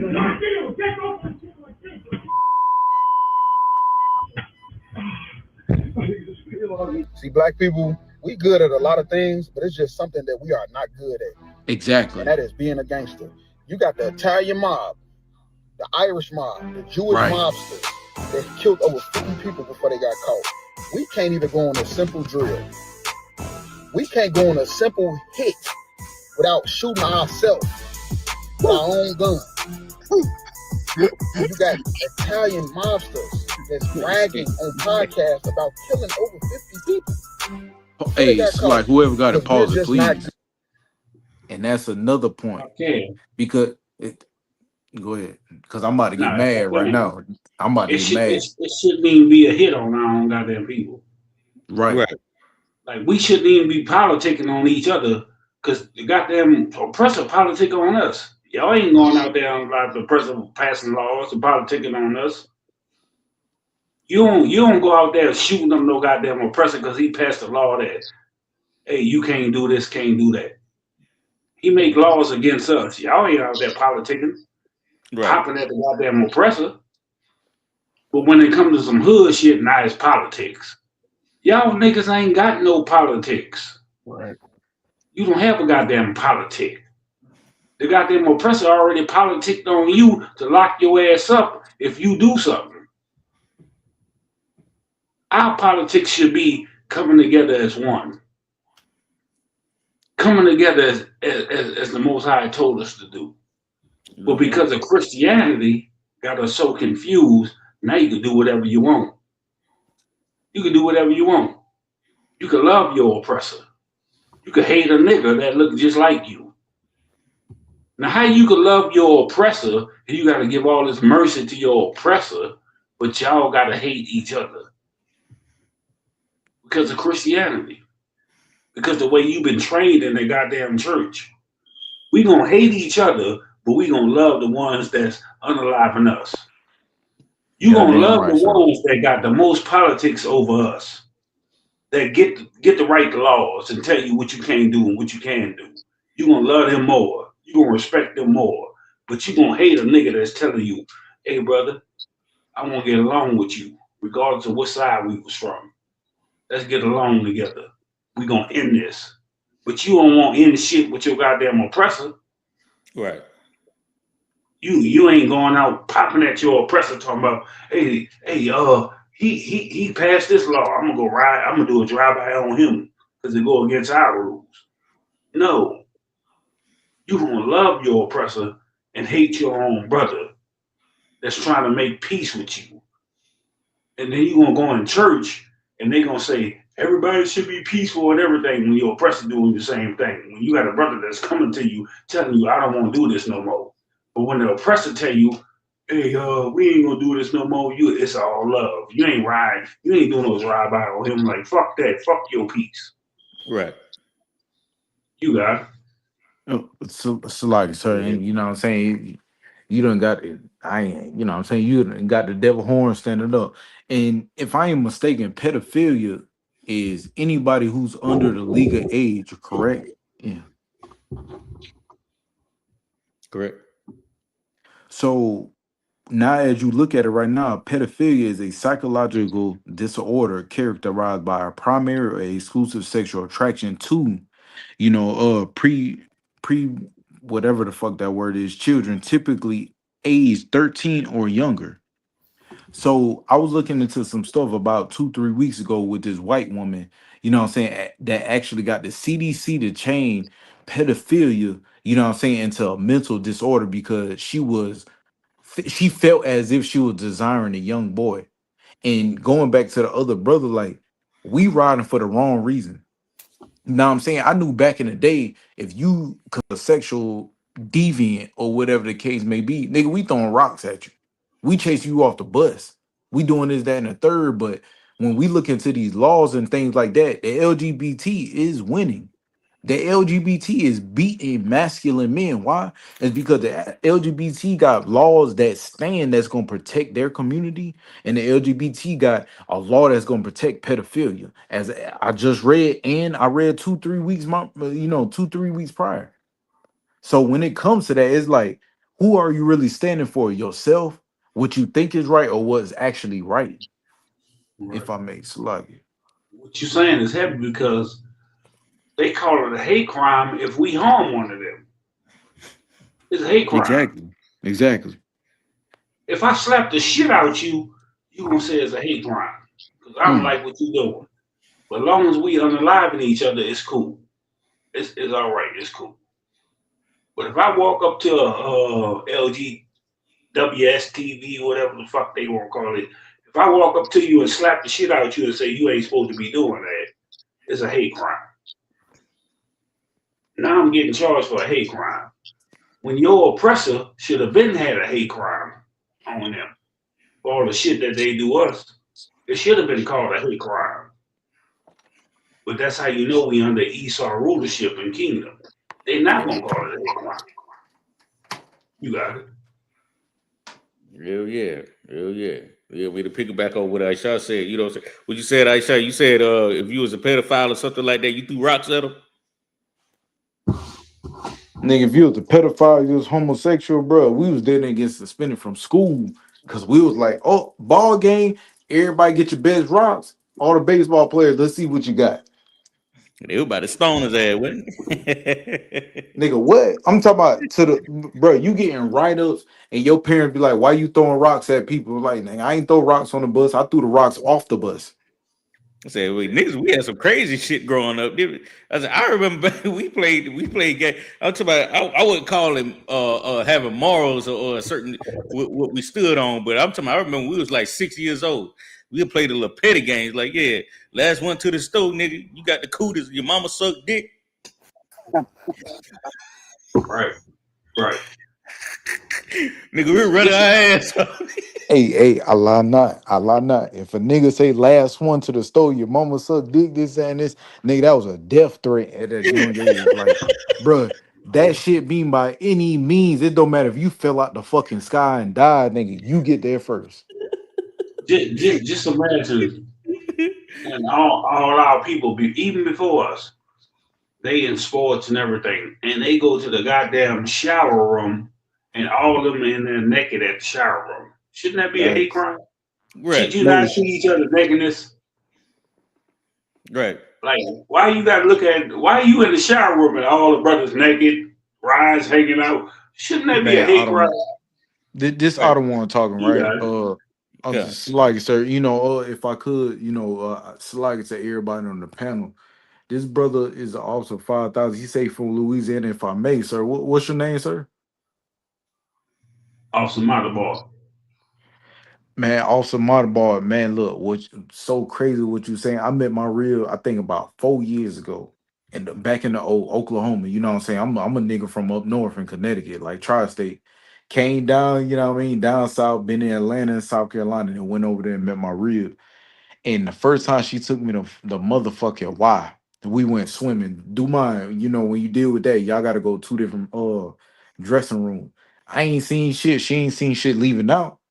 But when we got in that motherfucking hot jacuzzi, just chilling, not even on that tip, like, you know, it's still early in a relationship. You got puppy love, you know what I mean? You loving each other, you doing all this, that, and the third. Yeah. And it's one devil already been in there.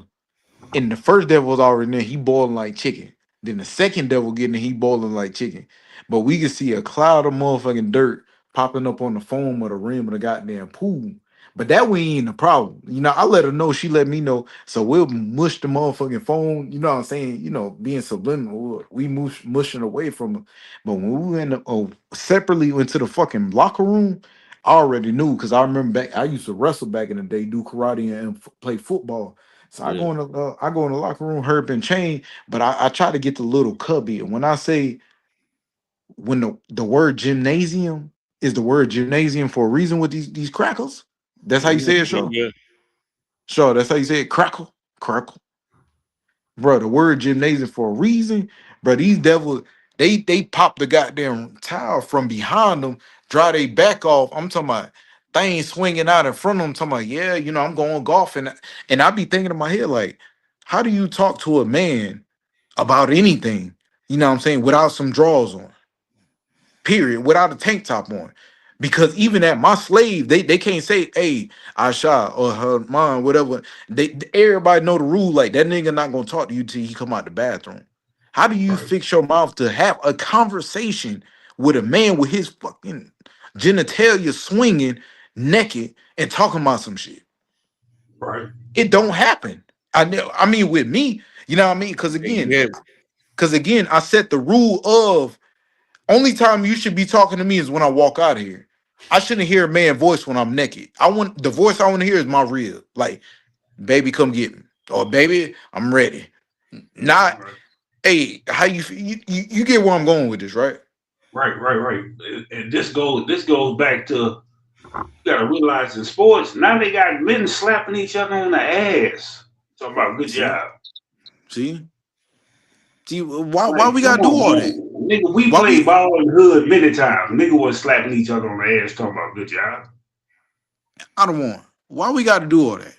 If me and Abari are out and it's 5-6 brothers and we knocking niggas out because the situation come up, you know what's gonna be the most blessing? Do I get that nigga a fucking salute like Barakatah? That shit happen tomorrow again, nigga. We going out like that again. Right. Because we can go to sleep thinking the same knuckles we hit was the same knuckles that helped save my life. Nigga, we can do that. Right. But yo, goddamn, in the words of y'all older nigga, yo, we hanging out, bro. You talking about golf. We nice. Right. You talking about baseball. Like nigga, get them fucking acorns out my face, bro. Bye. I ain't trying to tell too much of my business, but you know, I just got out of jail, right? You know, them white boys. That's very true. They sit amongst each other and everything up in there. When I tell you up in that motherfucker, goddamn man, they had to tell them white boys to keep putting their shirt on, man. It's like, you know, I see it. It's like, dog, man, nobody want to talk to you with your nipples showing, man. See, in Albaria, that's the problem. A lot of them boys, the white boys, that's why they get done the way they get done behind the wall. Because of that shit right there. The way we looked at women in the world, being promiscuous, easy to fuck, weed, liquor, whatever. When they get behind that wall, it don't take all that. Them white boys they did just, that's how niggas, you know what I'm saying, those worldly niggas who whatever look at white boys. Why you think what happened to what his name? Chud the Builder. Bam. Why you think he was white boy? No, he was getting plugged by a sister. No, like he's still a punk, sir. Salaki. No. Yeah. You're right. He's still a punk, but I'm saying, why you think that happened to him? Because that's in their nature. Mm-hmm. That's in their nature. He was getting plugged because that's what they like. That shit ain't nothing new. That shit been happening since the Roman days. Why you think they were wearing them skirts? And they say, oh, 300 of us going out. 300 y'all going out there. All these goddamn months, they was homosexuals. That's why they came up with that monogamy thing. That's why. Right. That's why they always say a man can only marry one woman. But at the same time, they was goddamn homosexuals. That's why they brotherly love died on the sword together, and then you find out they really was in love together. They left they Alexander the Like, Greek. can y'all hear me? Alexander the Greek. Yeah, we can hear y'all, son. Alexander the Greek got a whole documentary about that gay shit. He got that homo, whatever word we can use. Can you about hear all me? that stuff he was using. Yeah, we can hear you. Can you hear us? Yeah, you good? We on YouTube, so you know. Shit. All that little gay shit got that them Greeks. They love Alexander the Greek. They love that nigga for this. They love that nigga for being It gay. wasn't supposed to be Alexander the Greek. It was supposed to be Alexander the G word. Yeah, Alexander the Gay. Yeah, they like you said, we on YouTube.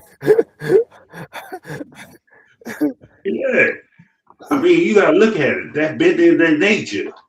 Every time, like, come on, man. You out here calling niggas, but you got a sister plugging you in the ass. Man, come on, man. You getting gorillas by a sister. You getting gorillas by a sister. You know what I'm saying? Because you like it. But you won't go out and call niggas. When you a goddamn punk to a goddamn nigga. And Jeremy Hyman broke it down best. And Jeremy Hyman broke it down a week before this shit even went viral. Like Jeremy Hyman said, man, he just like that shit because he like niggas touching him. Right. And that's the problem with a lot of white. You gotta realize. I see Bobby Vick. You gotta realize going through slavery and everything. They been trying to do all that shit. They was doing that shit to us. Right. That is. Because they like the shit. They like it. So don't think even though they were trying to do all that shit to us, they wasn't getting it done to them. They was letting niggas do it to them. But they was forcing them to do it. That's the difference. They was forcing niggas to do it to them. If you don't do this to me, nigga, I'm gonna unalive you. That's the whole difference. None of my time was at midnight dawn. What they said, you know what I'm saying? They say some crazy shit back then when we were slaves. You better come to my midnight dorm room. Can you hear me? Whatever time. And if you don't, nigga, I beat your children. I borrowed you. Yeah. I don't know what it might be my connection because I can't get. God damn. Yeah, I hear you fine. I hear you fine. I don't know if he can hear us. Y'all niggas going ham right now. And hey, see, this is why we say the white man's the devil. For this. It's just the small things. It's not the big thing. It's the small things. That's why the white man's the devil. Oh yeah. Oh yeah. I mean, look at it. Y'all caught that? White man. Okay, yeah, white man. You ain't doing nothing but cut off black people rods and put them in pickle jars and put them on display like you do your animals that you hunt out there in Africa, getting the tusks off of the goddamn elephants. They'll hate you for no reason. You know, it's just small things. Like, you gotta understand, they get a pleasure off of shit. It's some kind of reason they need to get a pleasure off of shit. Because they Esau. They the most subtle beasts of the field. Like they get a pleasure off of getting a rod shoved up in them, doing some homosexual shit. And then they teach our people this shit. Jeffrey Dahmer shit.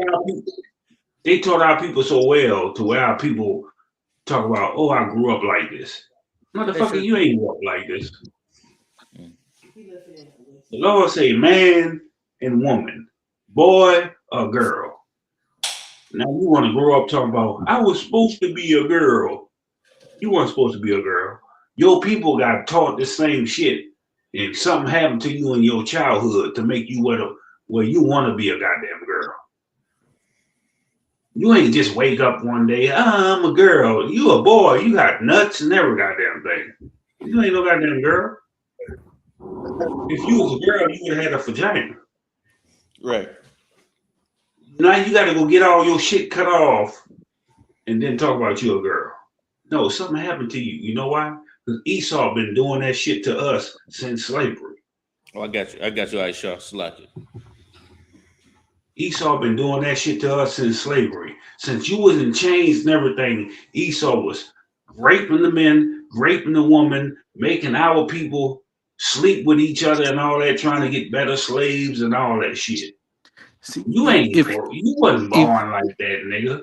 You wasn't born a goddamn boy just to come out talking about, I feel like I'm a girl.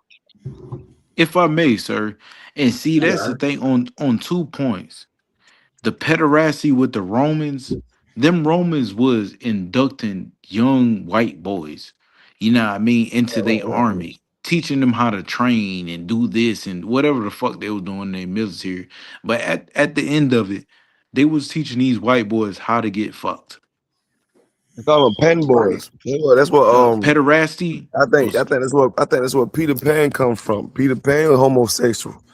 You know what I mean? I wouldn't be surprised that nigga had a skirt on and that nigga had fucking star butterflies and shit and all this other shit. It's the name, but they call that shit Pan. Salaki, this goes all back to the Christian church saying, come as you are. You goddamn right, sir. This is why the Romans let you come as you are. Goddamn right. This is why your oppressor let you come as you are. You think they ain't hiring transgenders on the job?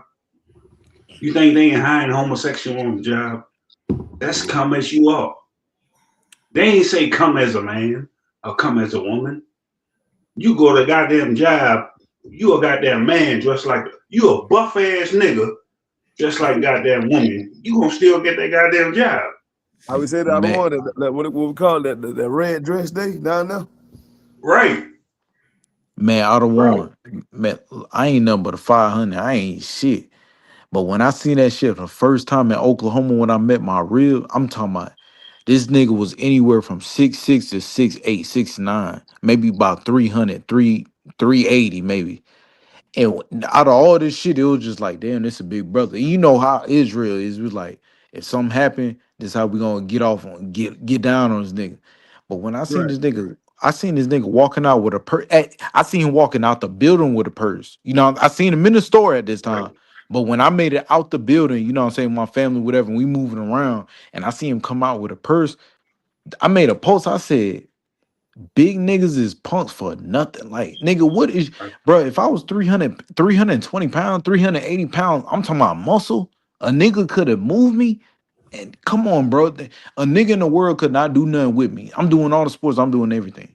But for you to walk out with something as small as a purse, it diminished everything that any man can be afraid of, whether it's size, what he think you can do. When a real man see a purse, is like, oh, this it right here.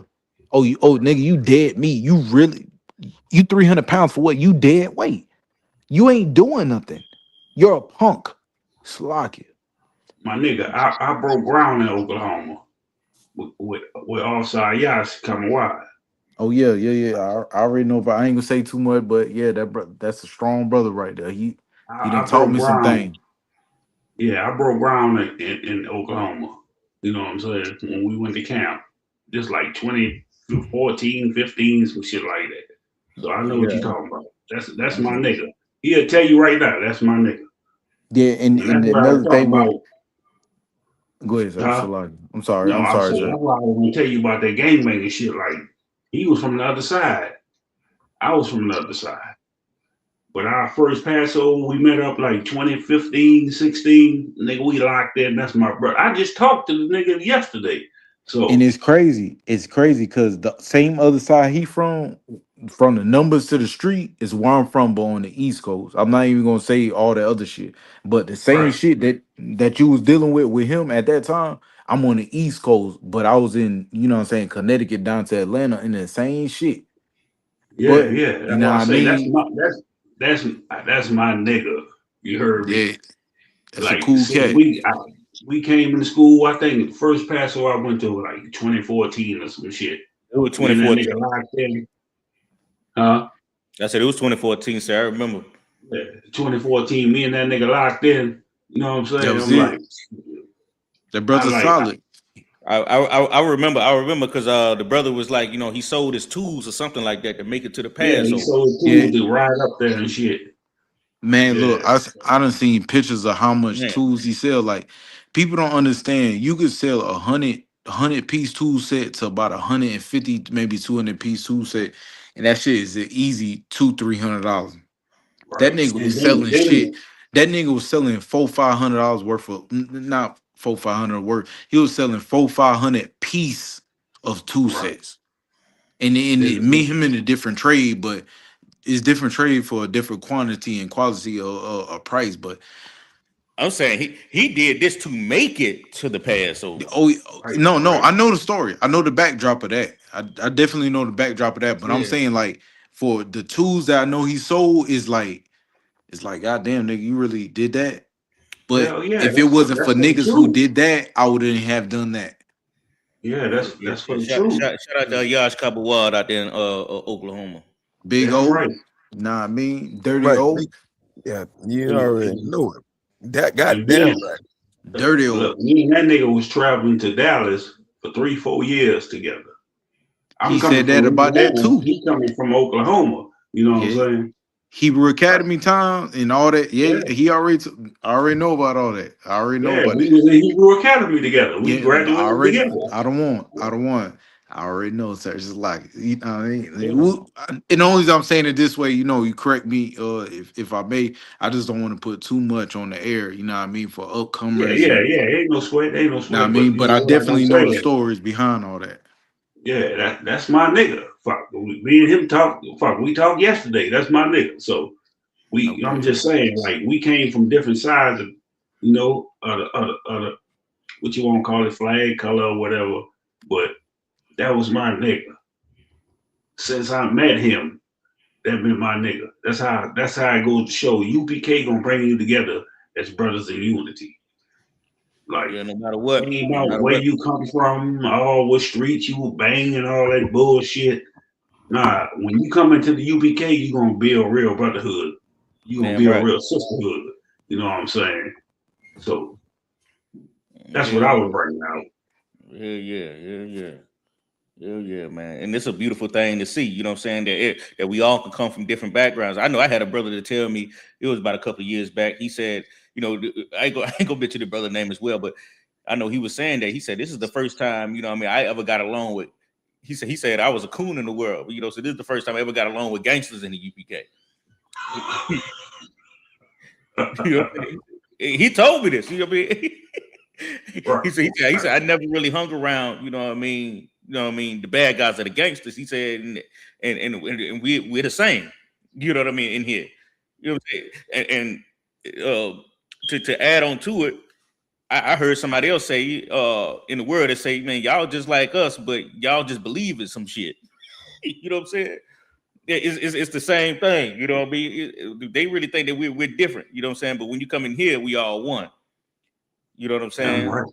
We all one, you know, so we believe in the same thing. We ain't like them other fake ass Israelite camps.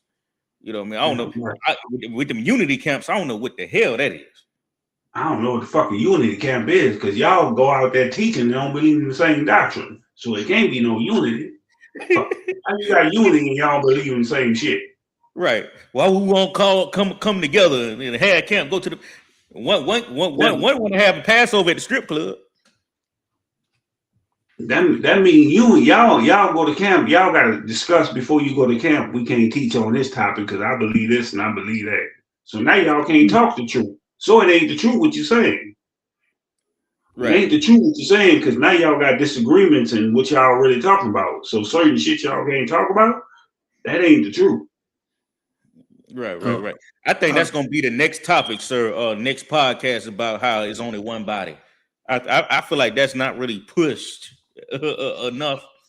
I know we pushing in Israelite School UPK. Would you say, Asha?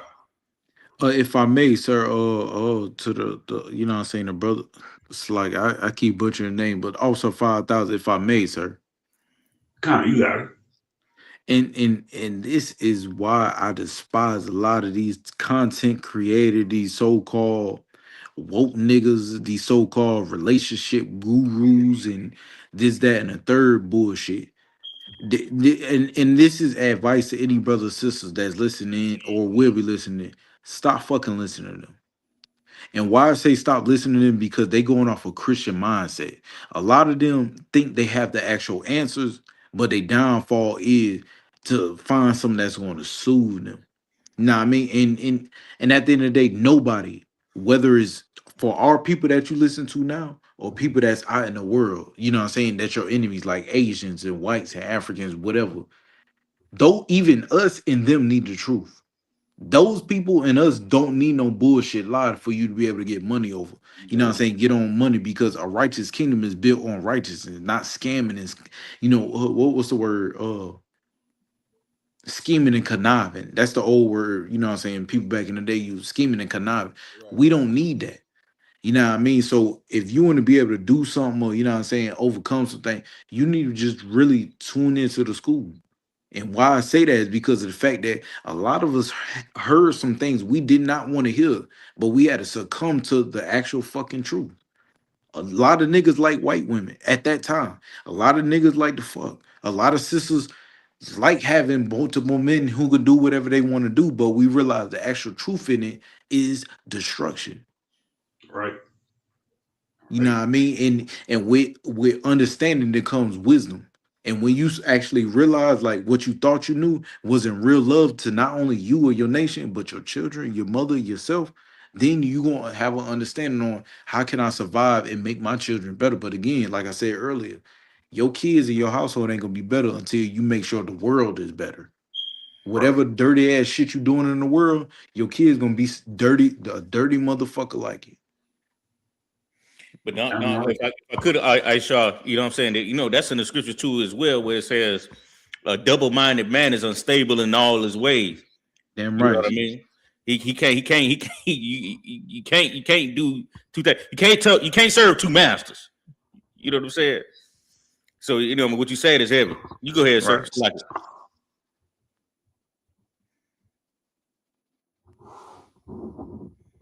you had something to say, sir?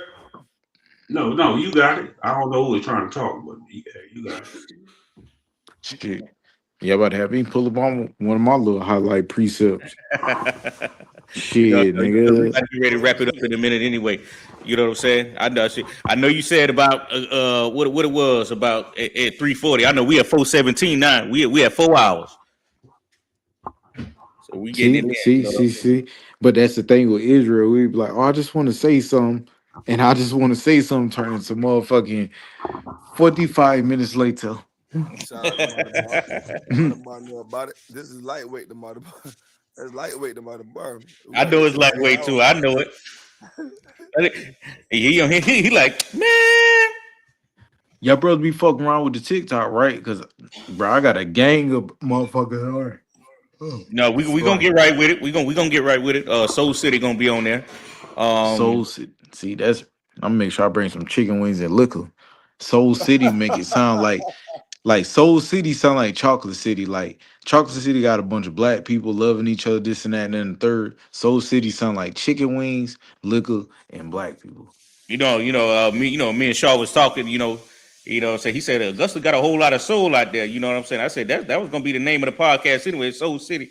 You know, this is the hometown of James Brown. You know what I'm saying? It's a whole lot of soul out here. You know what I'm saying? Especially when we speak, we bring up scriptures. You know what I'm saying? And brothers, you know what I mean? Confession is good for the soul. So, you know, this is a podcast where we get everything off. You know what I'm saying? That everybody can help. You know what I'm saying? Everybody. You know what I mean? This is a podcast. You know, where the same way we do classes, the same way we do a podcast. You know what I'm saying? I like to display that in the podcast. Damn right. I'm gonna make sure I'll be up here every time, man. Every Sunday, I'll make sure I come in there. You know, we do our podcast on Saturday, so I'm free on that Sunday. I'm gonna make sure I'm up here with y'all. Cut one, sir. Shaw already know. Shaw know I'm coming. I know we do. I know. Shaw gonna be on fire. Good night, boy. Shaw was on fire tonight. Good night, boy. Yeah, I know Mother Bar gonna be up here. Like, he ain't even gotta call Mother Bar. You gotta test him. Like, you give him the invite one time, he know when that thing going. Listen,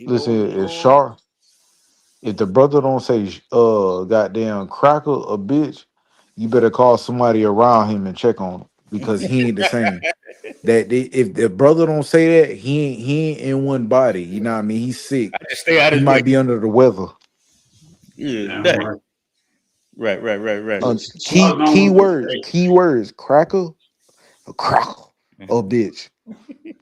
Hey, Shaw came to a few of our podcasts. He know how I get down. I'm about to go. I'm going.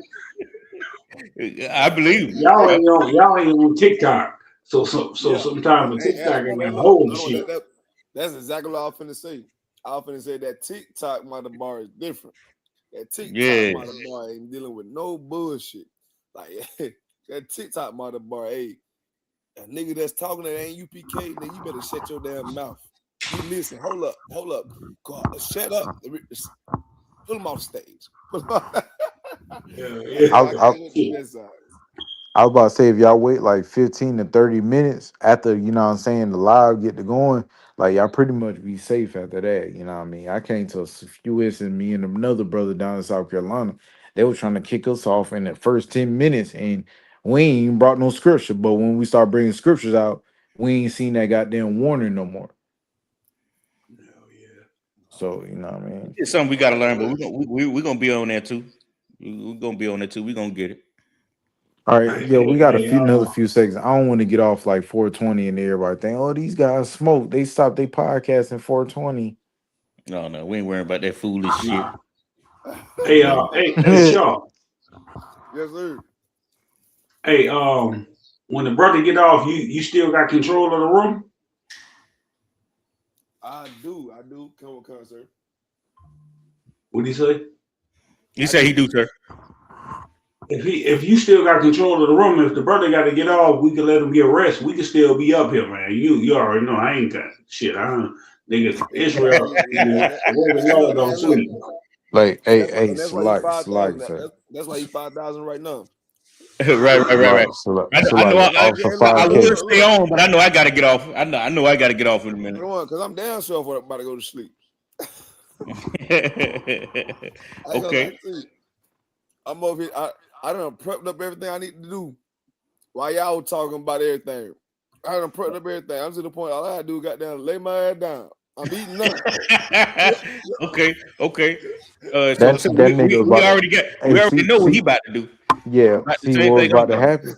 What was about to happen? He was gonna rest that phone on his head while everybody was talking. Yeah, I got you. I'm eating right now some white rice and some vegetables on this shit. I'm eating right now. Yeah, we all good. We're good. But yeah, hey, ain't nobody doing what we doing though. That's one thing we can say. Ain't nobody doing what we doing right here in the Israelite School of UPK, man. You know what I'm saying? So I know I got to get up early in the morning. You know what I mean? That's why I say if you got to get off. Shaw, you say you about to go pass out? I'm about to pass out. I can't lie. I couldn't hear him. What did he say? He said he about to lay it down. Oh yeah. That ain't no sweat. Hey, we got to get you energized next time. I know. Need some of that Megatron energy. Let me at least get half of it first. Pause. God damn.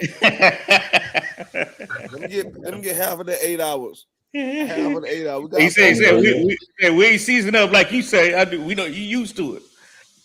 Yeah. Man, I appreciate y'all having me come up here. All right, we're gonna clap it up for him. We're gonna clap it up for Soul City. If I may close out for the Latinos. Go ahead, Asha. All right, you know what I'm saying? This for the Latinos or whatever. So, Samo la Escuela Israelita de Conocimiento Práctico Universal. Nuestra organización tuvo sus inicios en la intersección de la calle 25 con la plema y vendía el Homo Nueva York. Decíamos documenteros negros, Hispania y indígenas que les constituyen el pueblo escogido de Dios es de Slague. Es desados e devereros judíos. But most important, el hambre blanco, del que habla biblios. You know what I'm saying? Shalom. Hey, nigga, hold up, before you shalom. Nigga, I'm about to have you come in our podcast and shit. Nigga, you gotta talk that. I ain't gonna lie, you know what I'm saying? But again, I'm from Connecticut, so I'm really around a lot of Puerto Ricans and Dominicans. But when I Right. came down to working by you know what I'm saying, BMW down south, it's like, bro, this shit was like a fucking the holy grail. I'm around Cubans, Venezuelans, I said Venezuelans like they aliens, but Venezuelans, you know what I'm saying? All the motherfuckers we see day to day. But it came to a point where I was like, damn, you Guatemalan, you Bolivian. And I started learning they certain slangs, this, that, and the third. And I'm talking about, nigga, I'm coming to them hard body, like, hey, yo, this, that, this, and that, this, and that. Hola, da, da, da. They were like, oh, yeah, we say hola. I'm like, no, I know y'all say hola, but show me the slang term, how y'all say it there. Because again, how we speak with white folks is hola, but when you go in the hood, it's like you got to know how to talk to your folks. They be like, we say que lo que or que onda, or you know what I'm saying. And I'm like, okay, yeah, papi and mama, you know what I mean, whatever, whatever. And nigga, I start following the sync, and I start fucking with them. Like today, I'm negrito because they think because I'm black, I'm not native Indian. I say today I'm negrito. Tomorrow I'm Mexicano or I'm Dominicano. You know what I'm saying? They really be fucking with it. But then keep coming in and I'm like, hey, how you say onions? And they be like cebolla, I be like cilantro, they be like mucho cilantro or juice, you know what I mean, certain things. And I'm like, okay, cool, cool, cool, cool. So if I say this, that, and the third, you know what I'm saying, you know what I'm saying, pina, you know what I'm saying, woo, woo, woo, and they be like, yeah, yeah, yeah, Poppy, you say it, da, da, da. And it became a love because it's like all the niggas from Connecticut. Duma, I got two people from Connecticut. They did from different parts. And then I Right. got other people from all the East Coast. They be like, oh, you heard understand? I'm like, nah, I didn't understand everything, but I understood some of it. So what did they say it in my head? I don't say it to them, but in my head it's like, it's not for you to know. Because if you really care for your folks, you would. But I try to shoo certain things like Spanish people are just like us. And Right. I'm talking to black people. I'm talking to black people at this point, and I always The make it last known, like I make it known to these black people, like yo, I'm a Seminole Indian. I do other things, like I don't do this, that, I don't do that. But y'all fuck with me because we look alike. But do mine, y'all look at me like I'm wrong for fucking with them. But I'm letting y'all know that I look like you, but I fuck with them. You need to right. fuck with me. We all are the same people, but I can't talk Bible, so I really gotta meet the roots, meet the branches. Like, yo, we all the same. You know what I mean? Like, but that's really where I'm at. I'm in the middle of everything, learning language here, learning the styles and the custom here. And when y'all doing this over there, I be like, okay, I'm still who I am over here, and I know the Bible. But in the by me being knowing the Bible, and I need to basically bridge the gap, and I'm slowly doing the shit. Right. Like the For, last brother I had out here off Sarai, may the Lord, may he rise again. That brother was out here, he passed away a few years ago. That's the last brother I had was speaking that language. You know what I'm saying? mm. So shit, nigga, like I say, nigga, you gotta come touching on our class and podcasts and shit too. If you can speak it, we need people that know how to speak the language to get out to our people broadly. You know what I'm Right, saying? right. But you got it. And Yeah, and another thing, if I like it may, sound like you did a hell of a good job with that shit too, man. Just keep practicing and studying, man, because it seems like that's like a not only you want to learn it, it just seems as if it's a passion for you. Like it's something that boils in your blood, Paul. You know what I mean? That you need to goddamn learn it. So that lets you know that you really want to learn it more than the average folk out here. So I would say goddamn body that shit, cause we need brothers and shit like that. nah, that's heavy you say it because you know what I'm saying. I ain't gonna hold y'all brother too much long. That's heavy you say it on 2 points is because you know what I'm saying. Me being up north and then coming down south, you know what I'm saying. Again, it's multicultural. It don't matter if it's Irish, the mob, the fucking Chinese, Indian, whatever, all the way down to our tribe. Puerto Rican, Dominican niggas, Jamaicans, whatever. That's what we got up there. But then when you come down south, you know what I'm saying. This is my experience. You come down south is one of those like niggas is with niggas, fuck Latinos, fuck white people, this and that. But then it came to a point of where when I met Shar 2018, 2019, 2020, and I didn't know what I knew, but as I get older, it's like we start working together and the brother realized I knew certain terms, you know what I'm saying, from Mexican people. So like, okay, boom, what I'm learning in school and then what I'm learning, you know what I'm saying, from past time is like these are folks. And now I'm a man now. I'm a real warrior. I'm a real soldier. And it's like, hey, yo, Papi, yeah, hey, hermano, what did I say this right? You know what I'm saying? DOBN, you know what I mean? They're like, yeah. Or no, don't say this, don't say that. This and I'm like, okay, so if I say this, can I say this? It's like, yeah, but then make sure you put this in here. You know what I'm saying? So it's really one of them love thing because now I'm asking Latinos like, how can you bridge the gap between black and brown? And they say, listen, brown people love black people and they love everybody. But the hardest thing is so many black people in their history, you know what I'm saying, that kill a lot of them. And when they say, you know what I mean, and I'm letting everybody on the podcast hear this because it's very important. You know what I'm saying? It kind of made me emotional because I had to go back to the hood, the same hood that I fucking hated, to ask a Latino brother, you know what I mean, to how to deal with it. He said, I love all people. That ain't what that fucked me up. But what he said was when he loved all people, he said Mexican people, they take all people in, but it takes something so small. So the best thing you can do as a black person or somebody who look black is come to them and try to actually learn what they saying. And if you can't learn what they saying, actually apologize if you do something wrong by them. And when he was saying is like, if you don't know lo siento, meaning excuse me or my bad in the words of niggas, like my bad.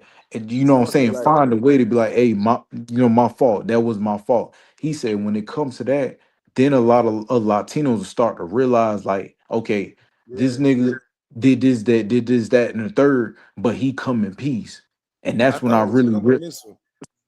say it again. Right. I've been saying, You I've been gotta saying realize, comprehensive.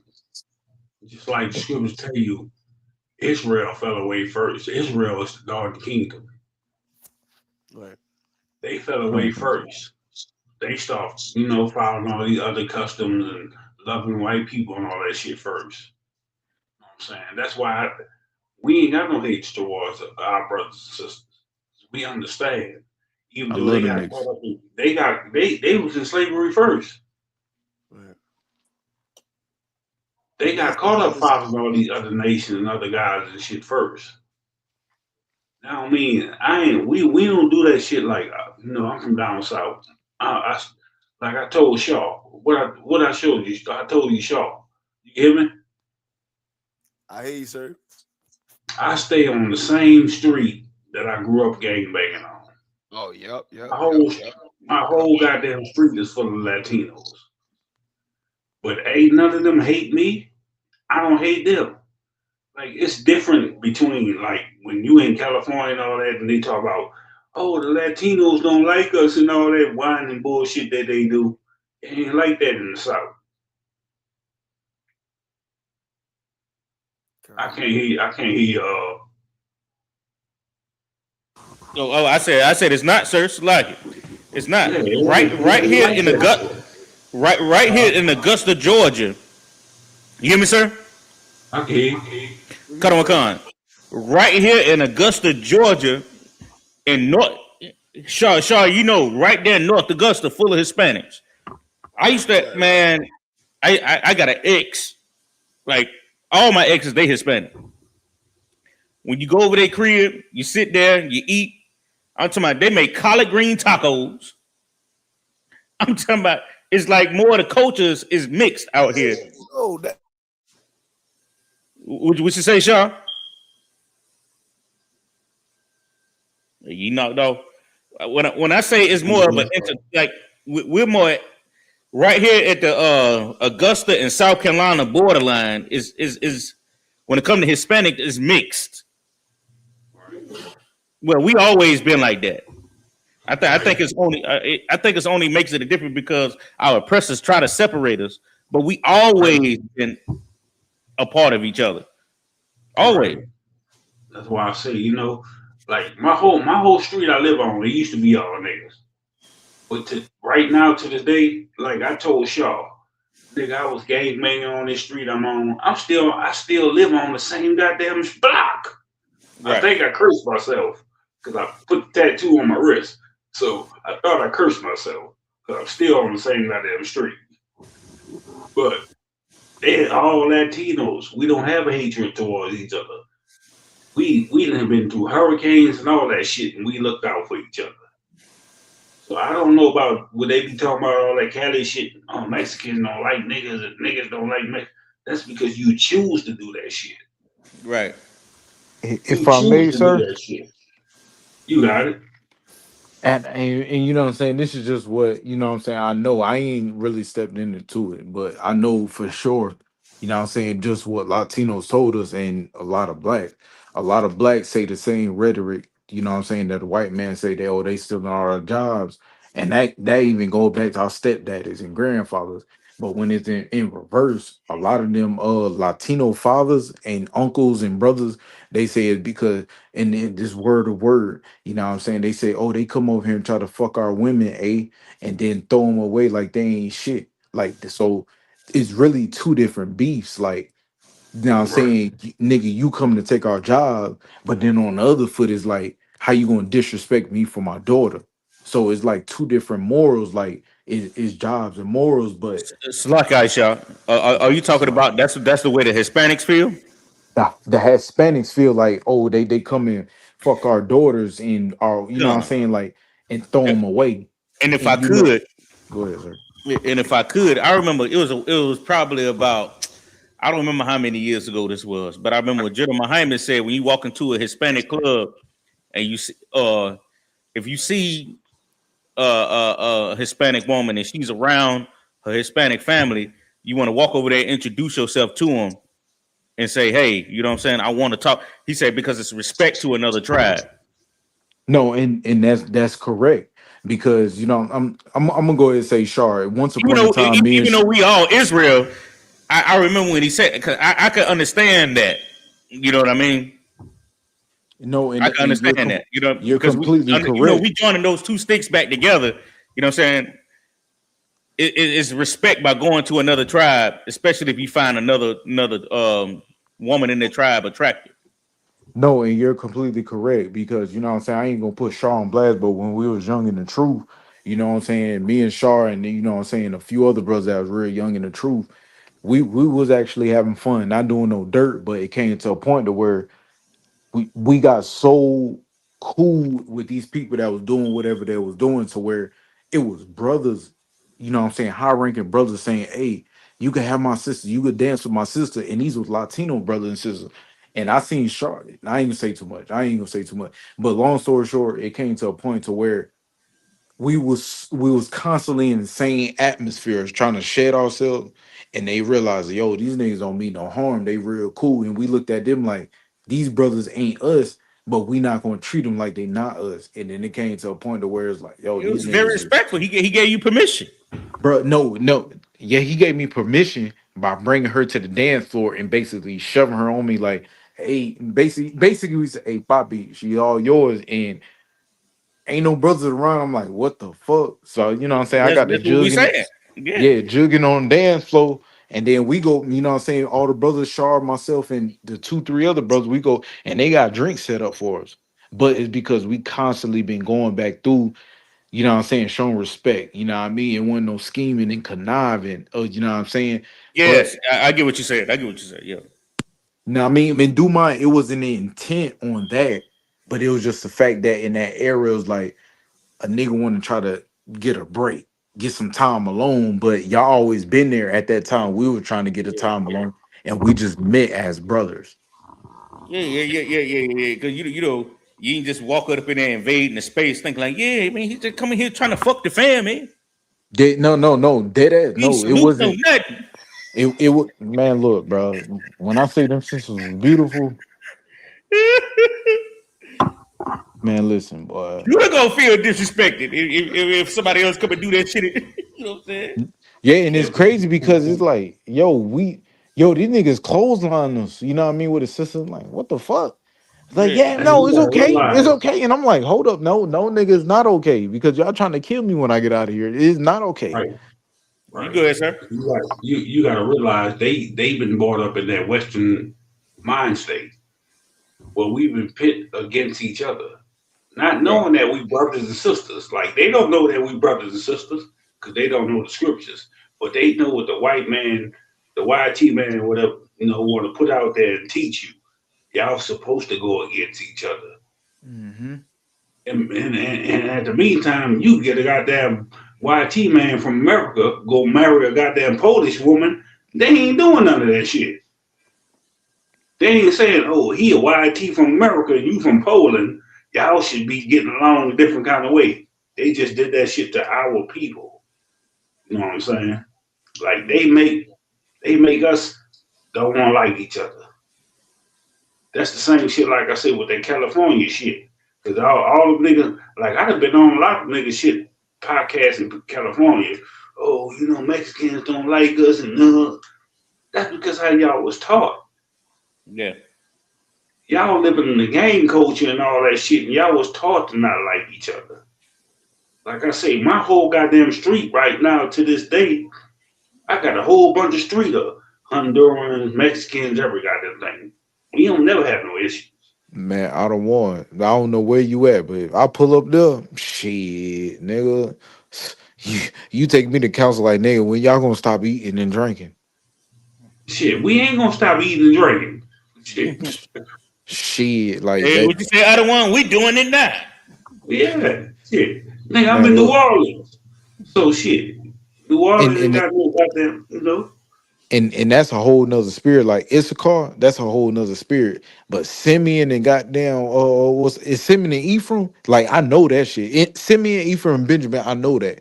But when you start talking to Issachar, it sounds crazy because we down south, but that's more foreign. But right.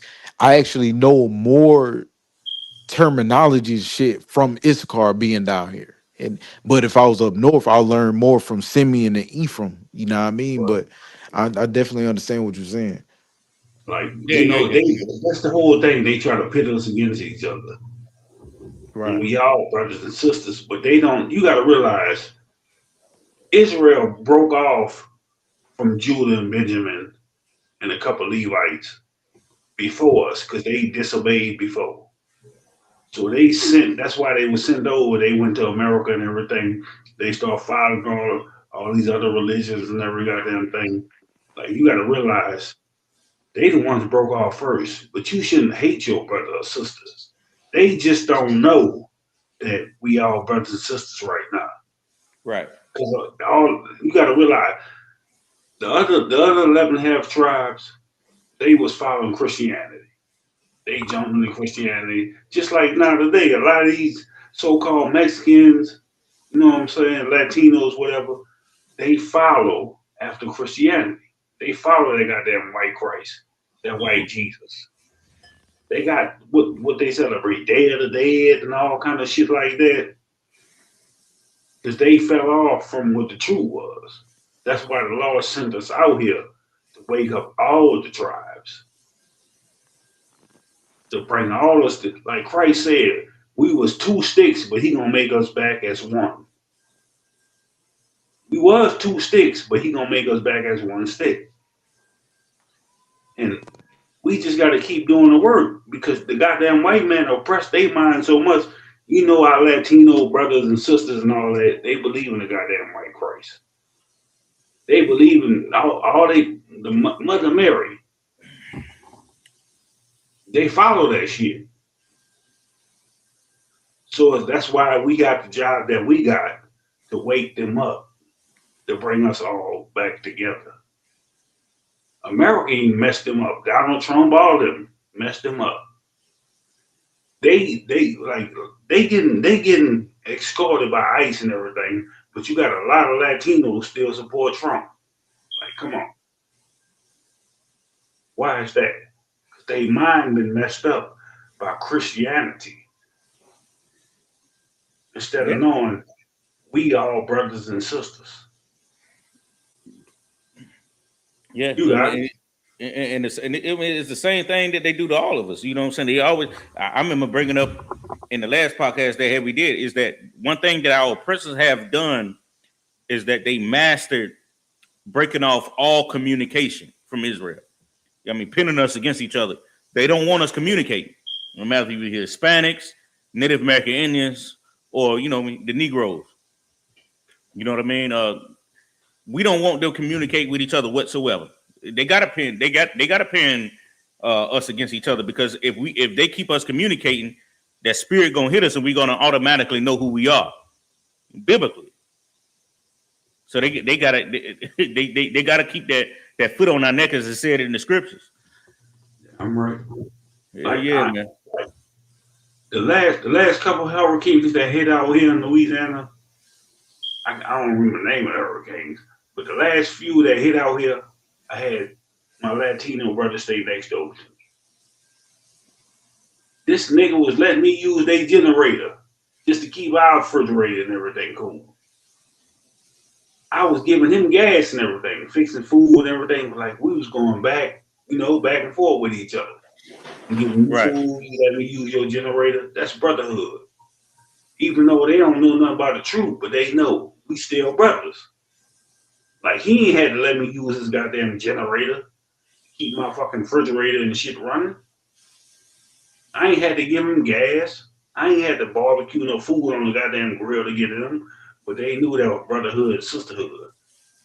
Like, we ain't even speaking the same language, but we knew we still was brothers. You know what I'm saying? By the work that we was doing together. It's a spirit. Right. I done been through this shit a lot of times out here.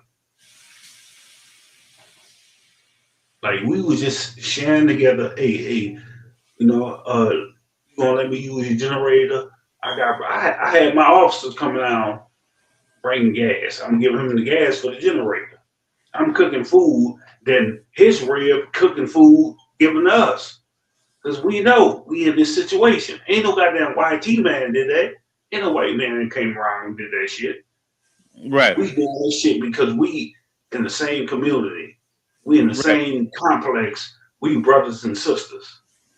I think, Slocky, sir, if I could, I think our oppressors, he has done a study on Israel. You know what I'm saying? He knows when we get around each other, he knows we're gonna become a magnet.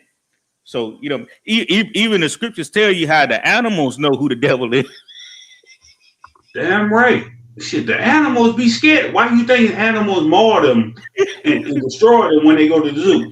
Right. At the zoo, you got attacked by a goddamn lion or a tiger or some shit. I tried to pet the tiger, and the tiger just tear your ass up. Because the tiger knows. The scripture says that even the animals know who the devil is. So you think we gonna get together and communicate behind this man back? Shit.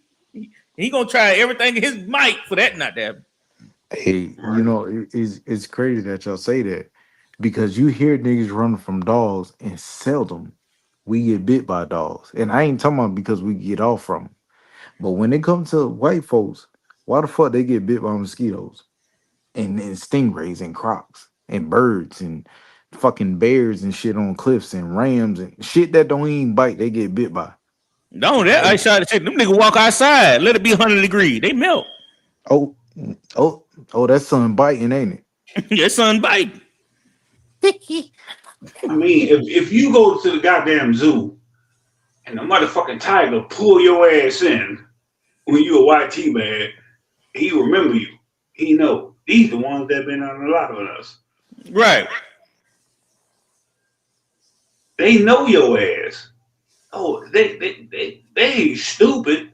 Y'all the ones that encaged us. Right. You the ones that locked us down. You the ones that took us from our habitat. That's why y'all get destroyed every time you go to the goddamn zoo.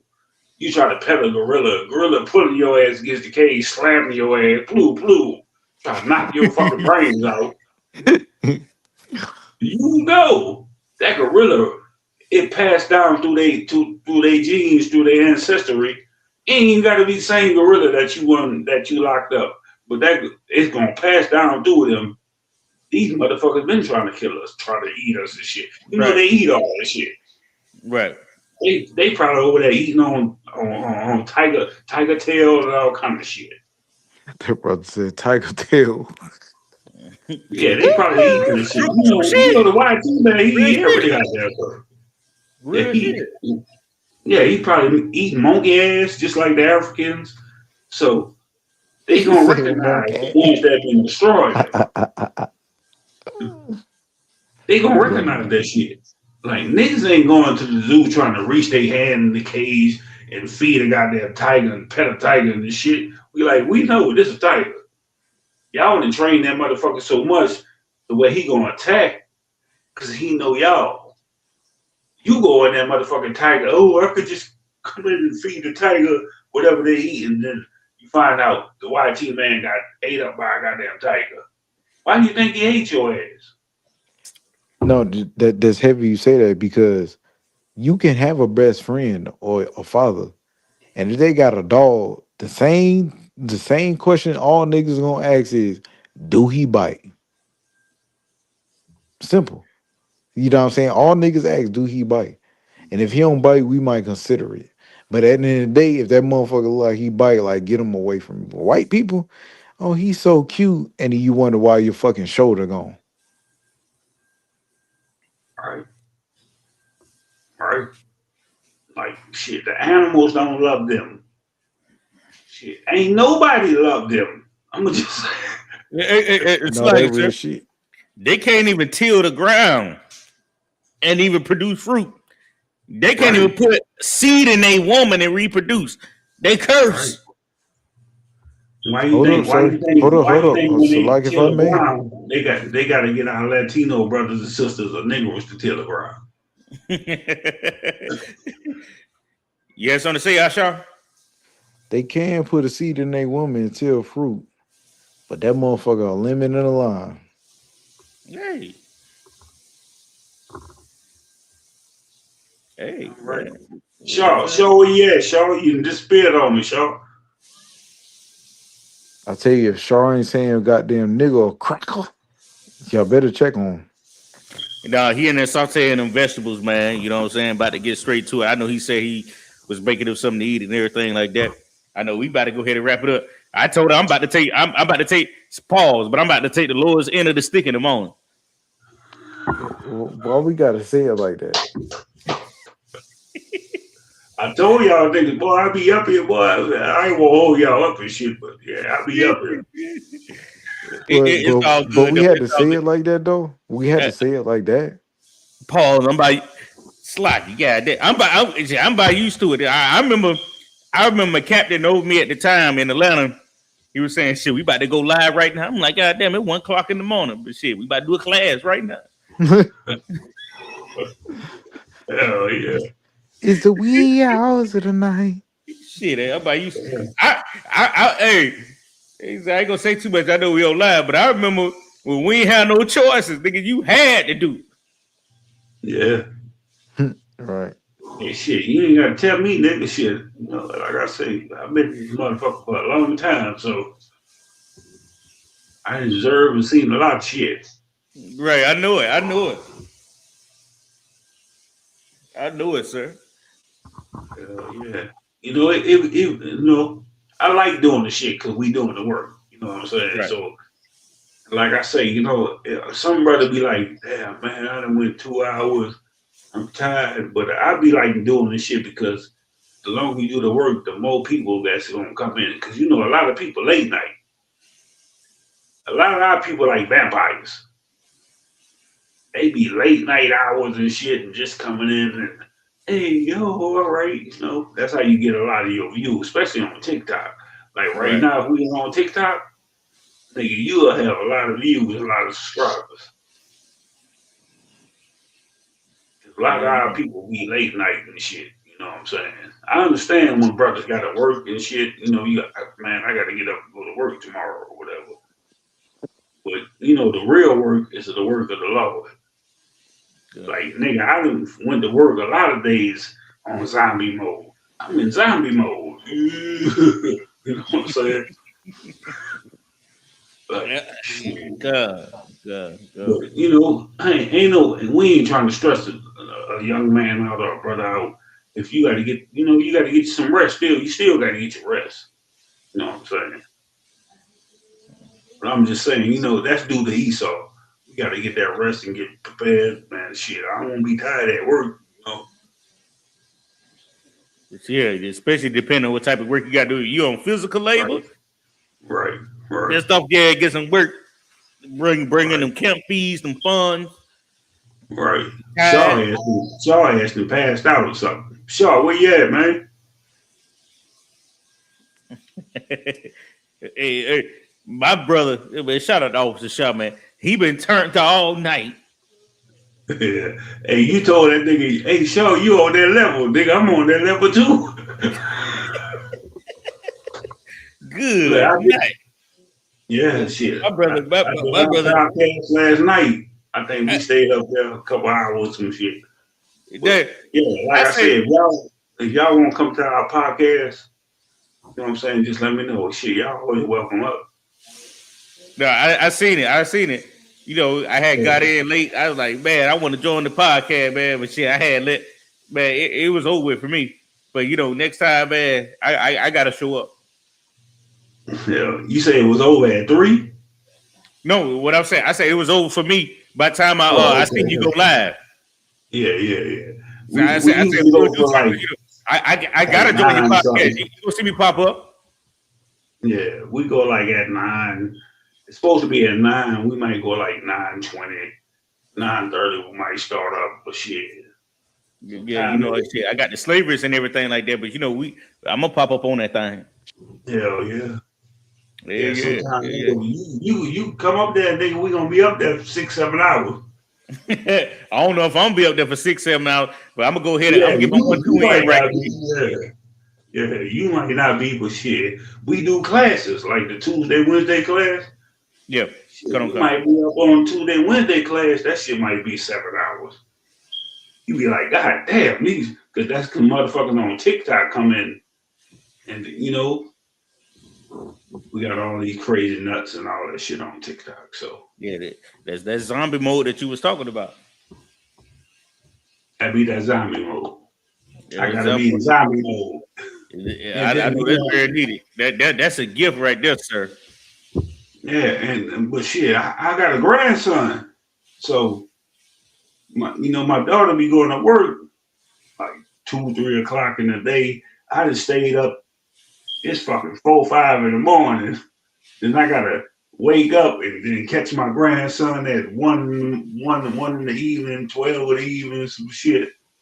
So I done went on real zombie mode. Like, God damn. So I got a flight mode. I see the zombie mode going on right now. I know we the only two that's left on here now. I know Officer Shaw, you there? You dead?